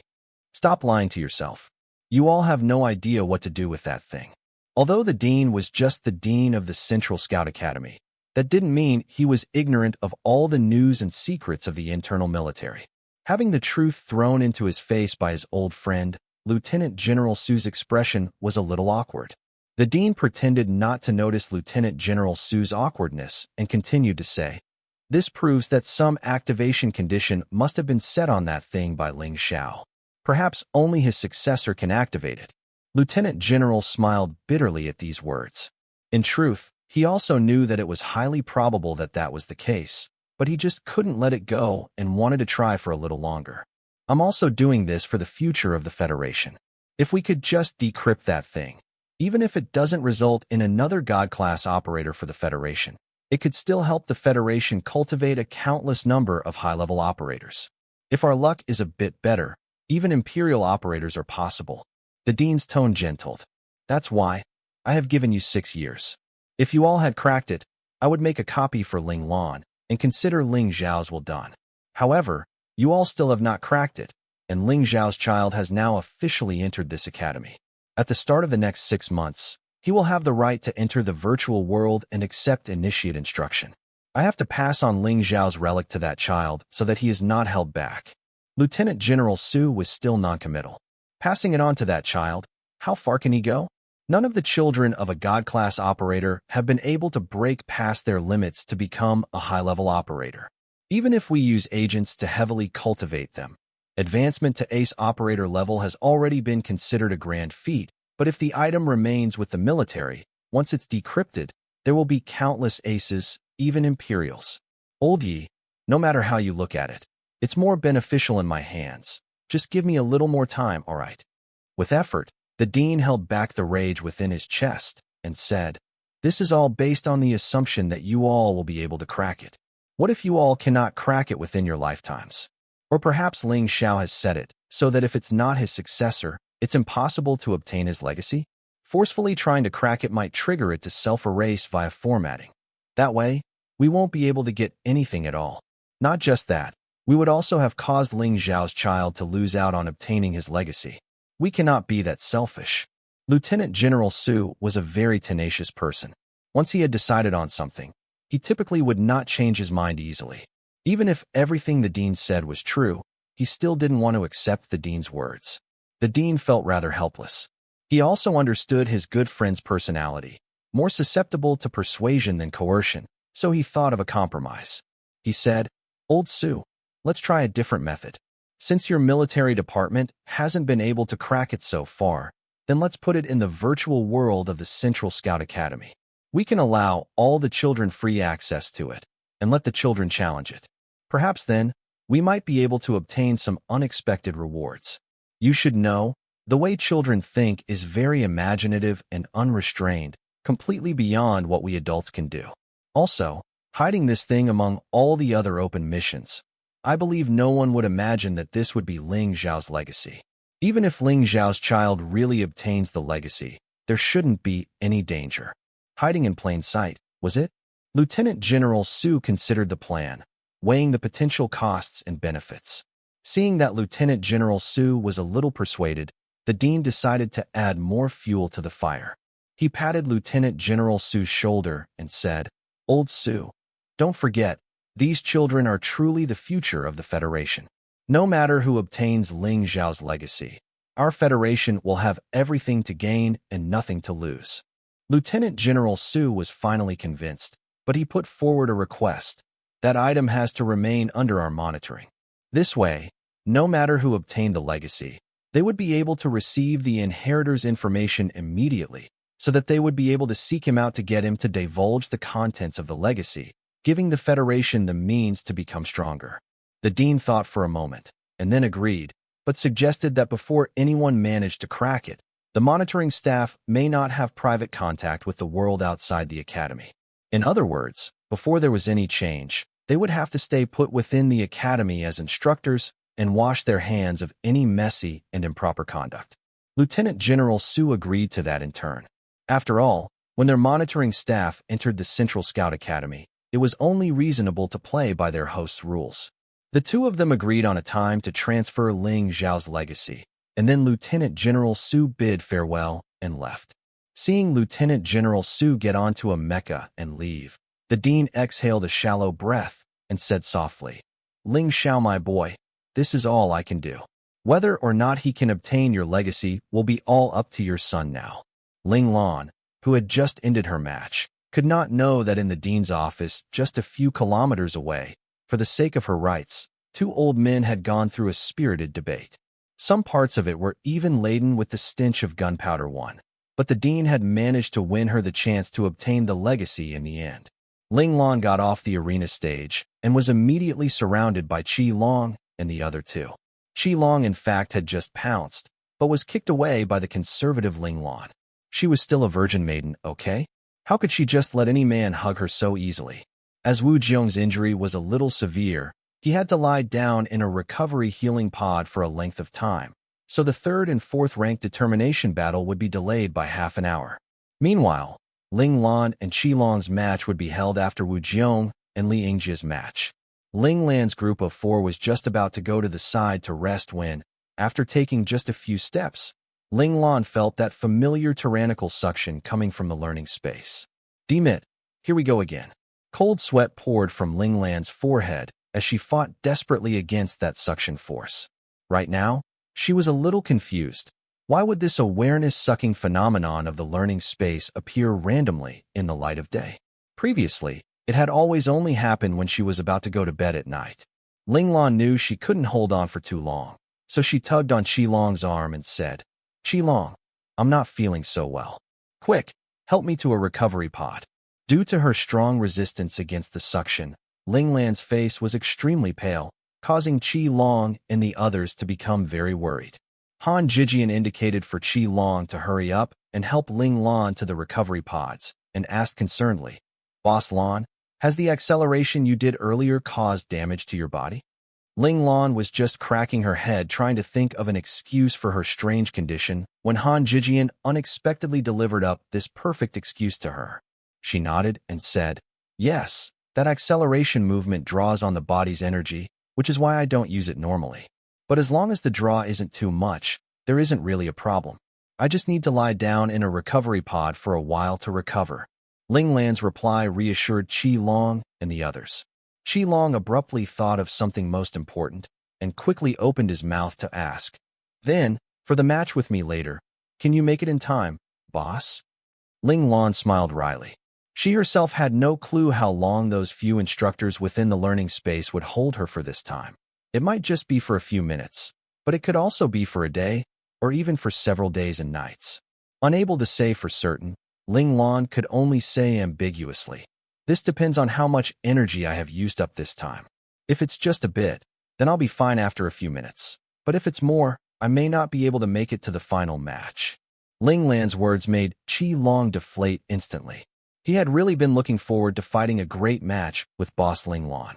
Seeing this, Ling Lan said sternly, "Qi Long, regardless of what happens, you must persevere. You must not make our Grade 1 Class A lose face." Hearing this, Qi Long was taken aback, unsure what Ling Lan was talking about. Han Jijian understood, however, and seeing Qi Long's perplexed face, he hurried to explain. "Boss Lan means that if, in the end, you are the one to represent Grade 1 Class A to challenge the upper grades, you must not disgrace our Class A." Qi Long understood then, and he nodded solemnly to show that he understood. "Don't worry, I'm like a Rochi too that can't be killed."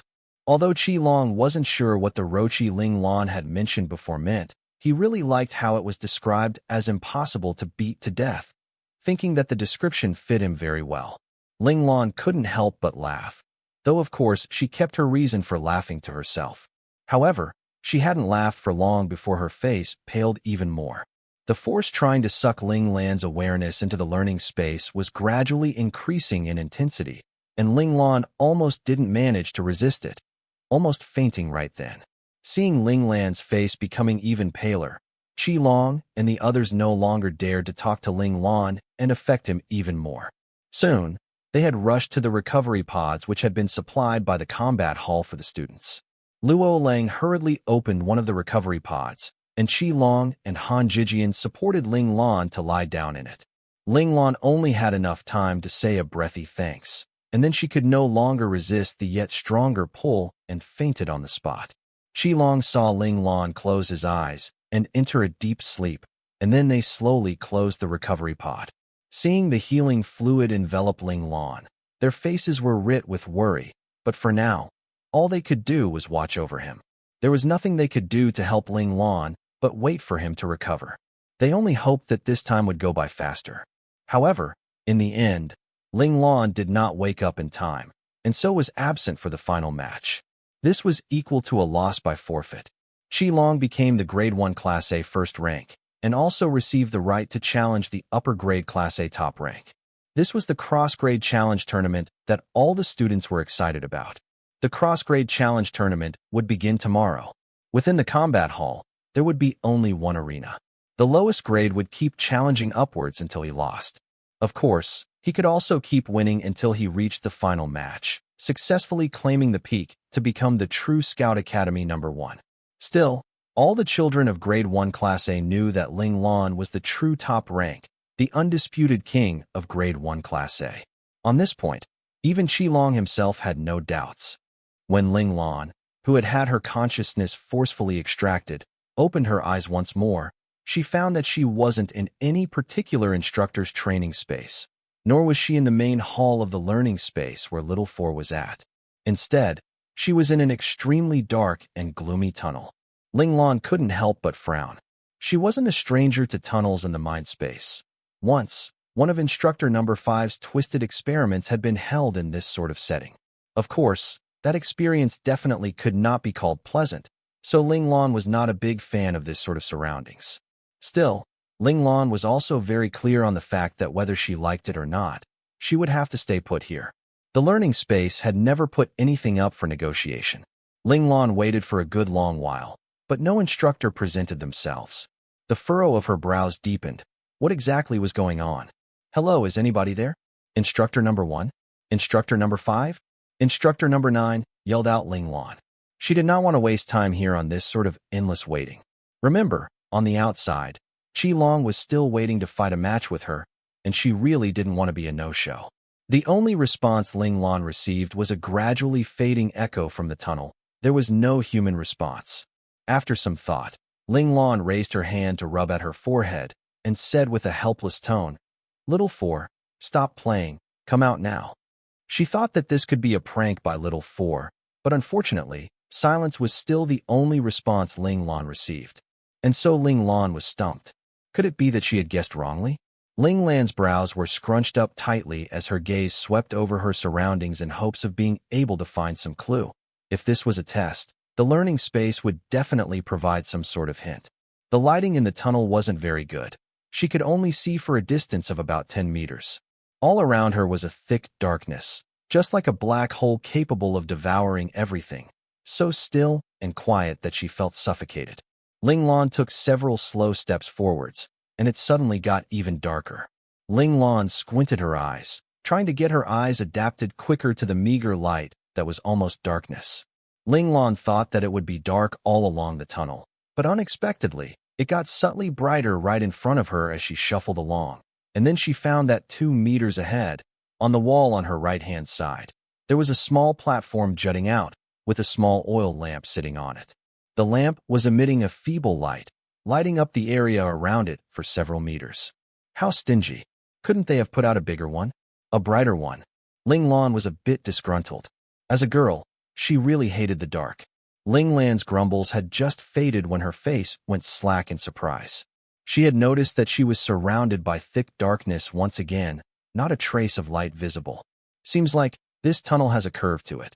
Only that could explain why her sight could be obscured, preventing her from seeing the light of the next oil lamp.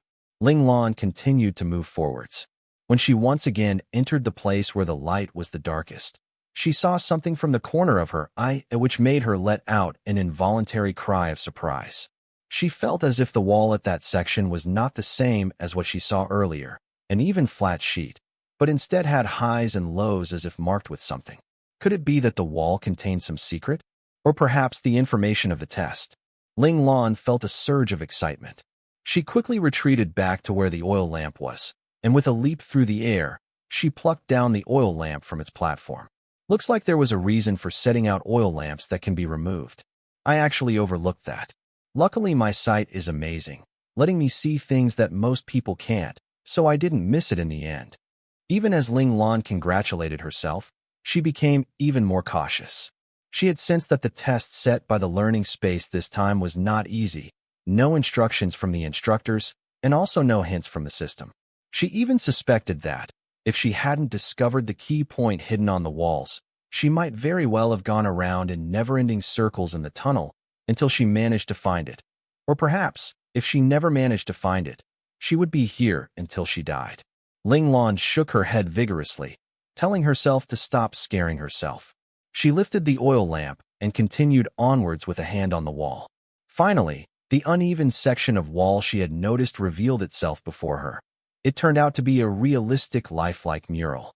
Ling Lan lifted the oil lamp high, and rays of light shone over the mural to display it in its entirety before her eyes. And then, Ling Lan felt a rush of killing intent assault her senses, making her draw in a cold breath. On the mural, corpses littered a wild plain. Their bodies were broken and battered, and on those corpses whose faces were still distinguishable, one expression was vividly portrayed. Terror, a profound terror born from extreme despair. And in the center of this plain piled with corpses, a person stood tall. He was looking at everything surrounding him with a smile on his face, as if in admiration, but also as if he were enjoying this lavish feast of bloody carnage before his eyes. At the same time, gripped in his hands, was the head of an infant still in its swaddling clothes. His fingers had already sunk into the infant's flesh, causing countless rivulets of fresh blood to flow down and obscure the infant's face. Ling Lan felt a chill penetrate her heart. She could clearly sense the emotions of the ruthless killer in the image. There was no frenzy, nor was there any distortion in his rationality. Instead, there was a sort of extreme calm. He was thoroughly enjoying all of this. Killing people was just another game. There was no semblance of humanity within him. Could this person still be considered human? Ling Lan held back her discomfort and continued to walk. After another 10 meters or so, another mural appeared. It was completely different from the previous one. This time, the image was packed with a horde of live people. They were prostrated on the ground, with quite a few of them looking up towards somewhere high above. Although the expressions on their slanted faces were all different, there was one point they all had in common. Their eyes were all filled with a zealous reverence. And their focus was at the highest point of the mural. A human being, fashioned like a deity, was holding onto a staff, smiling benevolently down at all of his believers at his feet. Unsure why, Ling Lan, who should have felt warmed and calmed by this picture, again felt a chill run through her. She couldn't help but feel that that deity's smile carried a type of mockery and contempt, as if within his eyes, all he saw were a multitude of ants. Ling Lan's brows drew even closer together. What were these murals trying to tell her? Ling Lan knew that the learning space would not give out useless images. If there was no meaning to them, the two walls of the tunnel would be smooth and unblemished, not to mention how concealed the murals were. Ling Lan was not someone to think herself into knots.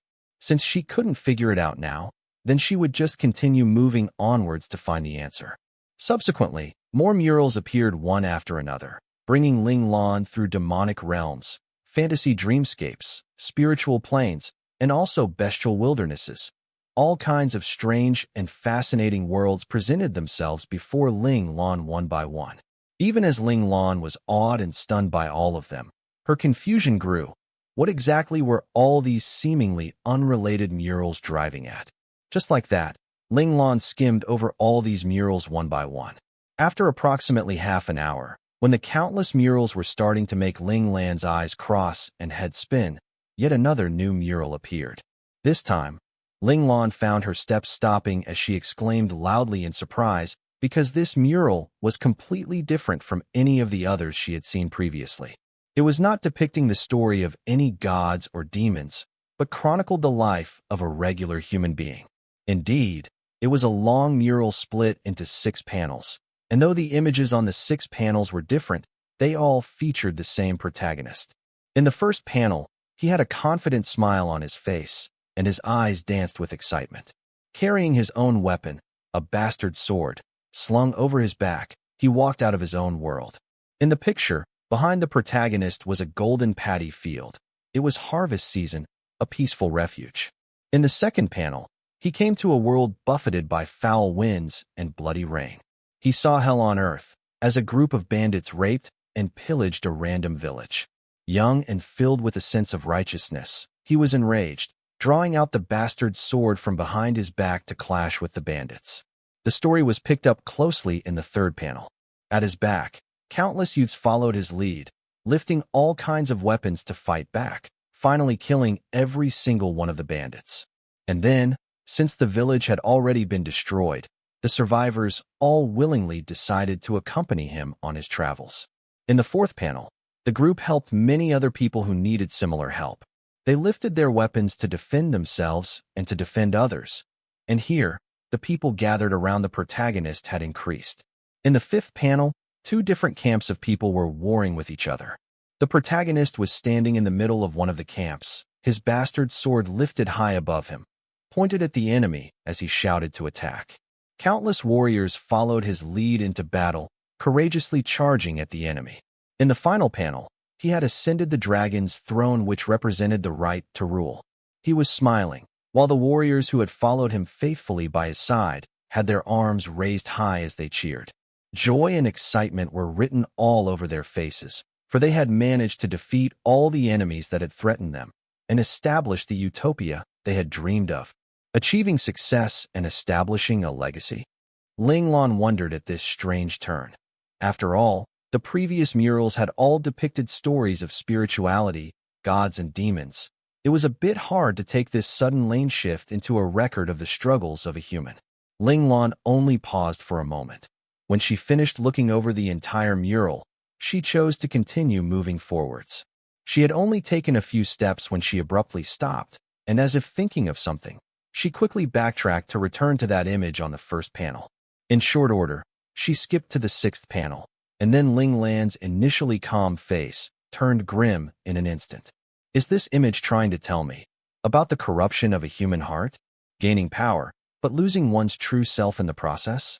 Is it worth it, or is it not worth it? Or perhaps there is yet some other deeper meaning. Ling Lan's brows became even more tightly furrowed. The smile of the protagonist in the first panel was sincere and enthusiastic and very warm. But by the 6th panel, the same smile had already become fake and superficial, even cold. Ling Lan stared closely at the protagonist's smile on the 6th panel, and the more she stared, the more strange and unsettled she felt. Perhaps Ling Lan had stared too long, for she felt as if the smile on the protagonist's face was growing wider and wider, and at the same time, the chill emanating from the depths of his eyes seemed to become ever more palpable. It got to the point where Ling Lan could vaguely sense a surge of killing intent. Ling Lan's heart skipped a beat, but just as she thought to jump away from the mural, she found that her body could no longer move. FCK, what in the world was happening? Why couldn't she move? Right then, Ling Lan noticed that, within the mural, an odd streak of black had appeared on the protagonist's originally gray-white eyes, and was rapidly expanding to encompass the entire mural. Soon, the mural had become a terrifying vortex of swirling darkness, and unsurprisingly, the immobilized Ling Lan was directly sucked into it. Ling Lan could only feel herself tumbling and being tugged every which way within the black vortex, and then she was swiftly sucked into a bottomless black hole. She felt as if she was traveling through the black hole. Perhaps it was for only 1 second, or perhaps a long time had passed, like maybe an hour, or even a day.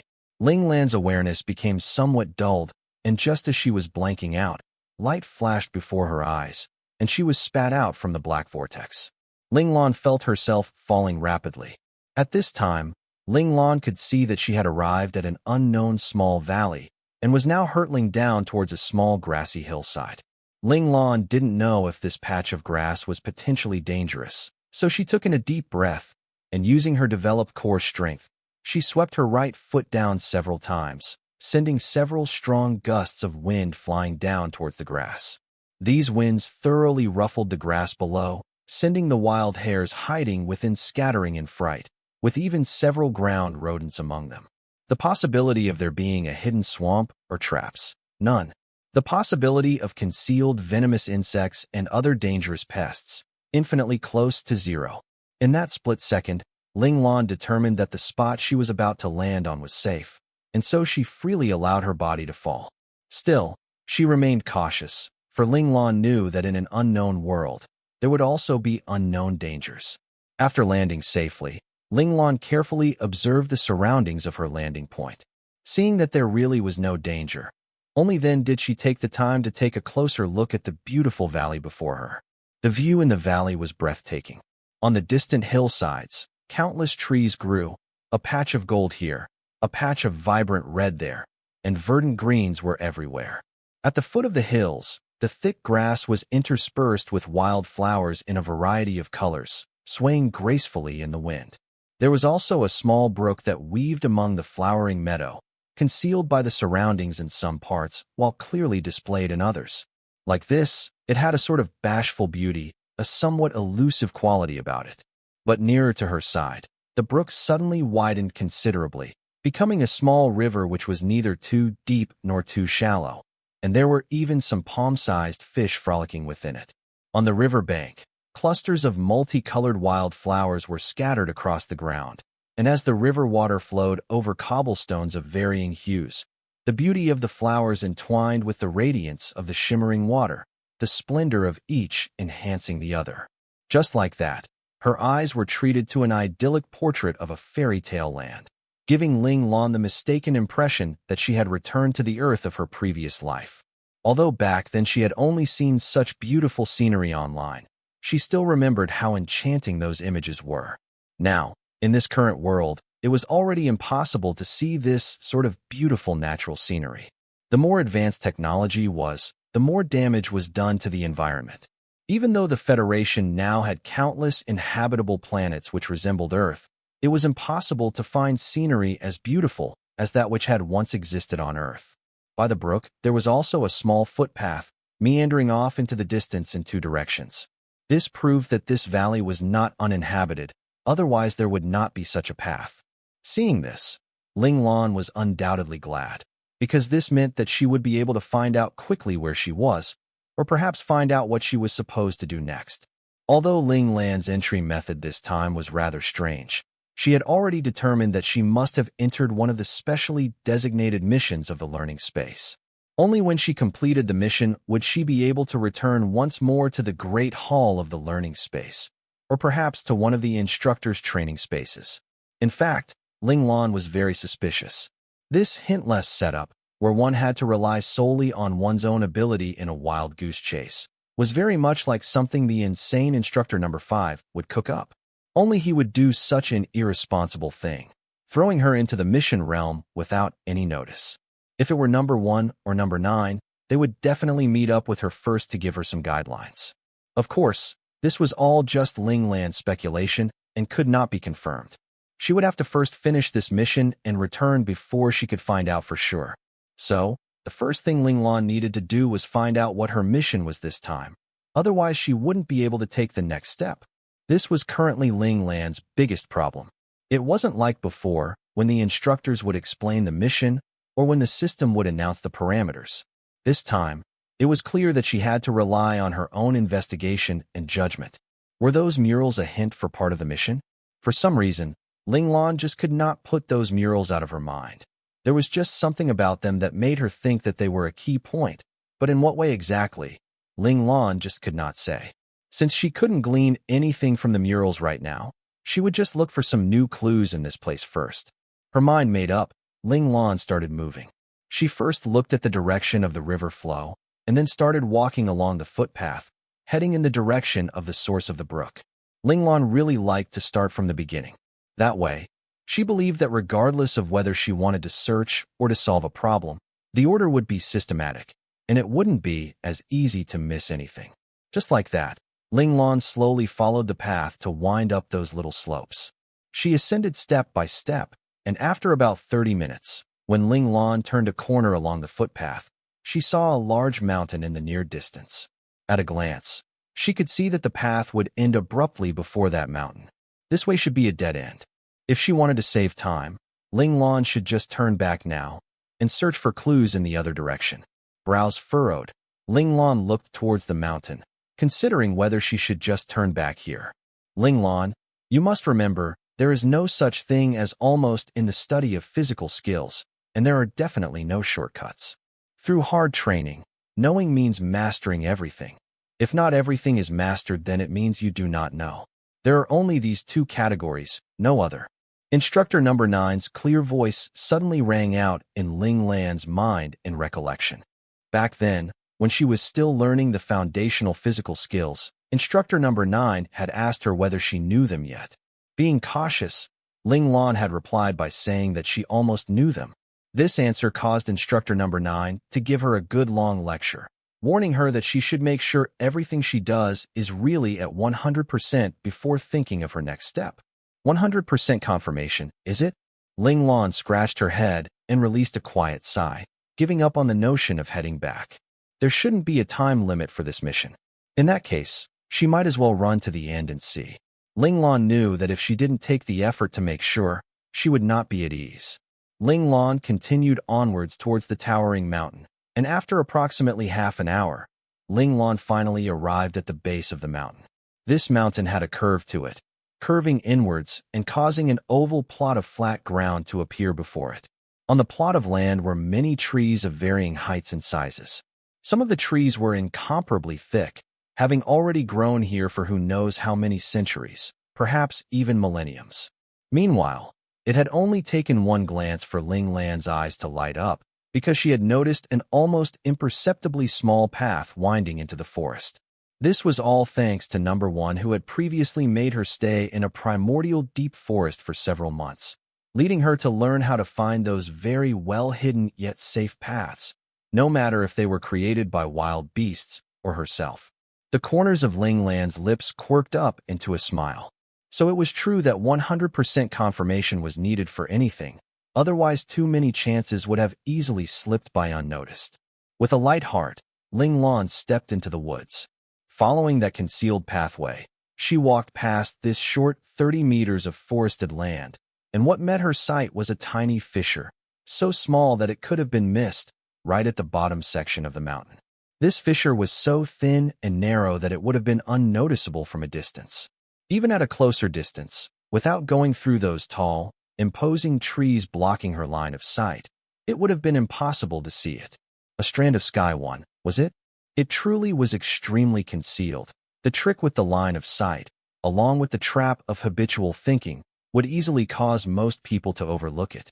Ling Lan herself had almost given up halfway through, but luckily she had remembered instructor number 9's teachings, which had made her persist in her efforts. Ling Lan felt a stirring of emotion. Perhaps the hint she needed would be inside this place? Or perhaps the answer. Ling Lan slowly approached the fissure. Sure enough, it was a strand of sky. The fissure would only allow a person of average build to pass through it. If someone a little plumper would like to go through, they would probably have to make some special preparations before they could do so.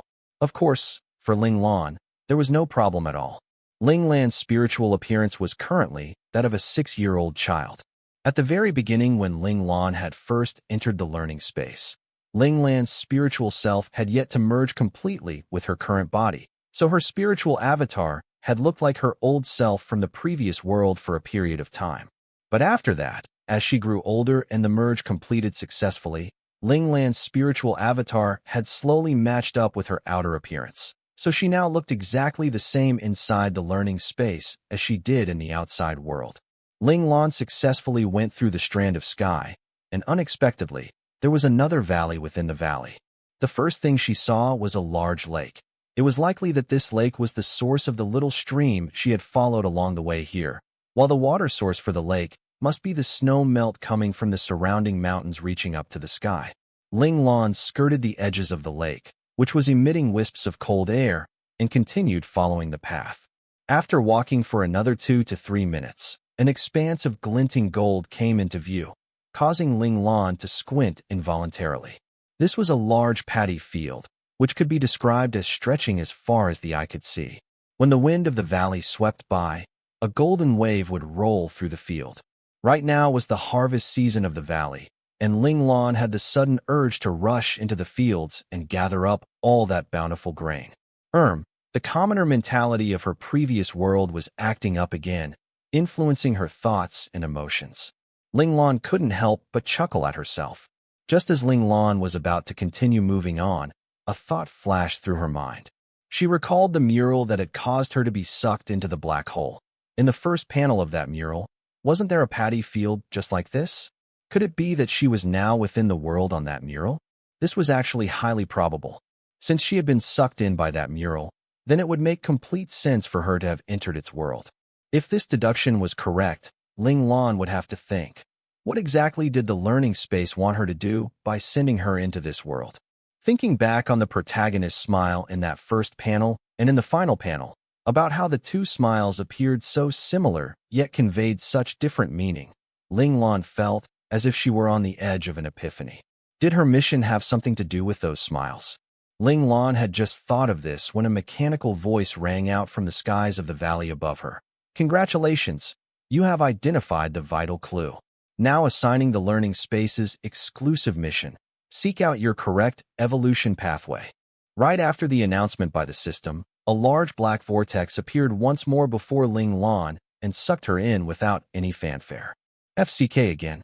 Ling Lan was speechless. Couldn't the learning space be a little more gentle? However, having experienced it once, Ling Lan was no longer as flustered this time. It was still impossible to pin down a sense of time, but when a brightness flashed before Ling Lan's eyes, she knew that she was about to be disgorged. Sure enough, just like the first time, she was spat out into the air, but this time Ling Lan was ready for it. She landed on her feet in an absolutely elegant pose. Ling Lan decisively gave an internal cheer for her own outstanding performance. Of course, the check before landing was still necessary, for Ling Lan had not forgotten the sly ways of the learning space. Yep, it was definitely sly to the extreme. Ling Lan, who had fallen for its traps more than once at the beginning, had by now already learned the basic instinct of maintaining her vigilance at all times. The spot where Ling Lan had landed on was a desolate hillside. The completely exposed yellow soil no longer contained any of the flourishingly beautiful vigor of life of the mountain valley, but was all dried and yellow cracked earth, with hardly any of the greenery which represented life. At a glance, there was only bleakness and desolation, and even an almost suffocating sense of despair.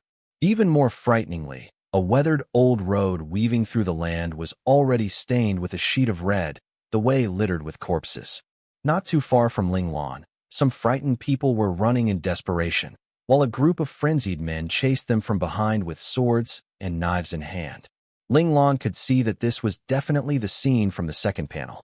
Only now, the protagonist from the image was missing, while Ling Lan herself had been added. Was this a test? Were they looking to see what choice she would make? To become an emissary of justice, or to remain as a cold-hearted observer? Taking joy in helping others was a good thing.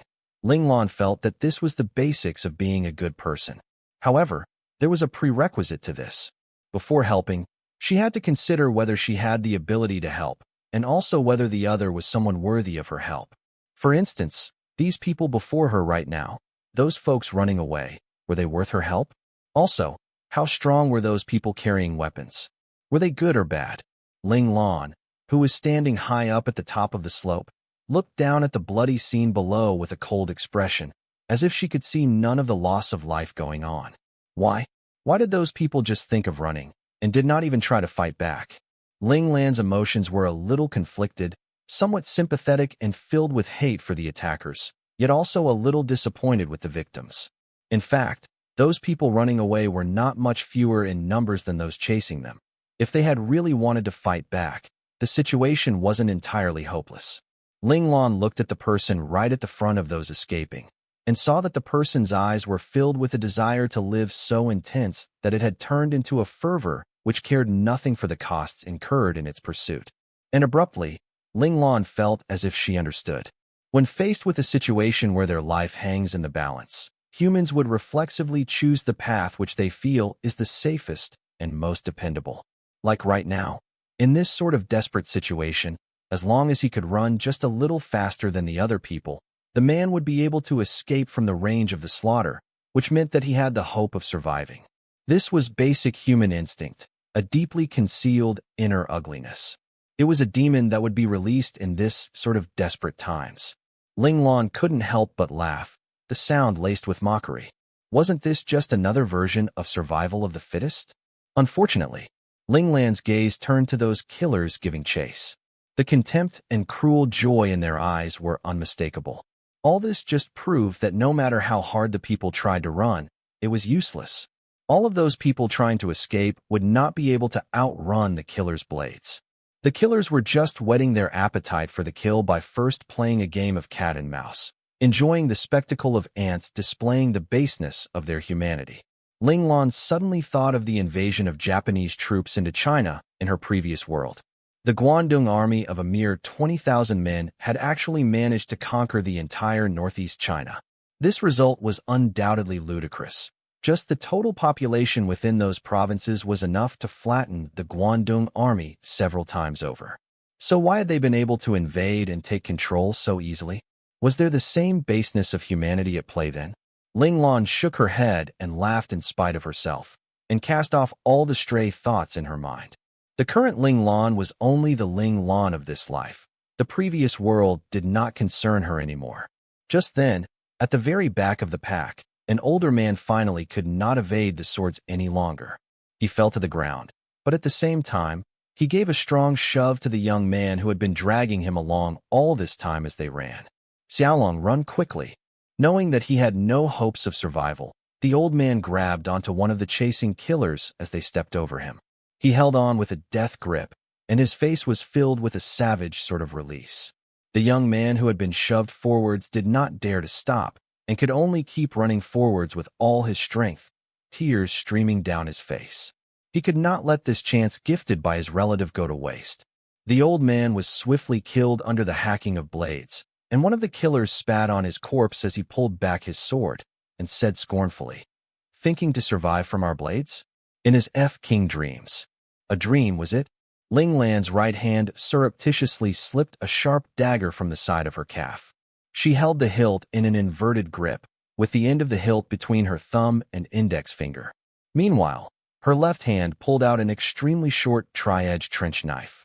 She had decided that she would help these escapees. The actions of that old man before his death proved that they were not cowards.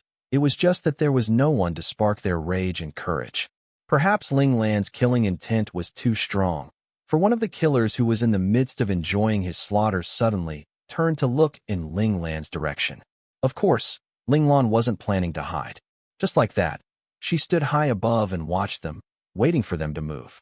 Those people saw that it was just a child, and their faces filled with glee. After killing so many adults, they had gotten a little sick of it. Perhaps this pitiful little rabbit would bring them more satisfaction. The first killer pointed Ling Lan out to the men beside him and indicated for them to bring the child over. One of the men leapt out from the crowd and headed towards Ling Lan. Seeing this, Ling Lan suddenly turned and ran. This reaction was just too normal. When a child saw something or someone that frightened them, this was what they would do. This movement of Ling Lan's also drew the attention of the runners, and Ling Lan could then clearly hear several shocked cries, as well as several shrill voices urging her to run faster. So, even as their humanity was on the brink of crumbling, these people still retained a smidgen of care for the young. Humans, as expected, were extremely complicated. Even though it was obvious that they couldn't even help themselves in this scenario, seeing an even weaker being in peril, they couldn't help but be concerned. However, the moment did not allow Ling Lan to ponder this any further. The killer who had split off from the group was already close, having run up the slope. "Little baby rabbit, stop running. Come quietly and follow your gramps back, so we can play together." The man's face was filled with excitement, and his tongue actually slipped out to lick at his lower lip. He was thinking of the ways he would torment this poor little wretch that seemed so pitiable, and was truly very pitiable.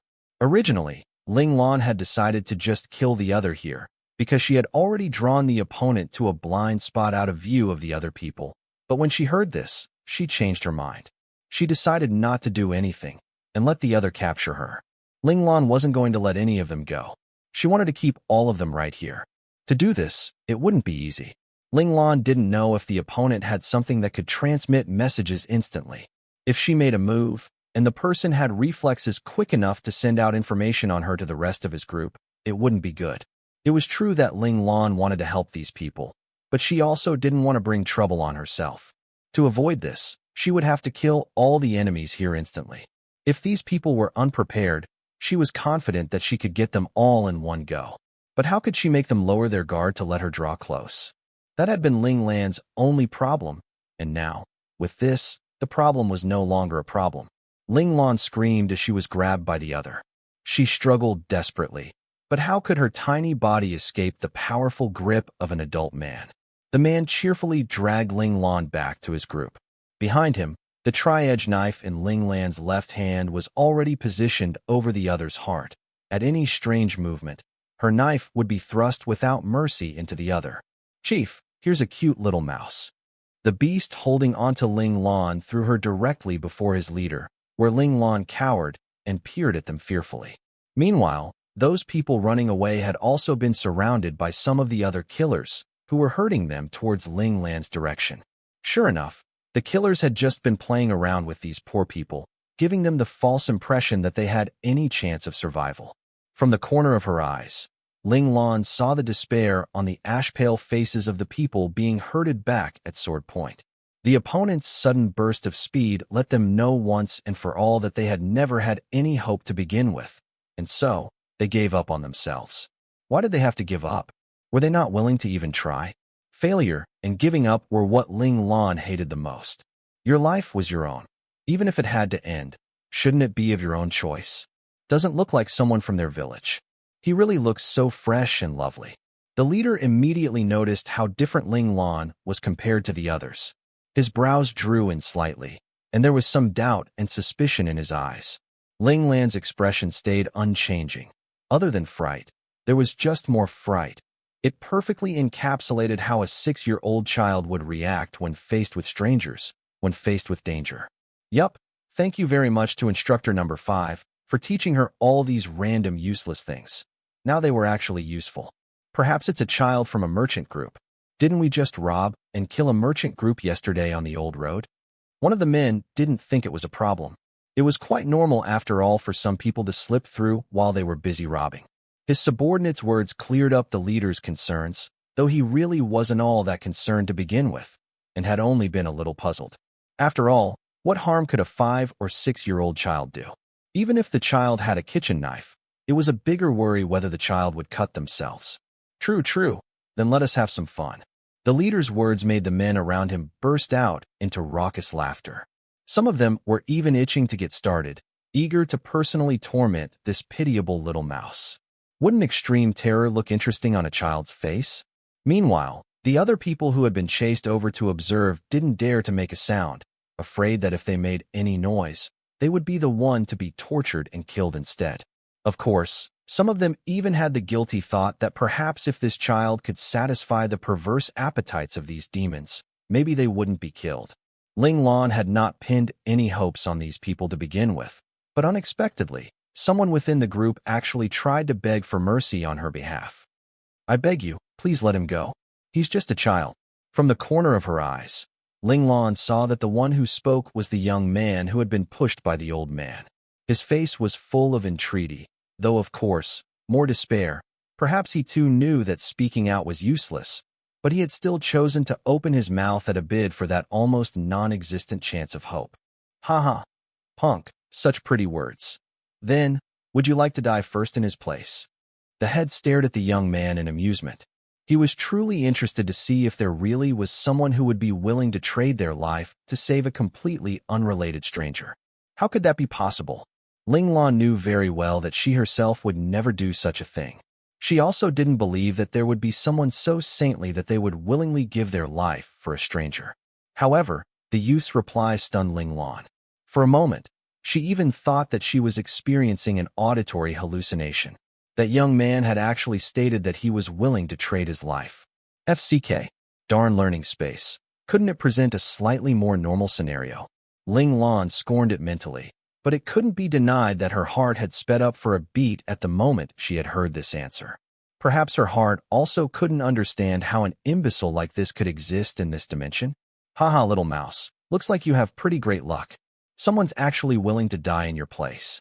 The head patted Ling Lan's face and lifted his head to chortle. Shouldn't you properly thank that big brother? The young man's unexpected response had thoroughly amused the head, giving him a taste of something new. Of course, he was even gladder to destroy and push these two people before him into the depths of despair. Come, as thanks, you'll have to smile and watch as my subordinates slowly peel his skin off. The head savagely twisted Ling Lan's head to face the young man. Meanwhile, the young man had already been propped up by two large men, while another, licking the polished knife in his hand, looked as if he was considering which part of the young man he should start cutting from. When the people being forced to kneel saw this scene, their faces filled with terror. Some of them were even filled with disbelief, unable to comprehend why the young man would try to save a strange child, and even be willing to be subjected to such inhumane torture for the child's sake before his death. On the side of the killers, all of their attention were now on the young man. They had reveled in this sort of scenario all along. Seeing the pain and despair of a person and listening to their wails before they died excited them. Even the head's attention was on the young man, completely forgetting about Ling Lan within his grasp. This was a chance. With everyone's attention on the young man, Ling Lan knew that the best moment for her to strike had arrived. Ling Lan's head remained still, but her arms twisted and bent to an extremely bizarre degree, breaking past the physical limits of the human body. The dagger in her hand then swung down mercilessly at the head, still holding onto her face. The head was guffawing as his subordinate slowly neared the young man, staring delightedly at the young man's desperate struggles. He was anticipating the scene when the young man would finally crumble, when he would scream and cry about how much he regretted his choice. Then suddenly, he felt a cold flash at his throat, and then the scene in front of him was spinning. He saw his subordinates, as they busied themselves making preparations to kill and maim those pitiful ants. He even saw the pitiable little mouse in his hands, who was strangely standing beside a very familiar body. But of course, most surprisingly, that body did not have a head. Head? Familiar? Wasn't that his body? He was falling apart in his shock. What the hell had just happened? Ling Lan had succeeded in one move, and without any hesitation, she broke the grip of the palms still holding on to her, and leapt at the few killers nearest to her. They still hadn't noticed that their head had been killed, and was currently happily watching as their companion threatened and tormented that self-sacrificing young man. In order not to attract the attention of those at the front, Ling Lan kept a tight control on her speed. She didn't move as fast as she could, but made sure to watch her shadow, and moved with a stealthy silence. Several times she flickered, and another few people had their throats callously slashed by Ling Lan's dagger. As blood gushed violently from their gaping throats, their mouths were muffled tightly by Ling Lan as they died. They did not have any chance to sound a warning, to tell their companions that a death god was approaching from their backs. Frankly, Ling Lan's throat-slashing technique was a learning space exclusive method. When she had cut the lifeline in their throats, she had also cut off their ability to speak. However, just to make sure there were no mistakes, Ling Lan still decided to cover their mouths. The young man who was facing Ling Lan was the only one who could see all this clearly. His eyes bulged, and his expression turned to one of stunned disbelief, and even his initially struggling body abruptly stilled. This strange reaction caused all the observing killers to pause in astonishment. Subconsciously, they prepared to turn and look, to see what exactly was going on behind them to elicit such a reaction from the young man, to the point that he would forget about his own imminent death. What a dumb pig of a teammate. Ling Lan decisively labeled the young man as dumb. Luckily, he hadn't revealed any joy or excitement on his face. Otherwise, these killers would certainly have their guards up in a flash. Right now, they were just curious about what the young man had seen. Ling Lan knew there was no more time. She needed to eliminate all these killers before they figured out what was going on, or else they might become an even bigger problem. This time, Ling Lan no longer controlled herself. She unleashed every bit of her strength and speed. Like an ephemeral shadow, Ling Lan swept across the scene, the tri-edged trench knife and the dagger in her hands swiping interchangeably in a deadly dance. Everywhere she went, the unprepared killers found a weapon piercing one of their vital spots unerringly, sending countless blossoms of blood blooming into the air. Ling Lan's path was a straight line. While this wasn't a good path for killing enemies, it was the best path for the rescue. Although the enemies at the fringes of both sides may be able to escape, this would prevent the young man from being used as a hostage. As predicted, Ling Lan managed to stay one step ahead, killing the two men, immobilizing the young man before they could react. At the same time, she sent the young man behind her with a kick. There wasn't a single killer left there, so it was the safest place. By this time, quite a few of the killers had finally gotten a hold of themselves. Ling Lan had originally been afraid that they would scatter and run, depriving her of the chance of killing them all, but unexpectedly, the men just raised up their weapons and charged at her with dreadful bellows. How nice. So the opponents were also dumb as pigs. This made both sides even then. Ling Lan did not give these people any chances. Within several blinks of an eye, all of the men had been eliminated.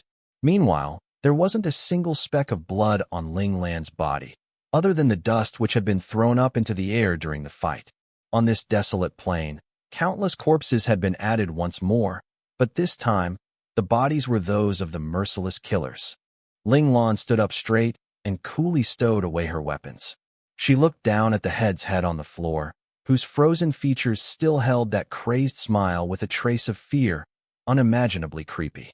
Ling Lan nodded to herself and mumbled under her breath. As expected, after a head leaves the body, it doesn't die straight away. There's a delay of 1 to 2 seconds, or perhaps even longer. Ling Lan did not spare a look for those unsettled survivors, but prepared to leave. Ling Lan had just taken several steps forward when that young man shouted, "Wait!" Because the young man had been silly enough to try and trade his life for hers, Ling Lan decided to give him a chance. Are you alone? If you have nowhere to go, why don't you come back with me to my village?" The young man worked hard to squeeze out a smile. He had just been saved from the brink of death after all. Even the calmest of people would be unable to keep their cool, not to mention that he wasn't a calm person to begin with. Was this the next hint of the mission? Ling Lan thought it over, and decided that she should go take a look at the village. After all, right now, she was completely clueless about this so-called evolution pathway, and had no idea what she was supposed to do next anyway. Seeing Ling Lan nod, the young man was thrilled. And just like that, Ling Lan prepared to follow the young man back to his village.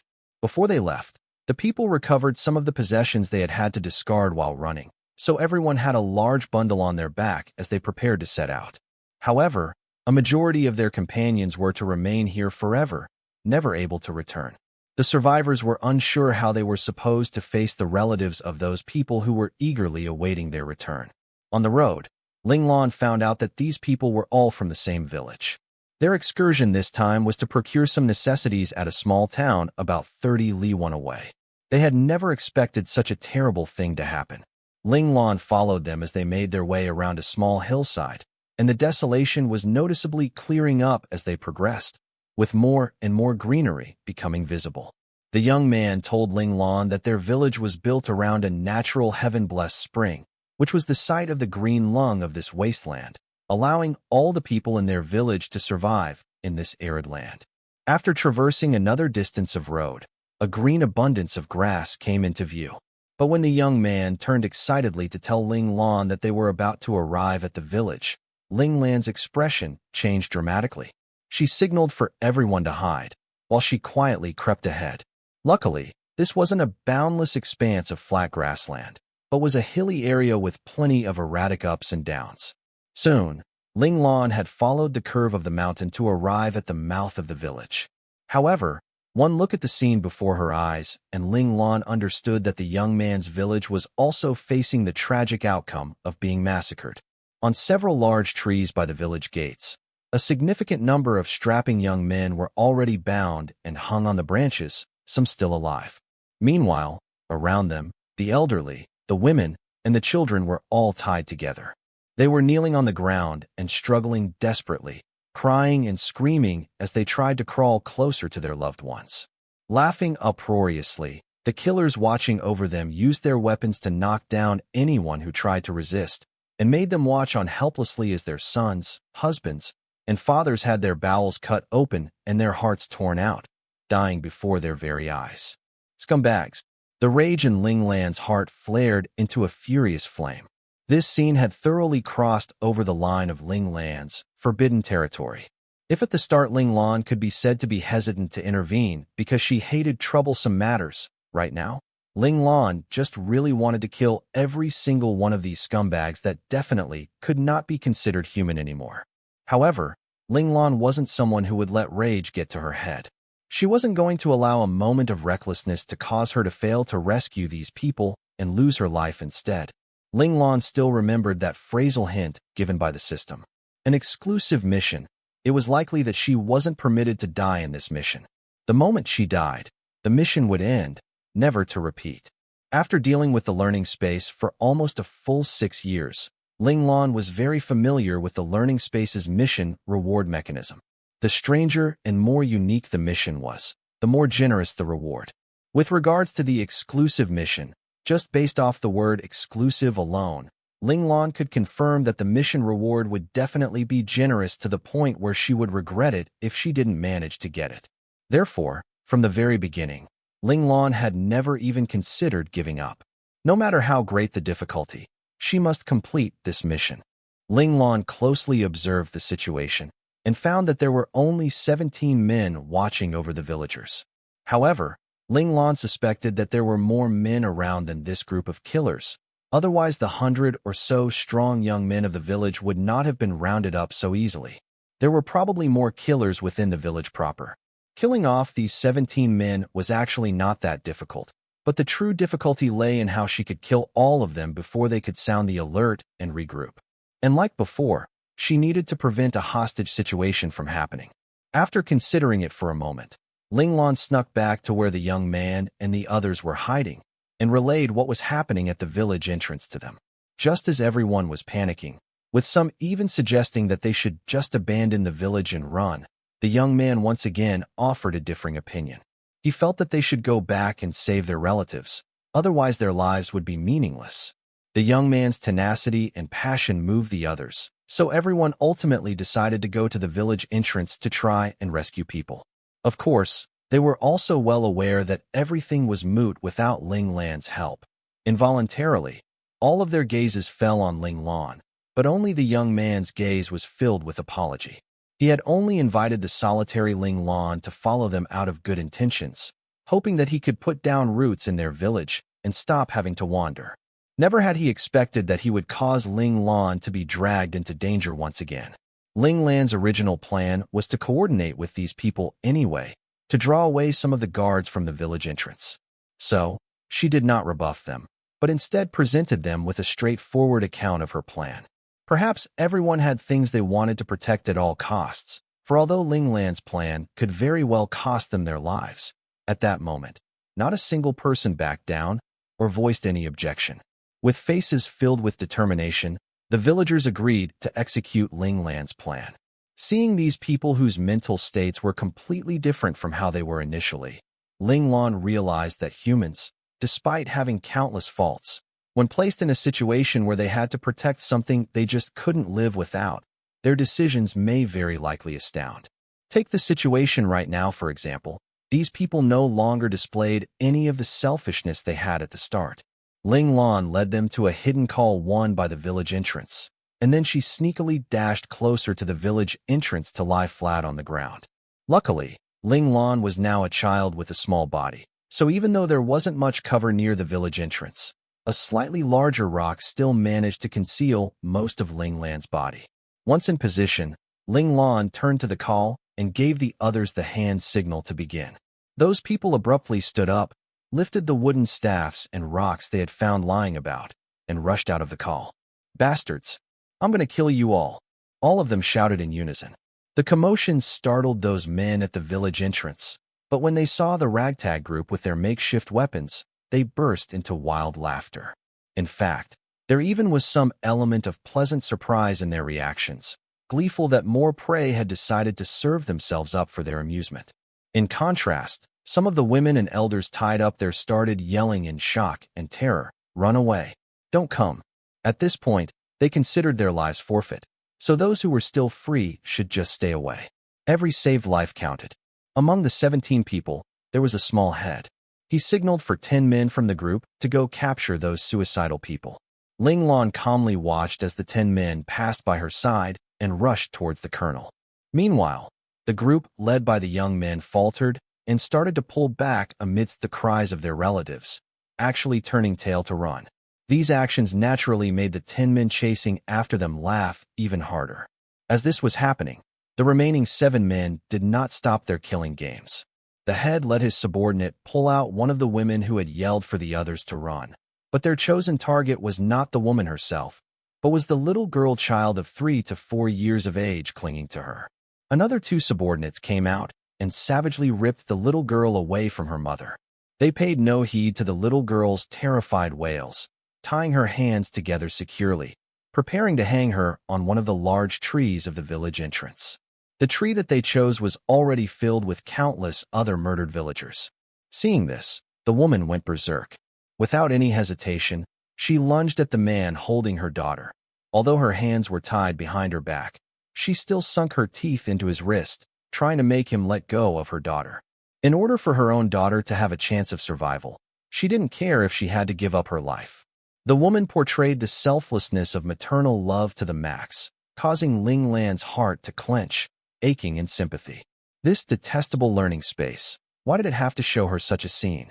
Ling Lan almost lost her cool, almost wanting to just rush out and kill every single one of those scumbags right then and there.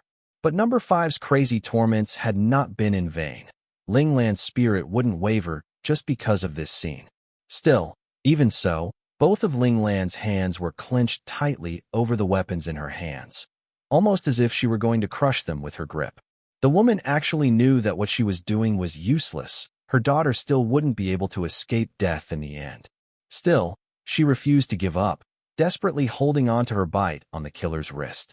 Even though her head was being pummeled fiercely by the man, even though blood had already coated her entire face, even though she was likely to die in the very next second, she did not let up from start till end, because she knew that the moment she loosened her teeth, her daughter's life would really be lost. And she absolutely did not want to see her own daughter die right before her eyes. Seeing her mother being hit till her whole head was drenched with blood, the small little girl could only wail in shock and terror, "Mama, Mama." That killer's awkward situation caused all the other men to laugh at him. There wasn't much camaraderie among them, so no one even thought of coming over to help him escape from the woman's savage bite. Even the head himself was guffawing. Seeing a companion make a fool of themselves was also part of their entertainment. Meanwhile, Ling Lan took the chance to slip behind them, finally baring her eager fangs. "I've gotten sick of killing women. Perhaps this little brat can excite me a little more." The head indicated for another subordinate to tie up the little girl. Just then, Ling Lan pounced, leaping towards the thug still beating on the little girl's mother. At the same time, she sent a pebble flying with a kick, aimed straight for the killer who was just about to hang the little girl up. A muffled whump, and the head of the killer who was tying up the little girl burst open. A reddish-white liquid sprayed out, some of it staining the little girl's body. Meanwhile, on Ling Lan's end, there was just a cold flash, and the thug's throat had been slashed open. A stream of warm blood spurted out to splash on the mother's head, mingling with her own blood on her face. The thug's expression was a stunned one. Till the very end, he had no idea why liquid would be spouting from his throat. He slowly fell over, slumping to the ground alongside the mother. After dispatching the thug, Ling Lan did not stop. Before the other killers could understand what was going on, she unleashed her greatest speed and strength. The remaining few killers didn't even see anything, or if they had sharp eyes, all they saw was a passing shadow. In the blink of an eye, Ling Lan had efficiently finished off the 4 small fry, and then she immediately leapt at the head. The small head was undoubtedly the strongest of the bunch. Seeing what had happened, he instantly knew they had hit a steel plate too. He knew he should shout, so the master killers inside the village could come quickly. The head instinctively defended his neck, His above-average eyesight had allowed him to see that all his subordinates had died from a slash of the throat. He thought that as long as he could hold out for a while, he would be able to yell and inform his boss inside the village that an enemy had come. Perhaps then he'd still have a chance of surviving. Well, dreams were beautiful, but reality was cruel. How could Ling Lan give him such a chance? Otherwise, she wouldn't have used bait to lure away a large portion of his subordinates. She had done that specifically to avoid giving them the chance to notify their compatriots in the village. Just as the head was about to yell, he suddenly felt as if his palm had been pierced by something, and then the same sensation was at his throat. Due to the unimaginable speed, he actually didn't feel any pain. He had thought that it would hurt, but he felt nothing till the moment he died. Ling Lan's tri-edged trench knife stabbed mercilessly into the opponent's throat, sealing his intended alert within his throat. She could even hear the faint clicking coming from deep within the opponent's throat as he tried to speak. "You all have no more chances," said Ling Lan coldly as she pulled out the trench knife. The head's eyes were wide as he fell face first to the ground. In fact, even before Ling Lan had removed the trench knife, the other was already fully dead. Ling Lan did not hesitate, but immediately rushed towards the call outside the village entrance. She still remembered that there were other people waiting for her rescue, and 10 more killers for her to dispatch. Ling Lan hadn't moved far from the village entrance when she caught sight of the group of killers chasing after the young man's company. The time Ling Lan had used to kill the 7 men at the village entrance had really been very short, so these people hadn't had time to get very far. At this time, Ling Lan had no more concerns, so these 10 killers were summarily dispatched by her. Meanwhile, the villagers who had played bait were all fine, with only one person spraining their ankle while running, but it wasn't serious and wouldn't affect his mobility. The young man and the others followed Ling Lan back to the village entrance and helped to untie and release the bound villagers there. Upon questioning, they found out that the village had been set upon by bandits and that this group was just the first batch of captured villagers. There were more villagers within the village whose fates were uncertain, though the odds weren't in their favor. Once again, Ling Lan became the focus of attention. Ling Lan simply instructed the young man to find a place to hide with all of the villagers, while she herself went deeper into the village to scout. Under the grateful stares of all the villagers, Ling Lan slipped into the village. She wasn't doing this for the villagers, but rather to vent the righteous aggression she had bottled up inside. She just wanted to kill all those inhumane beasts, but of course saving some of the villagers along the way was a welcome plus. Ling Lan did not have a so-called hero complex. She just didn't want this sort of inhumane beast to exist in this world. Perhaps the history of the invasion of China, so hated by the Chinese people, in her past world had left a deeply embedded wound within the hearts of all the impassioned descendants of China. Thus, when faced with such a similar scene, this banked rage was triggered. "I am me. I only live to follow my heart." Ling Lan had temporarily forgotten the mission, only wanting to go wild without reservations for once, and let out that demon imprisoned within her heart.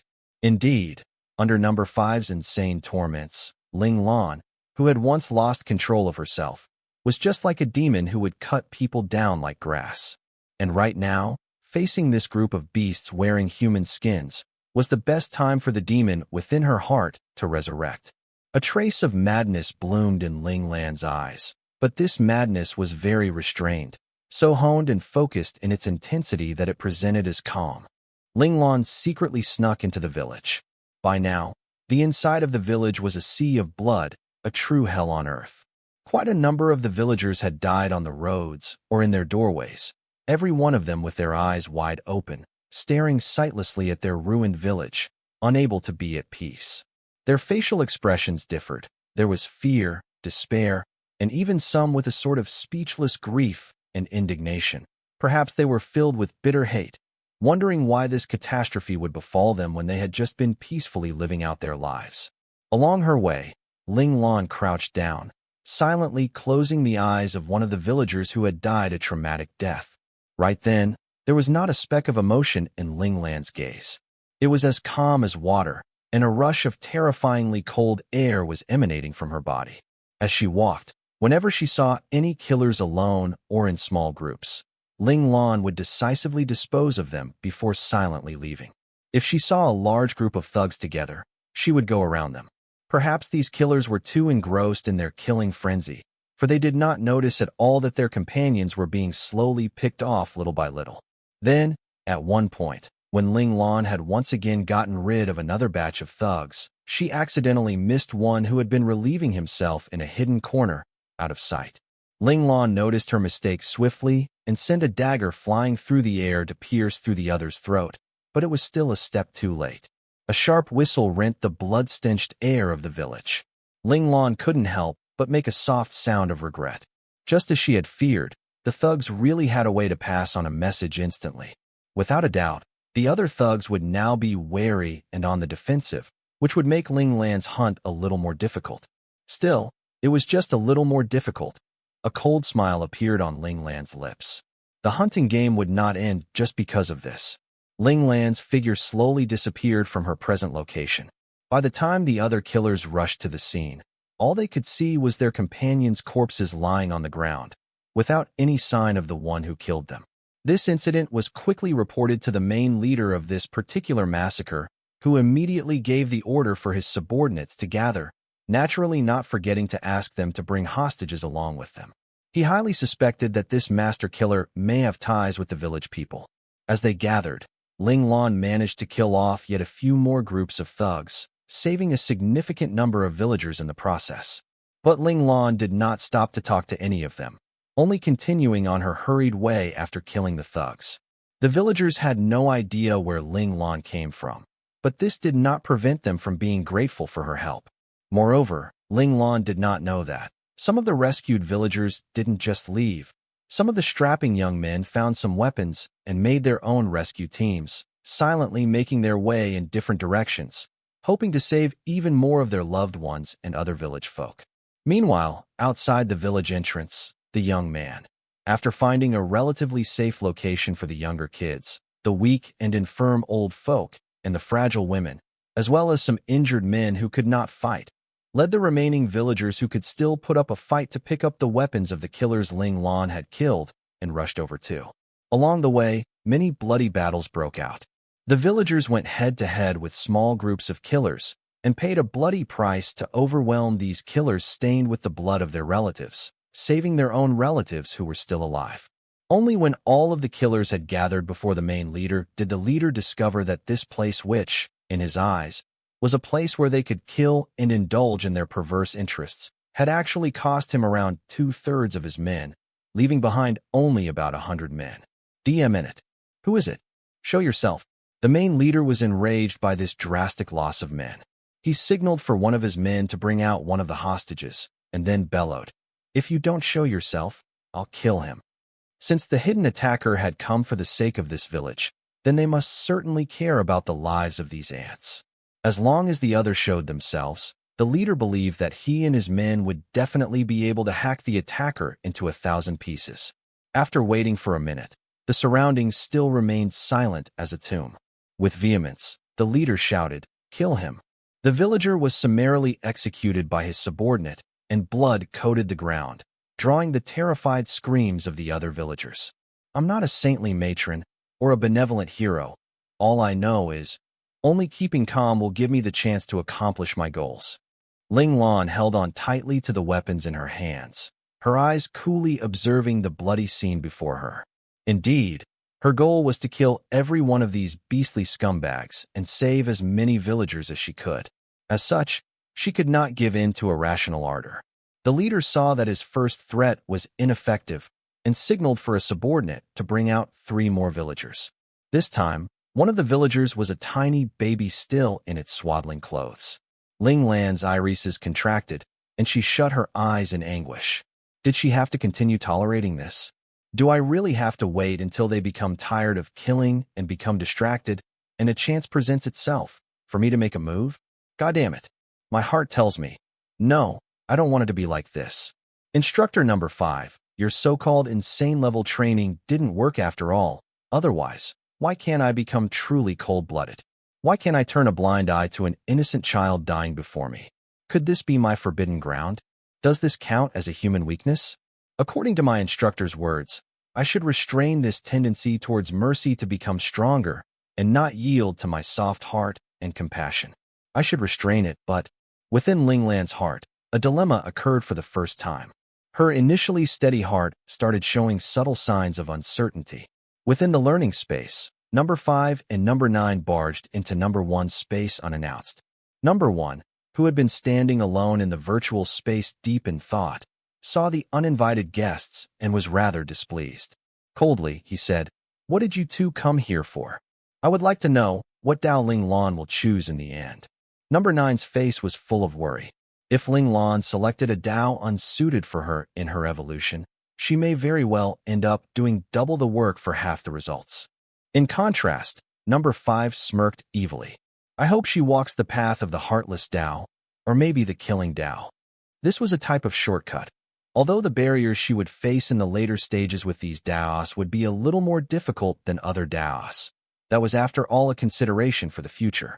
Number 5 believed that there would be ways to resolve it then, and it was overall worth it since she would be able to raise herself to the level of a master within a short period of time. For this purpose, his training in the period preceding this had intentionally been steering Ling Lan's personality and way of handling things towards the direction of these two Dao. If Ling Lan held fast to her memories of this time, it was highly possible that she would end up walking one of these two Dao. "I disagree," raged number 9. "Ling Lan may look like she has a hard heart, and she may do things with resolution and have an extraordinarily high tolerance. But I know Ling Lan's true self is passionate and gentle. She is compassionate, so the path suited for her should be the Fellowship Dao or the Benevolence Dao. I only know that the test she entered is for the Sovereign Dao." Number 1 told them about Ling Lan's current situation. "What?" yelled number 5 and number 9 simultaneously in shock. They had never considered that Ling Lan would enter the test for the Sovereign Dao. Ling Lan had no sovereign-like thoughts at all. How could it be possible for her to pass this test? Seeing the shock-pale faces of the two and their flustered appearance, number 1 harumphed coldly and said, "Entering the test for the Sovereign Dao doesn't mean that she must definitely walk this Dao. But it is typically very hard for anyone to jump out of the boundaries of the test and forge their own Dao." Number 9 had no confidence at all on this matter. Based off what she knew, there has not been a single child that had managed to make this step. Number 9's words caused number 1 and number 5 to fall silent. They too knew that this was extremely difficult, and that number 1's words were mostly self-consolation. Perhaps Ling Lan really can walk the path of the Sovereign Dao. It's not like every person who walks it has sovereign-like thoughts to begin with. Number 5 rambled on for a bit before he couldn't continue to lie to himself and the others anymore, and could only use fake laughter to fend off number 1 and number 9's unimpressed cold stares. It was true that sovereign thinking wasn't something innate, but a child would still have to have some instinctive greed on this front. For example, liking from young to be stronger by a head, taller by an inch, liking to show off, or even liking to take on leadership roles. Ling Lan was truly lacking in this respect. "I believe Ling Lan is not a typical person," said number 1 finally after a long moment of silence. He believed that no matter if the Sovereign Dao suited Ling Lan or not, Ling Lan would definitely complete this test and find the Dao that truly belonged to her. Ling Lan, who was still within the test mission, closed her eyes in silent contemplation. She heard the leader's countdown and knew that if she didn't show herself, 3 lives would end right there, one of which was a babe who had not been long in this world. "Kill them." The leader's cry woke Ling Lan up, and she subconsciously took a step forward, revealing her silhouette. "You finally appeared." Amidst the leader's wild laughter, his 3 subordinates who were holding onto the hostages firmly swung their sharp blades down. Impulsiveness is a demon. The results are not nice. Ling Lan's gaze no longer wavered. Her split-second falter had shown her the truth, making her realize that being soft-hearted was indeed a mistake. But holding back was an even bigger mistake. I might as well have just chosen to battle it out in blood from the start. Exchanging a tooth for a tooth, and blood for blood, was what I should have done. Why did she have to control herself? Why did she have to worry so much? If she hadn't shown up, these villagers would still have died at the hands of these killers. In that case, she might as well have killed off all of these killers as soon as possible and saved as many people as she could that way. The choice was actually very simple. She didn't have to be a saintly matron or a benevolent hero. Under the condition that her life was safe, She only needed to do whatever she could do with resolve. Hesitation would only cause her to sink deeper into more troublesome plights, just like what was happening now. The main leader saw Ling Lan rushing forwards with an icy expression and signaled for his subordinates to pull out 5 or 6 villagers, shouting, "Don't move, or else I'll kill them. Do it. I will avenge them." Ling Lan's speed became even faster, and she lunged fiercely at the killer closest to her, blade swinging. Seeing that the attacker wasn't fazed at all by his threats, the leader screamed in crazed anger, "Kill them! Kill them all! Do it! I will also do the same and kill you all." The current Ling Lan had eyes like ice, and everywhere her hands fluttered by, a corpse was left behind amidst a spray of blood. Ling Lan did not dodge these blood splatters, and soon her sweet little face had been stained crimson with blood, which slowly fell from her face drip by drip. She looked just like a ghoul that had crawled out from hell, here to collect all the living souls from the area. "Who the hell are you?" Finding that the villagers' lives were no deterrent to Ling Lan's slaughter, the leader was a little panicked. Ling Lan's killing method was quick and decisive, extremely efficient. Every swing of her arm took away yet another of his subordinates' lives. In short order, 10 or so men had already died by her hand. A debt collector. Ling Lan's trench knife stabbed mercilessly into the heart of one of the subordinates, and blood once again stained her hair. As she leapt away to lunge at another, she didn't forget to leave this response behind. Ling Lan's savagery caused the killers to have no time to bother with the villagers. They all lifted their weapons and charged at Ling Lan, preparing to surround her and attack her from all sides. "I've wounded him," shouted one of the thugs suddenly. There was still a trace of blood clinging to his weapon, but this was also his final achievement, for Ling Lan's dagger cut through his throat the next second. "After striving for so long, I still couldn't avoid getting injured." Ling Lan looked at the cut on her shoulder area impassively. Though it was still bleeding sluggishly, Ling Lan did not retreat at all, seemingly not feeling any pain from the wound. She decisively swung her weapons around and thrust them at the next foe. She had no wild hopes of killing all of these beastly scumbags without any injury to herself. Although she had considered at one point to complete the mission perfectly in such a way, which was why she had chosen to tolerate so much at the start. But that sort of toleration had made her feel unbearably frustrated and irritable, deeply uncomfortable. In contrast, though she had gotten injured, her current mood was extraordinarily light. She relished this sort of battle, this sensation of freedom. "This is the kind of battle I yearn for. No suppression or holding back, free to do whatever I want to do. Yes, freedom is what I want." Humans were resilient. As long as they were given a slim thread of survival, they would be able to unleash unimaginable power, and the villagers who had been held captive here were no exception. The tools the thugs had used to threaten them had finally been turned back against the thugs themselves, and Ling Lan's overwhelming strength and ferocity stoked the villagers' courage. Everyone there knew that if they didn't fight back, all that awaited them was death, and now that they had the hope of survival. For the sake of their husbands and wives, for the sake of their parents and relatives, and also for themselves, everyone in the village, whether male or female, young or old, took up weapons, determined to engage these criminals who had destroyed their happy homes in a battle to the death. It was very difficult for regular people with low combat ability, like the villagers, to finish off these exceptionally strong killers. However, the villagers had already decided to risk everything, determined to die honorably even if they couldn't succeed. Just think about how many villagers there were. If one wasn't enough, then try 2. If 2 wasn't enough, then try 3. This was no longer a game where the strong butchered the weak, but was now a horrific melee fight. Beside the body of every despicable killer, you could basically see a villager tangled up with him, almost inseparable. This was how the villagers fought. Very simply, the elderly entrusted their hopes to the younger generation, rushing forward to pull a random killer into a death embrace. Then, even if their chests were hacked into paste, they wouldn't let go. It had to be said that the latent reserves of humans were truly unfathomable. The strength of these old people before death became inexplicably horrifying, capable of rendering the killers completely immobile. Then, the second villager would rush forward, followed by the third, the fourth, and so on, until the opponent was dead. The The villagers' sudden fearlessness in the face of death shocked the killers. Following the death of one killer after another, the remaining killers actually began to panic. In particular, once their greatest leader was successfully killed by Ling Lan, they could no longer control the fear in their hearts and began fleeing like beaten dogs towards the outsides of the village. Though Ling Lan tried her best, a few killers still managed to escape, making her feel a little disappointed. She had really wanted to end every single one of them here. Although the killers were dead, this village was pretty much destroyed.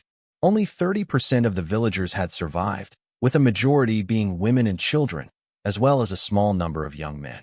Almost all of the elderly had perished in that final clash. Ling Lan didn't linger. She felt that it was inappropriate for her to remain in this village which needed to be rebuilt. The villagers were still in a stupor from their grief, and so did not notice when Ling Lan left. "Benefactor, don't go," shouted the young man suddenly, rushing over with the rest of the villagers his team had rescued. This shout seemed to awaken the villagers from their grief, and they all gathered around her, begging Ling Lan not to leave them. Ling Lan did not look back, only replying coolly, "I am not your benefactor." "No, you are. If you hadn't killed most of the killers, we wouldn't have been able to survive." Of course, the villagers didn't believe Ling Lan's words. If Ling Lan hadn't intervened, they wouldn't have been able to oppose the killers no matter how hard they tried. "You've saved us. We are willing to acknowledge you as master." Perhaps the villagers were grateful, or perhaps they just needed the protection of someone strong, for the young man's suggestion was unequivocally approved. They were all willing to become Ling Lan's servants. The villagers' words led Ling Lan to recall the image within the third panel of the mural. That protagonist had possessed countless subordinates. Perhaps this was where he had started to amass power.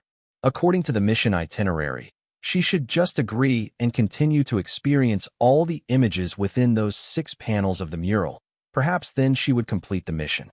Ling Lan fell into a contemplative silence, and then, just as she was about to speak up and agree, she abruptly remembered her mission description to find the right evolution pathway for herself. If she just blindly followed the contents of the mural, would that be right? Ling Lan felt as if she had hit upon a key point. Back then, it was because she had noticed the difference between the protagonist's smile in the first panel and the 6th panel that she had been sucked into the mural. In that case, could she take it as the protagonist's path of becoming a king and total domination being a mistake? So the main point of this mission was the term right. Ling Lan had the strong feeling that the answer was right before her, but there just happened to be a thin layer of paper still in the way. The more she thought about it, the more confused she became, until she reached a point where she felt that her thoughts were a bit of a mess. Ling Lan habitually sat down in a meditative pose and began circulating her qi. After one circuit, the stray thoughts in her mind all disappeared, and things became clearer. Ling Lan once again thought back to the earlier question, but this time she started chasing the thought from the beginning. It had all started because she had noticed that the smile in the first panel and the 6th panel were different. The smile in the first panel was sincere, innocent, and passionate, while the smile in the final panel had become fake, affected, and cold. This indicated that after the protagonist had gone through the experiences of the mural, he had changed from a pure-hearted youth into a dark and deceitful ruler. As he grew up, he had also lost his innocence. The right evolution pathway? A notion sparked through Ling Lan's mind. She suddenly thought, could it be that the learning space felt that the protagonist's choice to become a ruler was wrong? No. Ling Lan felt that there was something wrong with this assumption. Perhaps there was still some deeper meaning. Ling Lan thought back to the countless other murals she had seen in the tunnel. Although they all depicted different things, with different forms and different content, they all had one point in common. Their protagonists were all strong in a particular aspect. This fit perfectly with the learning space's reason for existing. Cultivating its host to become strong was the only calling of the learning space. So regardless of which path of strength the host decided to pursue, the learning space would not restrict its host, but was rather happy to provide support. Thus, there was absolutely nothing wrong if the protagonist in the mural decided to become a king who liked to expand his territory. Then, the problem might be with the protagonist's mental state. Could the loss of self be what the learning space really disapproved of? At this thought, Ling Lan felt as if she had opened a door that had originally been sealed up tight, bringing in a sea of light. All the conundrums she had before had been answered. Ling Lan thought to herself. Although the protagonist managed to become a king, he lost the sincerity and passion he had in the beginning, losing his true self. The mission this time may very well be for me to understand my true self and figure out what my true thoughts are. I want to possess a healthy body. I want to live freely. I want to do whatever I want to do without worry. I don't want to see any sinister plots, and I don't want to be controlled. I want to make a few close friends and bosom buddies, and raise an exceptional baby. Yes, I hate troublesome things, and I don't want to be tied down. Ling Lan abruptly opened her eyes, stood up to face the young man waiting patiently by her side, and said firmly, "I refuse." "Why?" cried the young man sadly. His entire expression actually twisted, and his gaze was resentful. "Your fates rest in your own hands. What does it have to do with me?" Ling Lan said impassively. This was truly spoken from her heart. "Why should I take care of you all? Why should I bear your responsibilities? No one can force me to do what I don't want to do. No one. Then why did you save us? You might as well have let us die at the hands of those people." The young man burst into tears, and all the villagers also started crying. Even the sky started to weep rain, as if unsatisfied with Ling Lan's heartlessness. "To save or not to save is my choice. To die or not to die is yours." Ling Lan threw down this final statement, and then immediately turned to walk away, no hesitation at all in her demeanor. In that moment, Ling Lan had made her decision. She wanted to be a free spirit and do whatever she wanted to do. She didn't want to live according to the world's rules of right and wrong and restrict her own movements that way. Gradually, Ling Lan left that blood-stained village further and further behind, coming to a desolate hillside of yellow soil. Ling Lan didn't know if her choice was the right one, but she regretted nothing. Instead, her heart was light, because the mission this time had let her reaffirm the path she wanted to walk, so that she wouldn't be tied down, so that she could live freely, so that she could give birth to an absolutely exceptional baby. She needed to become much stronger. Just as Ling Lan was about to unleash a scream to vent the pent-up emotions in her heart, a black vortex suddenly appeared once again before her eyes, pulling her inside it in an instant. FCK again. Ling Lan only had enough time to say that before she was entirely devoured by the black vortex. The tall slope of yellow soil once more subsided into silence, just as if Ling Lan had never been there. Alone in his space, Number 1 was sitting cross-legged in contemplation when his mind flickered, and then he abruptly disappeared.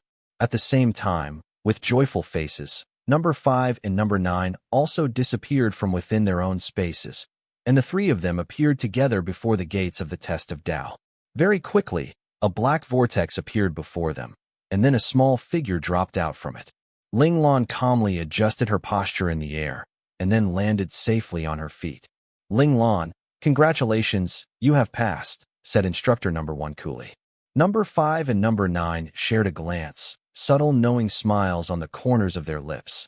Number 1's true emotions were not as calm as his appearance would suggest. Ling Lan blinked at the three instructors before her in bemusement.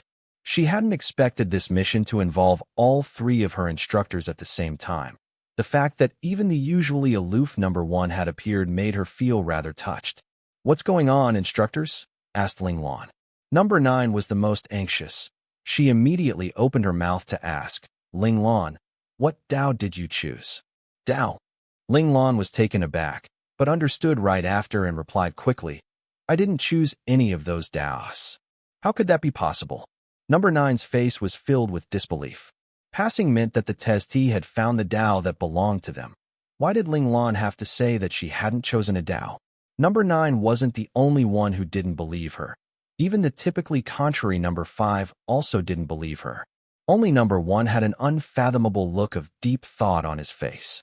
"Well, I can't really say I didn't choose," said Ling Lan bashfully as she rubbed her head and smiled. "I chose to walk my own Tao, and then the system said I passed, and just let me out." Number 1's eyes brightened, flaring with an intense light, while Number 5 and Number 9's faces were filled with shock, which quickly turned into triumphant joy. How lucky were they to be able to raise a pupil who could forge her own Tao. This sort of person would undoubtedly become a historic figure. Ling Lan said somewhat regretfully, "Unfortunately, I'm not sure whether I can complete it." The development of this Tao is all up to me to figure out.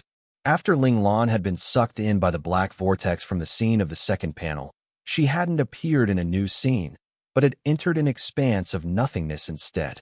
Everything had been a gray blankness around her, not a single thing in existence, while Ling Lan herself had just been suspended in midair within this nothingness. Just as Ling Lan was getting restless, the gray blankness suddenly twisted and actually turned into an enormous gray dragon to pounce at the suspended Ling Lan. Back then, Ling Lan had been terrified, but finding that she had been robbed of the ability to move, she could only watch helplessly as this enormous gray dragon swallowed her whole. Within that split second, countless images flashed before Ling Lan's eyes. The countless Daos which existed in the world were displayed before her, and she experienced all the trials and epiphanies associated with the Daos along with the images. When Ling Lan woke up once more, she found that she was still suspended within the nothingness, unharmed, as if all that had just happened had just been a passing dream. An extremely wispy voice came from a distance. Of these countless Daos, one of them belongs to you. Which one will you choose? Dao? Is that the evolution pathway I want? Asked Ling Lan pensively. Those paths earlier, didn't you see them all? Replied the wispy voice. Hate, frenzy, tolerance, control, ties, responsibility, and even kindness and murder. Every person had to abandon some part of themselves. Is this the cost for evolution? This sort of choice greatly displeased Ling Lan. Was it really necessary to make sacrifices to become stronger? Gain and loss has always been fair. To sacrifice or not is up to the individual. The wispy voice was cold and emotionless, but it also spoke the truth. In the end, everything was up to personal choice. Is it fair? Ling Lan closed her eyes, once again immersing herself in the grief and epiphanies brought on by those images. It was true that all those people had become the top of their fields, standing at the pinnacle of human achievement, but they also lost some very important things in the meantime. Even those people who had chosen the fellowship Tao still lost their family. When one's love was all-encompassing and all men were equal in one's eyes, what significance did family have? She did not believe that those people had chosen the fellowship Tao purely for themselves to begin with. It was likely that they had chosen it also for the sake of their families, but in the end, the outcome was distinctly different from their original intentions. In that case, what purpose was there in becoming strong this way? It was true that Ling Lan wanted to become strong because she didn't want to live a restrained life. If she was strong enough, her father's military benefits wouldn't be coveted by others, and she eventually wouldn't have to keep pretending to be a man to hold on to them. She really wanted to give birth to an exceptional baby, but her identity now meant she needed to be strong enough to push down a man she liked in order to get the other half of the genetic material needed for her child. Moreover, she wanted her child to be able to live openly without having to sneak around, growing up honestly under the care of her boundless love. She wanted to live this life without any regrets, looking down upon the whole world with a smile. All of this required her to become even stronger, perhaps even strong enough to stand at the very top. However, this didn't mean that she was willing to sacrifice certain things in the process. For instance, she didn't want to become a madman or a villain, scorned by the world, so the demonic Tao, ghoul Tao, or killing Tao were all unsuitable for her. She also didn't want to become a saint, a benevolent figure, or a king, to become some sort of leader, for this would force her children to have to be on their guard from a young age, losing the childish innocence and joy they should have. Thus, the sage Tao, sovereign Tao, and benevolence Tao were all not the Tao she needed either. Whatever emotionless type Tao or relationship-centered Tao were all nonsense. Hearts Tao, literary Tao, martial Tao, all these evolutionary Daos with their multitude of restrictions and conditions were not at all pathways that Ling Lan wanted to walk. After analyzing each and every one of the Daos, Ling Lan still couldn't find a Dao that suited her. Dissatisfied, she said, "Didn't you say that there would a Dao suitable for me among all these Daos? Why is there none that catches my eye?" The wispy voice rang out once more. "There are hundreds and thousands of Dao in the world. How do you know that there is no Dao that is suitable for you?" Ling Lan's response was quick. "In other words, the Daos I've seen are only a portion? Then isn't that strange? Why won't you let me see them all?" The wispy voice rang out again, but it no longer sounded cool and unaffected. This time, there was a trace of dissatisfaction in its tone as it said, "Due to coincidence and serendipity, you've been given the blessing of several Daos. Don't be too greedy now." Ling Lan cared not for the voice's dissatisfaction, but rather found the answer she sought from its response. "In that case, I won't choose any of those Daos you've shown me." Ling Lan's reply stunned the wispy voice. Why? Previously, anyone faced with this situation would always joyfully choose one of the Daos offered. Why would this person before it now bear to give up such a great opportunity? It was finding this a little hard to accept. Didn't you say that there were hundreds and thousands of Dao in this world? Then I need to find the one that suits me best. Ling Lan used its own words against it, the teasing tone in her voice obvious. The wispy voice was instantly aggravated. All these Daos I've given you are Daos which have been tried and tested, created and developed by those who have succeeded, capable of helping you grow strong quickly. Anything else would have to depend on your own capabilities, leaving you stumbling in the dark. You may end up accomplishing nothing in your life, unable to become strong. Are you stupid? Hee, not faking it anymore. Ling Lan poked fun at the voice. The voice went silent, and Ling Lan continued to say, "You're the system of the learning space, aren't you? Stop pretending to be some mysterious master and just tell me straight. What exactly is this?" Choosing the right evolutionary Tao refers to your path of evolution. This time, the voice was no longer wispy, but was the usual system's voice Ling Lan was familiar with. Only then did Ling Lan nod contentedly. There we go, acting all high and mighty like some deity, beating around the bush with mysticism and riddles. These were all things she wasn't used to. "Isn't this just taking on training step by step?" asked Ling Lan curiously. She still hadn't wrapped her mind around the appearance of this mysterious concept of Tao. Tao is a sort of enlightenment, a plane of thought, a realm, not just regimented numbers and training. The system's reply was airy, but Ling Lan still understood and nodded somewhat thoughtfully. This was thanks to Ling Lan having read way too many novels in the past. Some Chinese Buddhist scriptures and teachings would often appear in novels, so this sort of words with deep Zen flavor was no problem for her. All those Daos I saw were a type of extreme. In other words, when someone walks to a particular extreme, he may be able to realize some profound secret of that extreme. There were many things to do with humans which cannot be explained by technology. For instance, the qi cultivation exercises she had learned was one of these miraculous things. This time, the learning spaces system did not respond, for these things needed to be discovered by the host themselves. After another few minutes, the learning spaces system asked again, "You really don't want to choose those Daos? They're really a shortcut, you know." But Ling Lan recalled those cultivation-type novels she had read. It's been said that the experience of others can only be referenced but not imitated blindly, because everyone is different. Only those things which one has realized on one's own are truly suited for oneself. So perhaps Tao is the same. Ling Lan had her answer. She shook her head once more. "I don't want them. Is it that you don't want to become strong anymore?"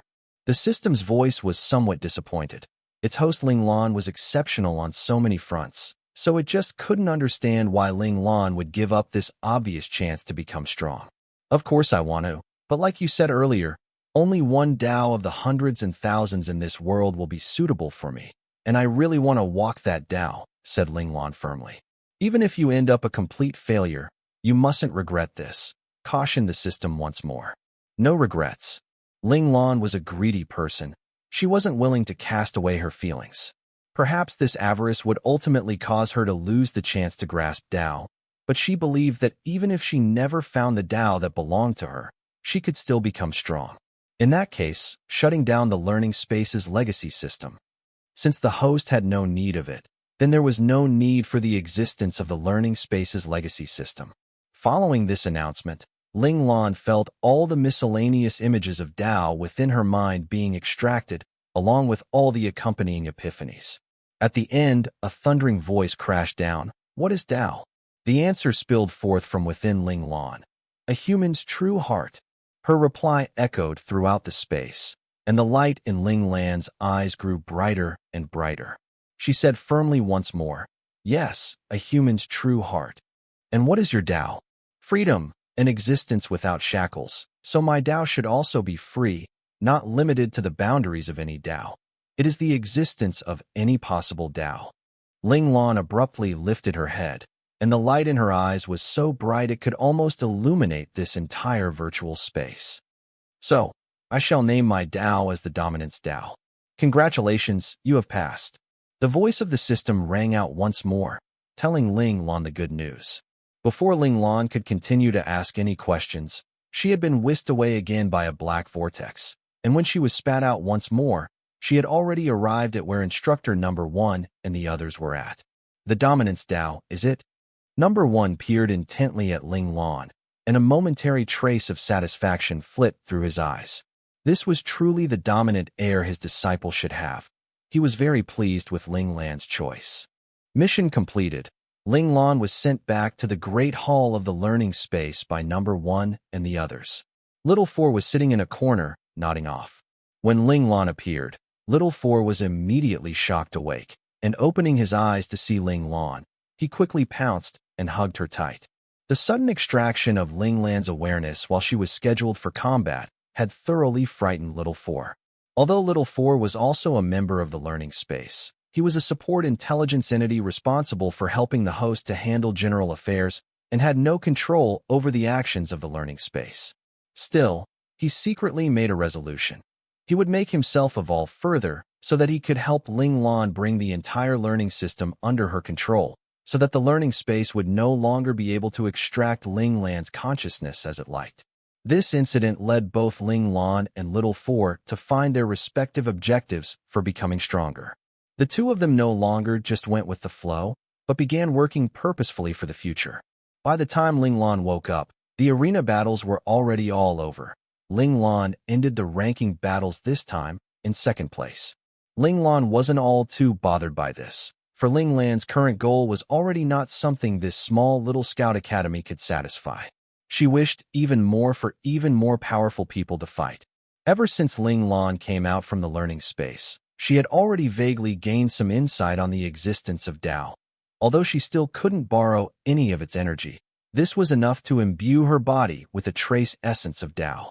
In other words, if Ling Lan exposed just a little of this Tao essence, even a 10th grade student would be unable to resist its influence and would become unable to perform at full capacity. This was what made Tao so terrifying. It had the ability to limit and weaken the opponent. Ling Lan believed that this wasn't all there was to Tao, but she had only just learned of it and was still unclear about what Tao truly was. At the same time, she was also unsure as to the limits of this essence. How strong did an opponent have to be before this Tao essence would lose its effectiveness? All of this still awaited her exploration and research. However, right now, Ling Lan wasn't ready to delve into this yet. Her entire concentration had been captured by the virtual world. That's right, Ling Lan and the others had finally been approved to enter the virtual space that could stand as a self-contained world of its own. The catch was that they still couldn't freely access and explore the whole virtual world of the Federation, but were restricted to hanging out in the virtual world of the Central Scout Academy. In Ling Lan's words, this was obviously the newbie village of the game world. Only when one's level was high enough would one be able to go out into the big bad world out there. Still, just this was enough on its own to thrill Ling Lan and the others. Before entering, they promised to meet up at the login point inside. Subsequently, they all went back to their own dorms and lied down in their respective personal login pods. The current virtual world was not like that of Ling Lan's previous world. The Federation was extremely strict with the management of the virtual world. The rules and regulations associated with it were no less than that of the real world, and was in fact significantly stricter. It should be known that over the millenniums, there had been over dozens of cases where the anarchy within the virtual world had spilled over to cause catastrophes in real-world society. All these incidences caused the federal government to start taking the virtual world seriously and to come up with various laws specifically targeted towards the regulation of the virtual world, which had also come to be known as humanity's second world. Of course, the emergence of these regulations caused this second world to become very organized, which in turn led to this second world's rapid development, becoming unbelievably prosperous. It should be known that the Federation's mainframe used a human's brainwaves as the condition for logging in, and that every person's brainwaves were one of a kind, never changing. Think about it. Every person could only have one ID and one image, no alternate accounts. If someone were caught committing some crime or breaking some law, they would be stripped of their right to log into the virtual world, and may even have to go to jail. Current humans had already gotten used to existing within a virtual world, living a second life within this secondary world.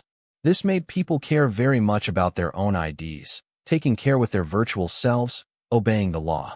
Of course, if you weren't afraid of the federal government stripping away your right to enter this second world, you could just cause as much trouble as you want. Naturally, this wasn't foolproof. As technology continued to develop, humans were also continuing to evolve. Black hat hackers who existed tens of thousands of years ago still existed tens of thousands of years later, but now they were called under one umbrella term, hacker. This was not because hackers had become weaker, but rather, hackers as a collective had a higher entry point now.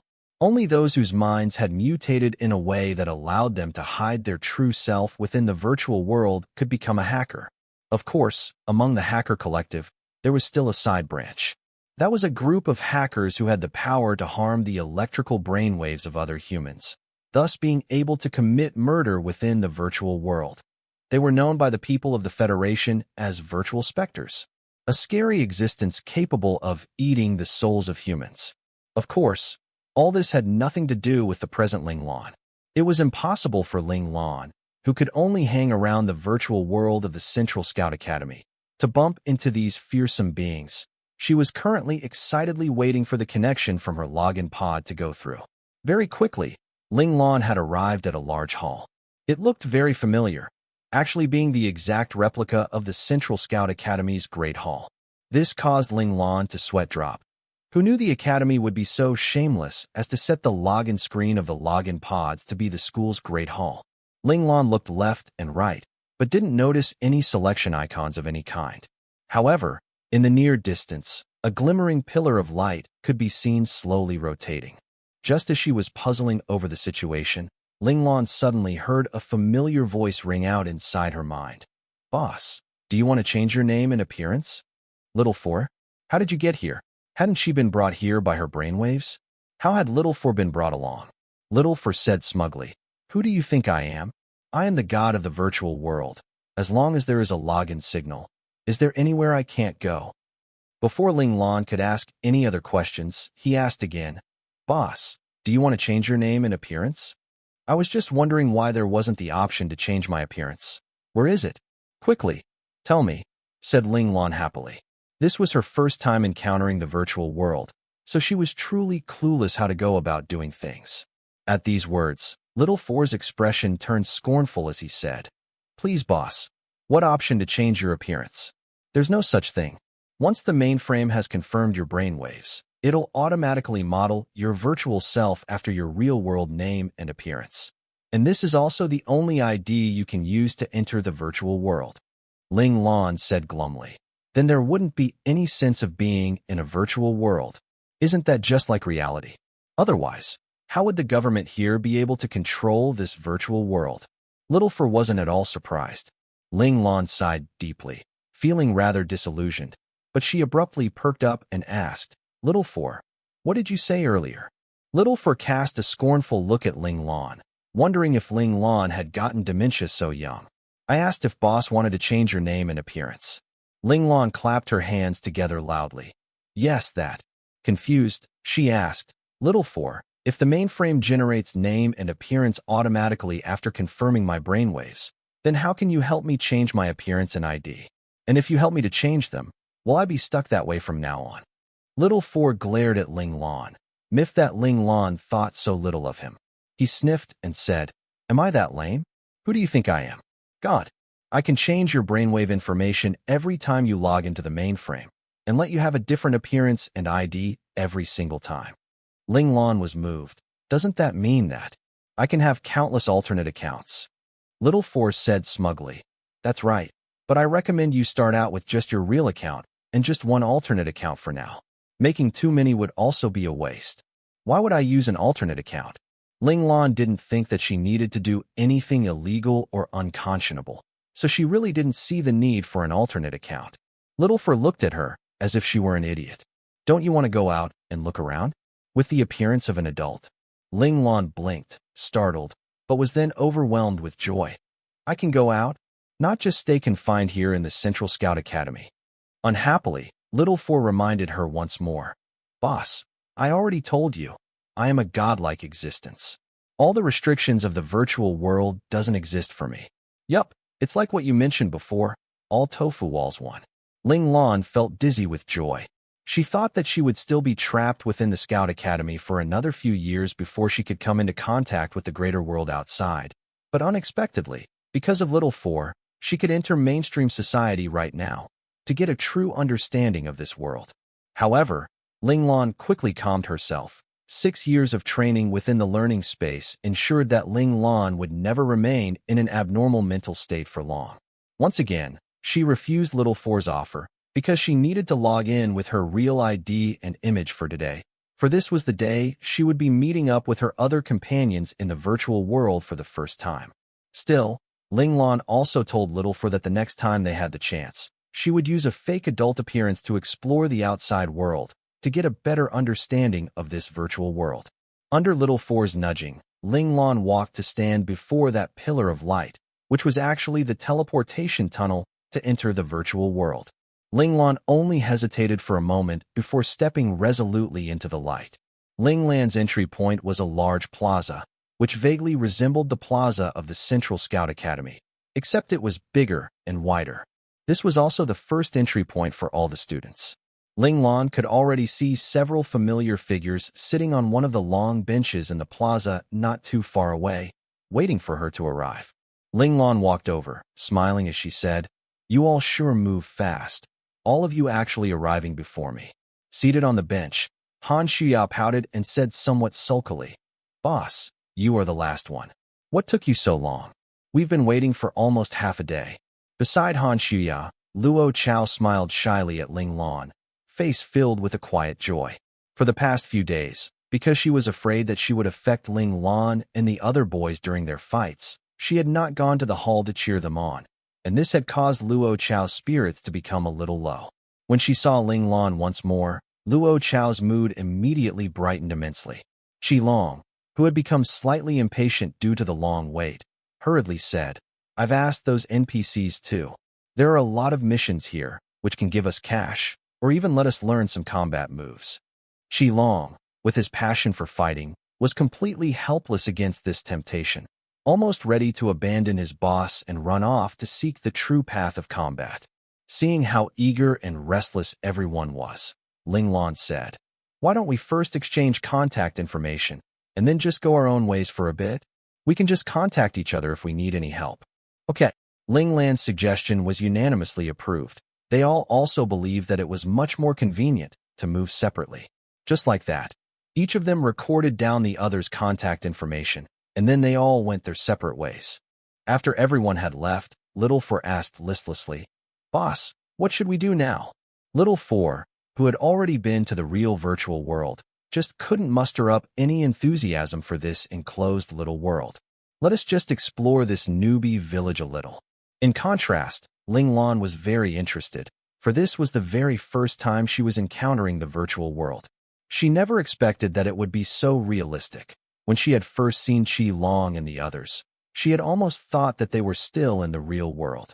Newbie village? What does that mean? Little Four was troubled. Why couldn't he understand what his boss was saying? However, for the sake of not cracking his image of smartest intelligence entity, he didn't dare ask Ling Lan what it was, but instead secretly went to trawl through his own databases. Very quickly, in some random web novel, Little Four found the term, and when he took a look at the context of the term, he finally understood. Little Four looked around at this closeted little world, compared it with the meaning of newbie village in net gaming, and found that his boss's description was just perfect. Once more, Little Four was awed by Ling Lan's deep knowledge. Boss sure is boss, all right. Able to use such concise and simple terms or sentences to describe a complicated thing in its entirety. Just look here. To ensure that those children who have yet to properly establish their values and worldviews were not led astray, the Academy chose to protect them within an enclosure. Wasn't this exactly like the newbie villages which had been established in net gaming 10,000 years ago to protect the rights of new players? Setting aside Little Four's current adulation towards Ling Lan, which was surging like the waters of the Huang, he won and threatening to overflow. Ling Lan spent a whole day satisfying her curiosity, roughly exploring the entire area of this small, enclosed world and getting a rough idea of the conditions within this enclosed city. The city was very large, over 100 times larger than the Scout Academy in reality. By Ling Lan's estimations, it was impossible to learn all the nooks and crannies of this city without spending several years' time. This vastness was probably also for the sake of keeping the Scout Academy students at bay. After all, they had to stay put here in this patch of virtual reality for over 10 years while they remained in the academy. If they conquered this city within a few days, the students would definitely riot. Time in the virtual world wasn't extended like Ling Lan imagined it to be, but moved at the same pace as real-world time. In other words, a day in the virtual world was equal to one real day. Ling Lan wandered the city shops for a while and found that there weren't any strange or incomprehensible products. Everything in the shops were items that also existed in reality. Then, when she asked, she found out that the things one bought in this virtual world were actually things being bought in reality. The moment you made an order and paid, the seller would send out the goods in the real world. Oh right, a gentle reminder, things bought in the virtual world were non-refundable. Of course, all sorts of learning halls were still the most common in the city. Within them were countless recordings of lessons for various courses. As long as you could complete certain preset missions, you would be able to receive one of the course videos for free. Of course, you could also choose to buy the lessons outright, but the cost in gold was enough to blind you. Hells, it was just too expensive. If it were possible to transfer some credits in from the real world to exchange for currency, perhaps the students would not be so resentful. But unfortunately, to push the students to become independent quicker, the academy banned this trading function. Even more unreasonable was that every student who first entered wouldn't be given any money at all by the miserly academy, not even a single cent. Want to buy something in the virtual world? That's fine, students. Please accept a mission and use your own 2 hands to build your fortune. All the NPCs will smilingly parrot this sentence, completely unmoved by the children's tantrums or wailing complaints. Of course, the academy wasn't truly that heartless. They set up countless easy small missions within the virtual world. Naturally, the money one could earn from these missions wasn't much, but as long as one completed the mission, one could obtain the associated gold or redeem particular course instructions for free. Rumor had it that there were also some legacy missions and ultimate combat moves available which caused the students' eyes to burn with want, for these missions could let an average child rise meteorically overnight. Of course, it wasn't easy to get this type of high-level mission, which was dependent on luck and circumstance. Moreover, even if you received this kind of mission, whether you could complete it was still uncertain. Ultimate moves and legacies weren't that easy to obtain. These hidden details were still completely unknown to Ling Lan and the other new students who had just gained access to the virtual world. They could only begin from the small missions and learn more about this second world of humanity as they earned some pocket money. As Ling Lan had the ultimate cheating device in the form of Little Four, she truly took to the virtual world like a fish to water. Facing the tens of thousands of content produced daily, Little Four carefully helped Ling Lan to pick out those missions which had the best cost-benefit ratio, allowing Ling Lan to accumulate gold at the fastest possible speed. If necessary, Little Four could also directly bypass the lock on the virtual space and exchange credits for virtual currency to bring to Ling Lan. But this suggestion was immediately refused by Ling Lan. Ling Lan felt that she already had too much of an advantage presently because of Little Four. If she pushed it even more, she would really draw the wrath of the heavens and the grudge of the people. Ling Lan decided it would be better to keep a lower profile. Of course, Ling Lan also refused Little Four because she still had one great advantage. The battle points she had gained in the ranking tournament were actually valid for changing into virtual currency. Ling Lan guessed that this was a reward mechanism put in place by the Academy for the top talents, a covert form of encouragement. It could be expected that these exceptional children would be able to rely on this additional wealth from reality to pick up useful skills a step earlier, which was in line with the educational compass of the Scout Academy. Just like that, Ling Lan busily passed a year between the Scout Academy and the virtual world. Within this period, she went through 2 more ranking tournaments, and for both times, she maintained her ranking at 4th place. The first time, she met Luo Lang in the semifinals and chose to give up, while the second time, she met Qi Long in the semifinals and also chose to give up. Don't blame Ling Lan for not having any fighting spirit. The difference between their strengths was just too wide. Asking Ling Lan to fight with them was really just like asking her to bully children, and there was really no benefit for either side. If not to guarantee that she would be able to get the best education and the best cultivation resources, Ling Lan would have no desire to fight at all. This move also caused Ling Lan's reputation to only circulate within her grade. The upper grade seniors had still had some interest in Ling Lan at the beginning, but in the end, seeing Ling Lan consecutively get held back in the top 4, they gradually lost interest. Ling Lan didn't care about any of this. The Scout Academy was just a place for her to learn, not a place for her to show off. Besides, she was very busy every day. She had lessons of the Scout Academy to learn, missions of the learning space to do, and she still had to make some time to research the Tao she wanted to walk. Of course, she also didn't forget to go complete several small missions in the virtual world with the highest returns as selected by Little 4 every day. On this day, Ling Lan logged into the virtual world as usual to do her missions, but the moment she entered the virtual world, she was immediately bombarded by the countless alerts of her companions trying to contact her. She opened her flashing communicator and found that Qi Long and the others were desperately trying to get hold of her. "What's up?" Ling Lan was extremely curious. Although the others would contact her every once in a while, they had never tried to contact her all at once like this before. Something big must have happened. "Boss, where are you?" Qi Long's loud voice almost shattered Ling Lan's eardrums. Ling Lan took a look at the familiar buildings around her and replied, 100 meters in front of the electrodynamics building. This time, Ling Lan was preparing to complete a particular physics instructor's mission and obtain instruction from said instructor in physics topics.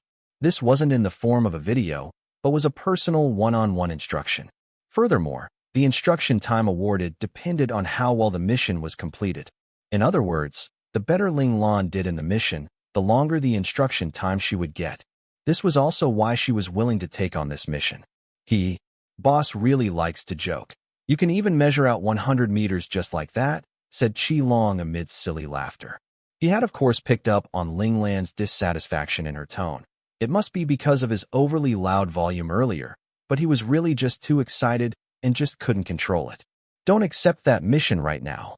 Qi Long suddenly thought of why Boss would be there, and hurried to stop him. Although the reward of that mission was tantalizing, the mission contents were truly rage-inducing.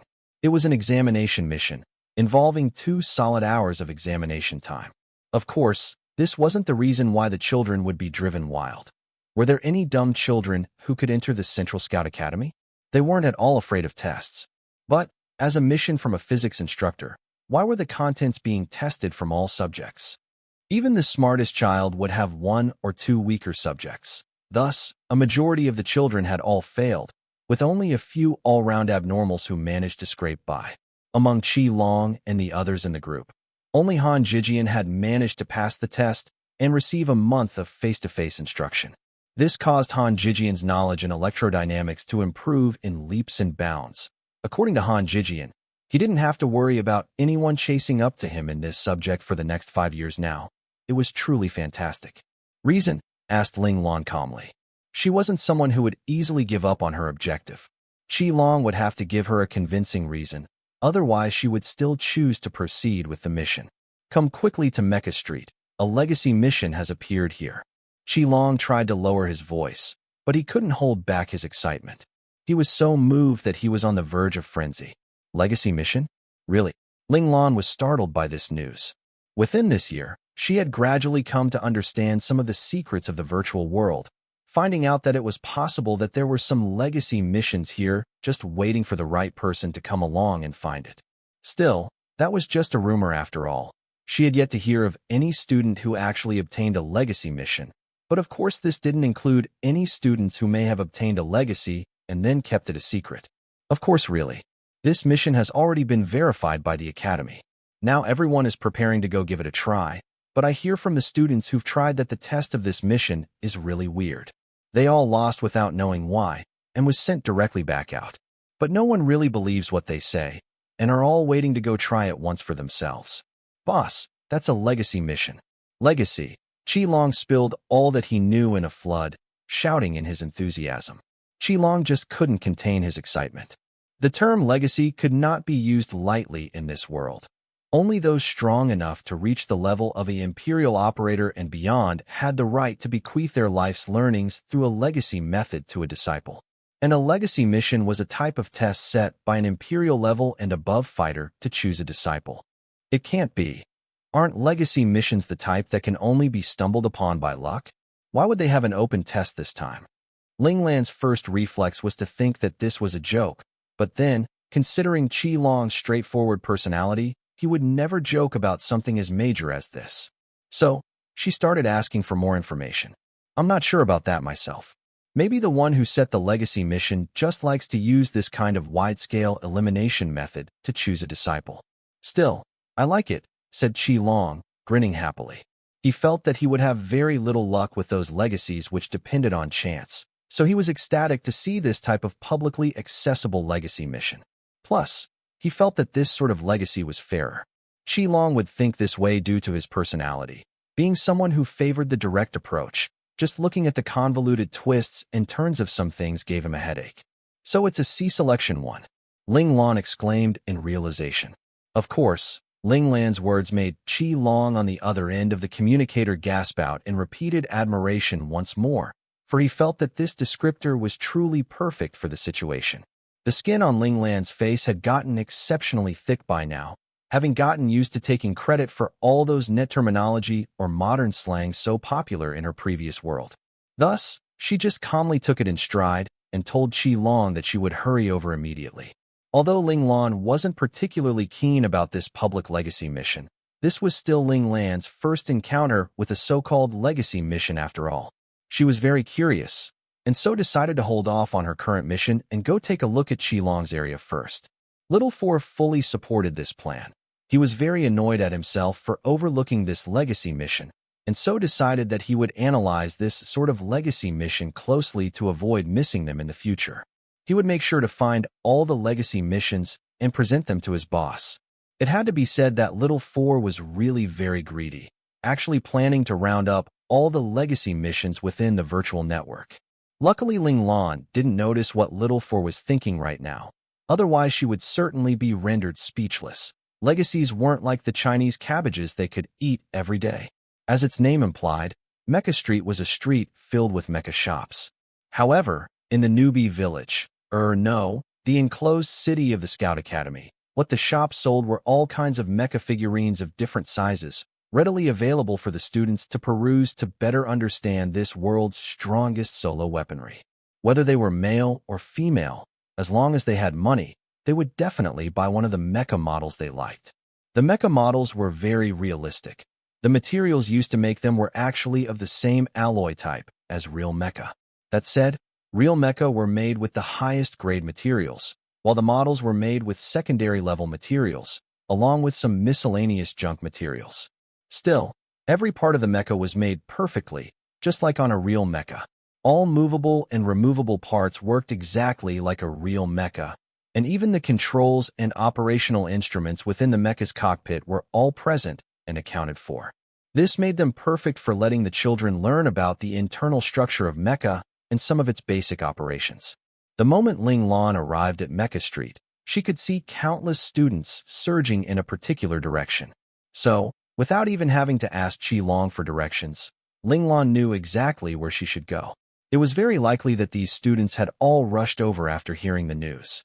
Moving with the crowd, Ling Lan finally arrived at her destination. Seeing the human blockade spanning 100 meters long, Ling Lan couldn't help but frown deeply. Just at a glance, there were probably about almost 10,000 students gathered here.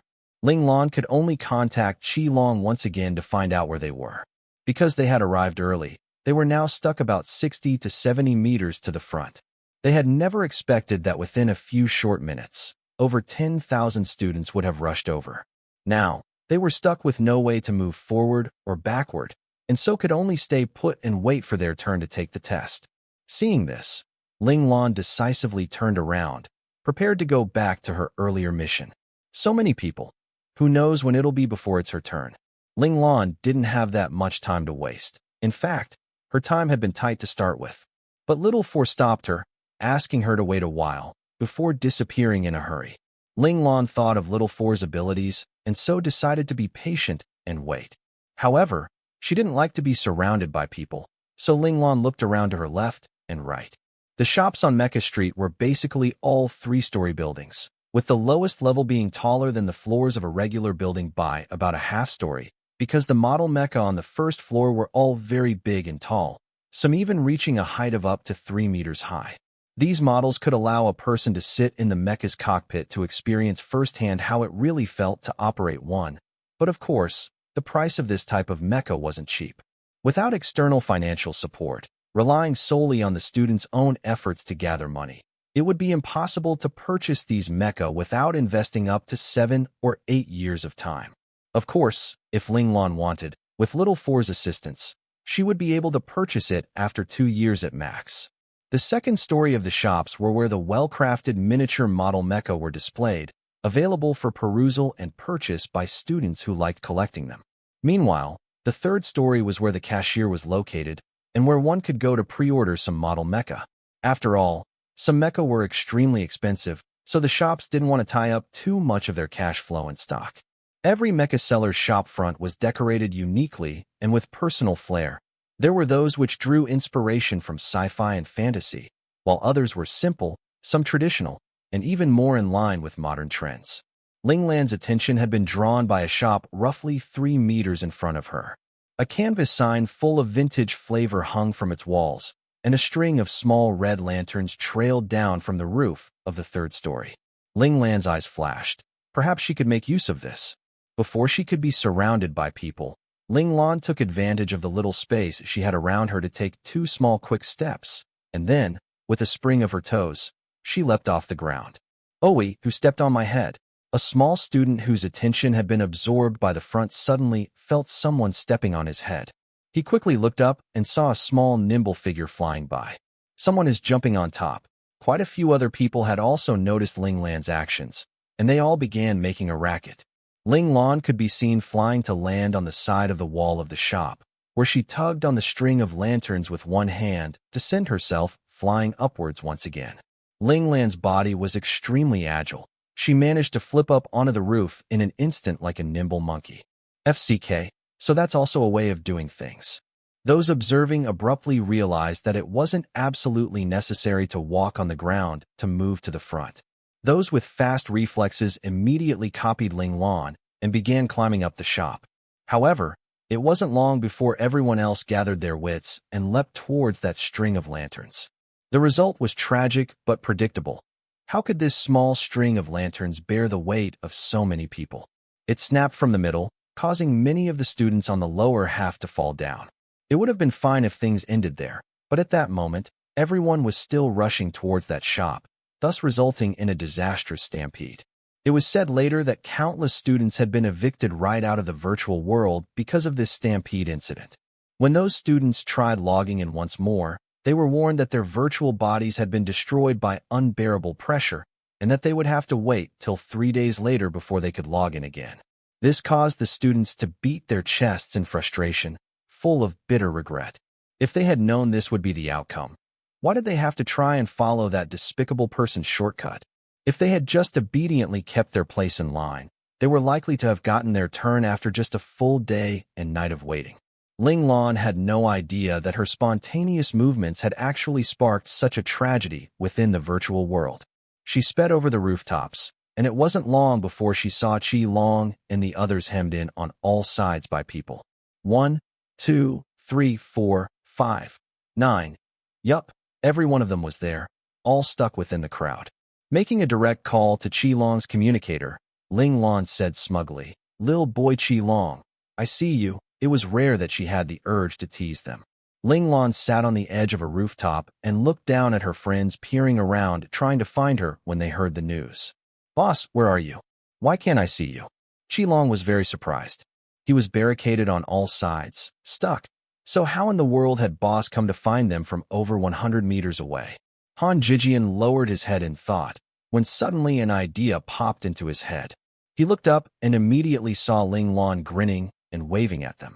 What an intelligent child, being able to find the key point so quickly. Ling Lan confirmed once more that Han Jijian was very smart. As long as he was given a tiny hint, he could immediately hone in on the most important points. Under Han Jijian's prompting, Qi Long and the others also looked up to see Ling Lan smirking at them. With some frustration, Qi Long said, "Now why didn't I think of that? Since this virtual world was known to be almost 100% realistic, of course it would be possible to also travel over the rooftops." Unfortunately, it was already too late now.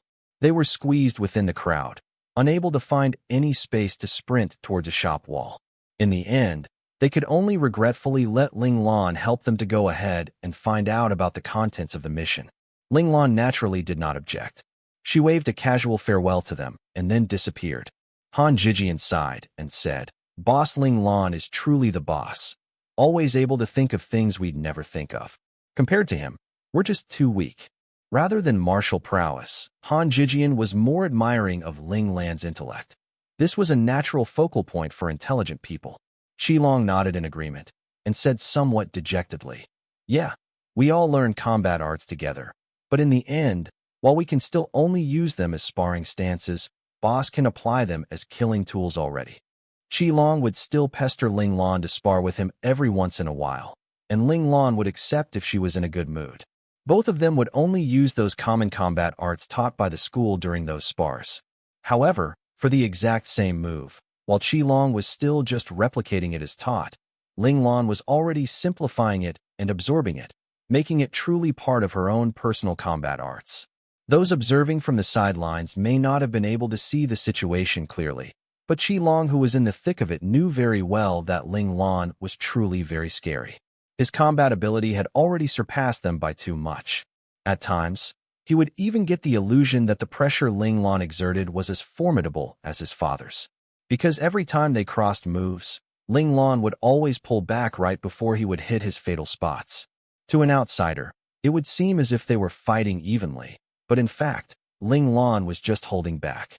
Sometimes, his moves even had a trace of mentoring embedded within them, pushing Qi Long's understanding of how to fight better. However, even though Ling Lan was already holding back that much, Qi Long could still feel the force of the wind behind Ling Lan's fists. It scraped over his body so sharply that it felt as if it could split his skin. This force was a terrifying one, and he knew he would have no chance of surviving even just one hit. It would be a total game over. This truly displayed the resilience of Qi Long's personality. He did not become sullen and depressed in the face of Ling Lan's fearsome strength, but instead respected Ling Lan even more. At the same time, he also pushed himself to train harder, refusing to allow himself to be too much weaker than the boss he had acknowledged. This was his pride as a follower. It wasn't long before Ling Lan arrived at the mission location.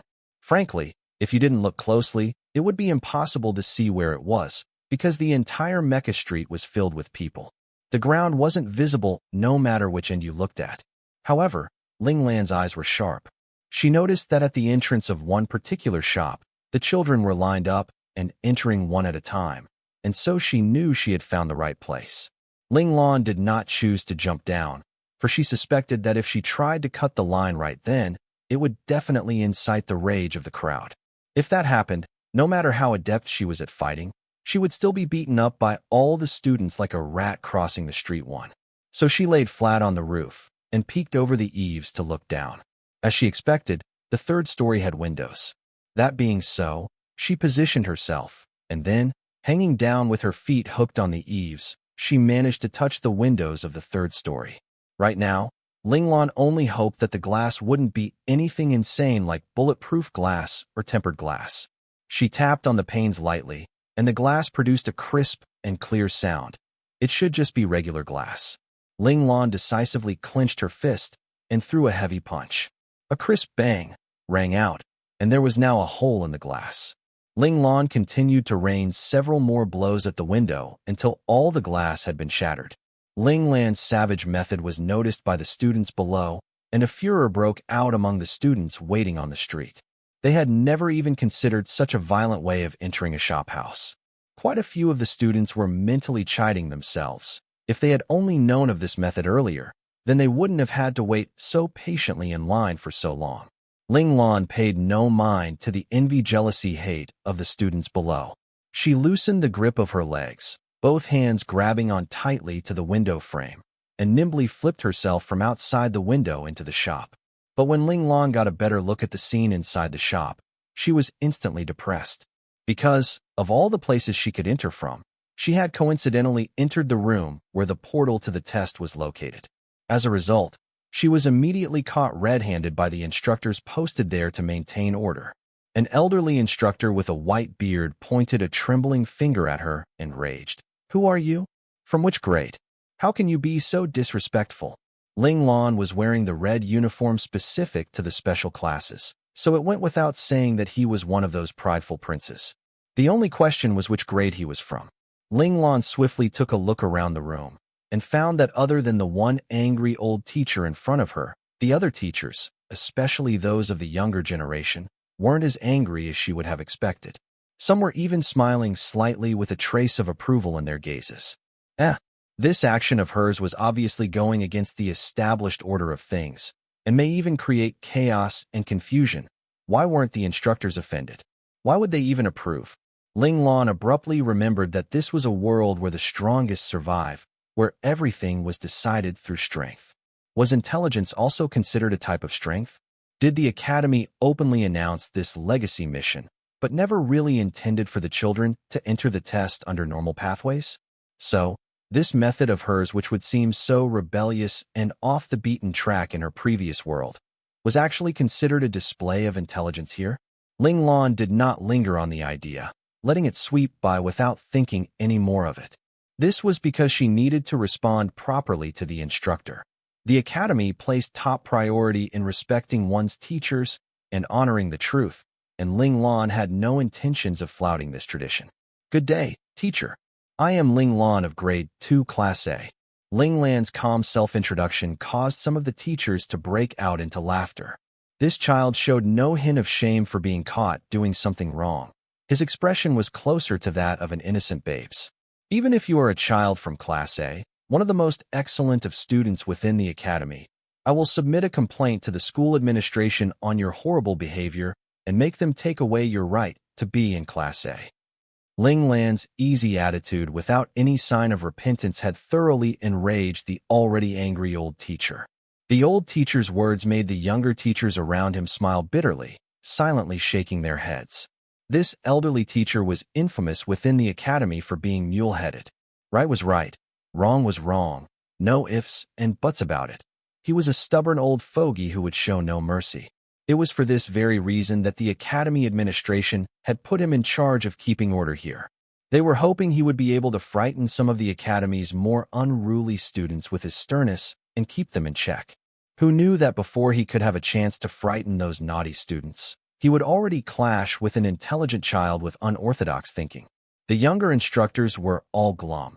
If this old teacher weren't here, they would have just let Ling Lan go ahead and take the test already. It couldn't be helped. They just really liked this sort of student who was willing to leap out of the box and who was filled with limitless potential. Ling Lan was also extremely troubled. She kneaded her forehead, thinking about how she could solve this problem. It wasn't that she was really afraid that the elderly teacher would complain, but rather, she felt that it would be wrong to make this old man with a head full of white hair angry. After a beat of silence, Ling Lan opened her mouth to ask, "May I know who is the owner of this shop?" A young man was sitting on a sofa by the side, talking quietly with another young man in military uniform as they watched events unfold. Hearing the question of the child who broke the window, he hurriedly raised his hand and said, "That's me. I'm over here." With a smile on his face, he waited with interest to see what Ling Lan would do next. Seeing the young man's intrigued expression, Ling Lan's heart settled. With a slight bow of her head, she said sincerely, "I'm sorry I broke your shop's window pane. May I know how much it would cost to install a new one? I will pay for it." It's fine. It's fine. It's just a small glass pane," said the young man, still smiling, casually refusing Ling Lan's offer. But Ling Lan insisted. I did it, so I will take responsibility. The academy has taught us before that we should not run away from our responsibilities. Ling Lan's words caused all the teachers present to nod their heads silently. Even the angered elderly instructor was stroking his white beard in gratification, and the harsh expression on his face gentled considerably. An impressive child. A sharp glint flashed through the eyes of the young soldier beside the young man, defusing the elderly instructor's rage with just a few short sentences. He could already predict that this case would end peacefully. Haha, what if this piece of glass is very expensive? I know well that you Scout Academy students don't have much money here, said the young man with a mischievous smirk. It seemed like the young man just wanted to mess around with Ling Lan on purpose. At the same time, he was subtly reminding Ling Lan that she shouldn't make promises so quickly before she had all the information. With a shake of her wrist, Ling Lan sent the small item in her hand flying through the air straight towards the young man. This movement was extremely sudden, but the young man was not at all flustered. He calmly reached out his right hand and easily caught the item. This sharp and clean catch caused Ling Lan's brows to lift up slightly. Looks like the owner of this shop was more than he seemed. Ling Lan kept her surprise lidded as a smirk appeared on her face. This is a fragment of that glass of yours. It would be easy enough to find a device to assess its components. We students of the Scout Academy are protected by the Scout Academy. I believe that Big Brother wouldn't want to offend the Scout Academy, right? Every student who studied at the Scout Academy would receive the Academy's protection. Any adult who tried to cheat or deceive the students would certainly draw the frenzied vengeance of the Scout Academy. The way Ling Lan looked at the young man, just as if he were an idiot, made the young soldier beside him chuckle, while the young man couldn't help but hide his face behind a hand, speechless. He just hadn't been able to stop himself from teasing this cute little boy a little. Did the boy have to retaliate so fiercely? Actually being looked down upon by a 7-year-old child. Boo-hoo-hoo. He didn't want to live anymore. The elderly instructor's face, which had already gentled completely by this time, actually smiled a little at this speech of Ling Lan's, nodding all the while. So this child wasn't an unruly and naughty child. He was very clear on what was right and wrong in the bigger picture, and was also a responsible child. He really wasn't a bad child at all. Looks like he couldn't treat him too harshly now, to avoid hurting the child's development. Unknowingly, the elderly instructor's thoughts had been changed by Ling Lan's performance. All right, just giving me 500 Federation virtual coins will do. The young man could only give an amount that was lower than the market rate by 30%. Ling Lan naturally didn't refuse the other's kind intentions and stupidly insist on paying the so-called correct price just to prove how noble she was. That done, Ling Lan packed away her contempt, her expression turning earnest as she thanked the young man. This caused the young man's spirits to brighten instantly, and he once again felt like this child before him was just too adorable. Boo-hoo-hoo. He must definitely propose to his girlfriend as soon as possible so they could consummate their marriage and have a plump little baby next year as cute as this child before him. Ling Lan swiftly transferred the requested gold coins to the young man, and the case of the broken window was settled just like that. Then, she walked over to stand in front of the elderly instructor and said seriously, "Thank you, teacher, for your guidance." These words of Ling Lan finally moved the old instructor. The children these days were all very rebellious and would usually hold a grudge against their teachers when rebuked, rather than be grateful for it. Yet, the elderly instructor could see very clearly that Ling Lan was sincere when she thanked him. Ling Lan's current demeanor made the old instructor unable to maintain his initial sternness, so he only said gruffly, "Remember, there's no next time." Was this still that merciless, stubborn old fogey they all knew? All of the other instructors were extremely surprised that the elderly instructor would let Ling Lan off so easily too. They had initially thought that the elderly instructor would personally go all the way to the disciplinary department to make a complaint. Who would have guessed that the end of the matter would be this all thunder but no rain type of result? A smile hung on the corners of the young soldier's lips as he looked at Ling Lan's face, which was dripping with sincerity. What a perfect finishing blow. Who knew that after leaving the academy for over a decade, another aberrantly exceptional child would appear? Lin Lan, Lin 3, Lin 4, Ling 5. The child's surname and that of the prodigy of his time actually sounded the same. What a coincidence. Could it be that it was the same Ling? At this thought, the young soldier's expression dimmed. When he looked at Ling Lan once more, his gaze carried a trace of prayer, hoping that this stunningly intelligent child would be able to grow up safely. He hoped that the child would not end up like his old classmate, who had lost his wings to some sinister plot 8 years ago before he could fully shine his brightest. The old instructor ignored the shock on the other instructors' faces. He scoffed in his heart. Did you all really think I was senile and blinded by old age? That I wouldn't be able to see this child's brilliance? Being hard on him would have just been to prevent him from walking down the wrong path due to his overwhelming intellect. But this child really handled this matter well. He completely captured my weak points, making me unable to continue being stern. Oh, how perfectly he did it. A trace of worry appeared on the elderly instructor's face, along with some quiet satisfaction. His feelings were mixed. This child would either grow up to become a hero or an outlaw. Who knew what path he would choose in the future? Seeing that the case of the broken window had been settled favorably, the teacher in charge of calling the students to enter the test did not continue to call on the next student. Instead, he indicated for Ling Lan to come over and gave him some time to prepare as he waited to be transported through the portal for the test. Do you like this video?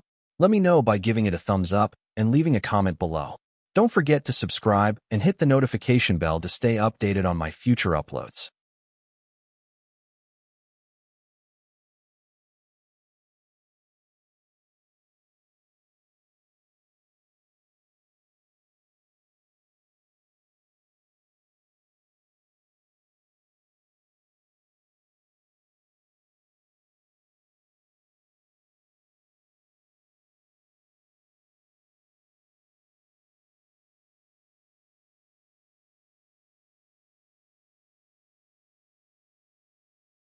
I'd love to hear from you.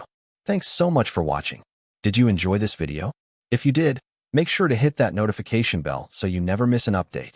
And don't forget to subscribe and give this video a big thumbs up. Your support means the world to me, and I can't wait to see you in the next one. Thank you.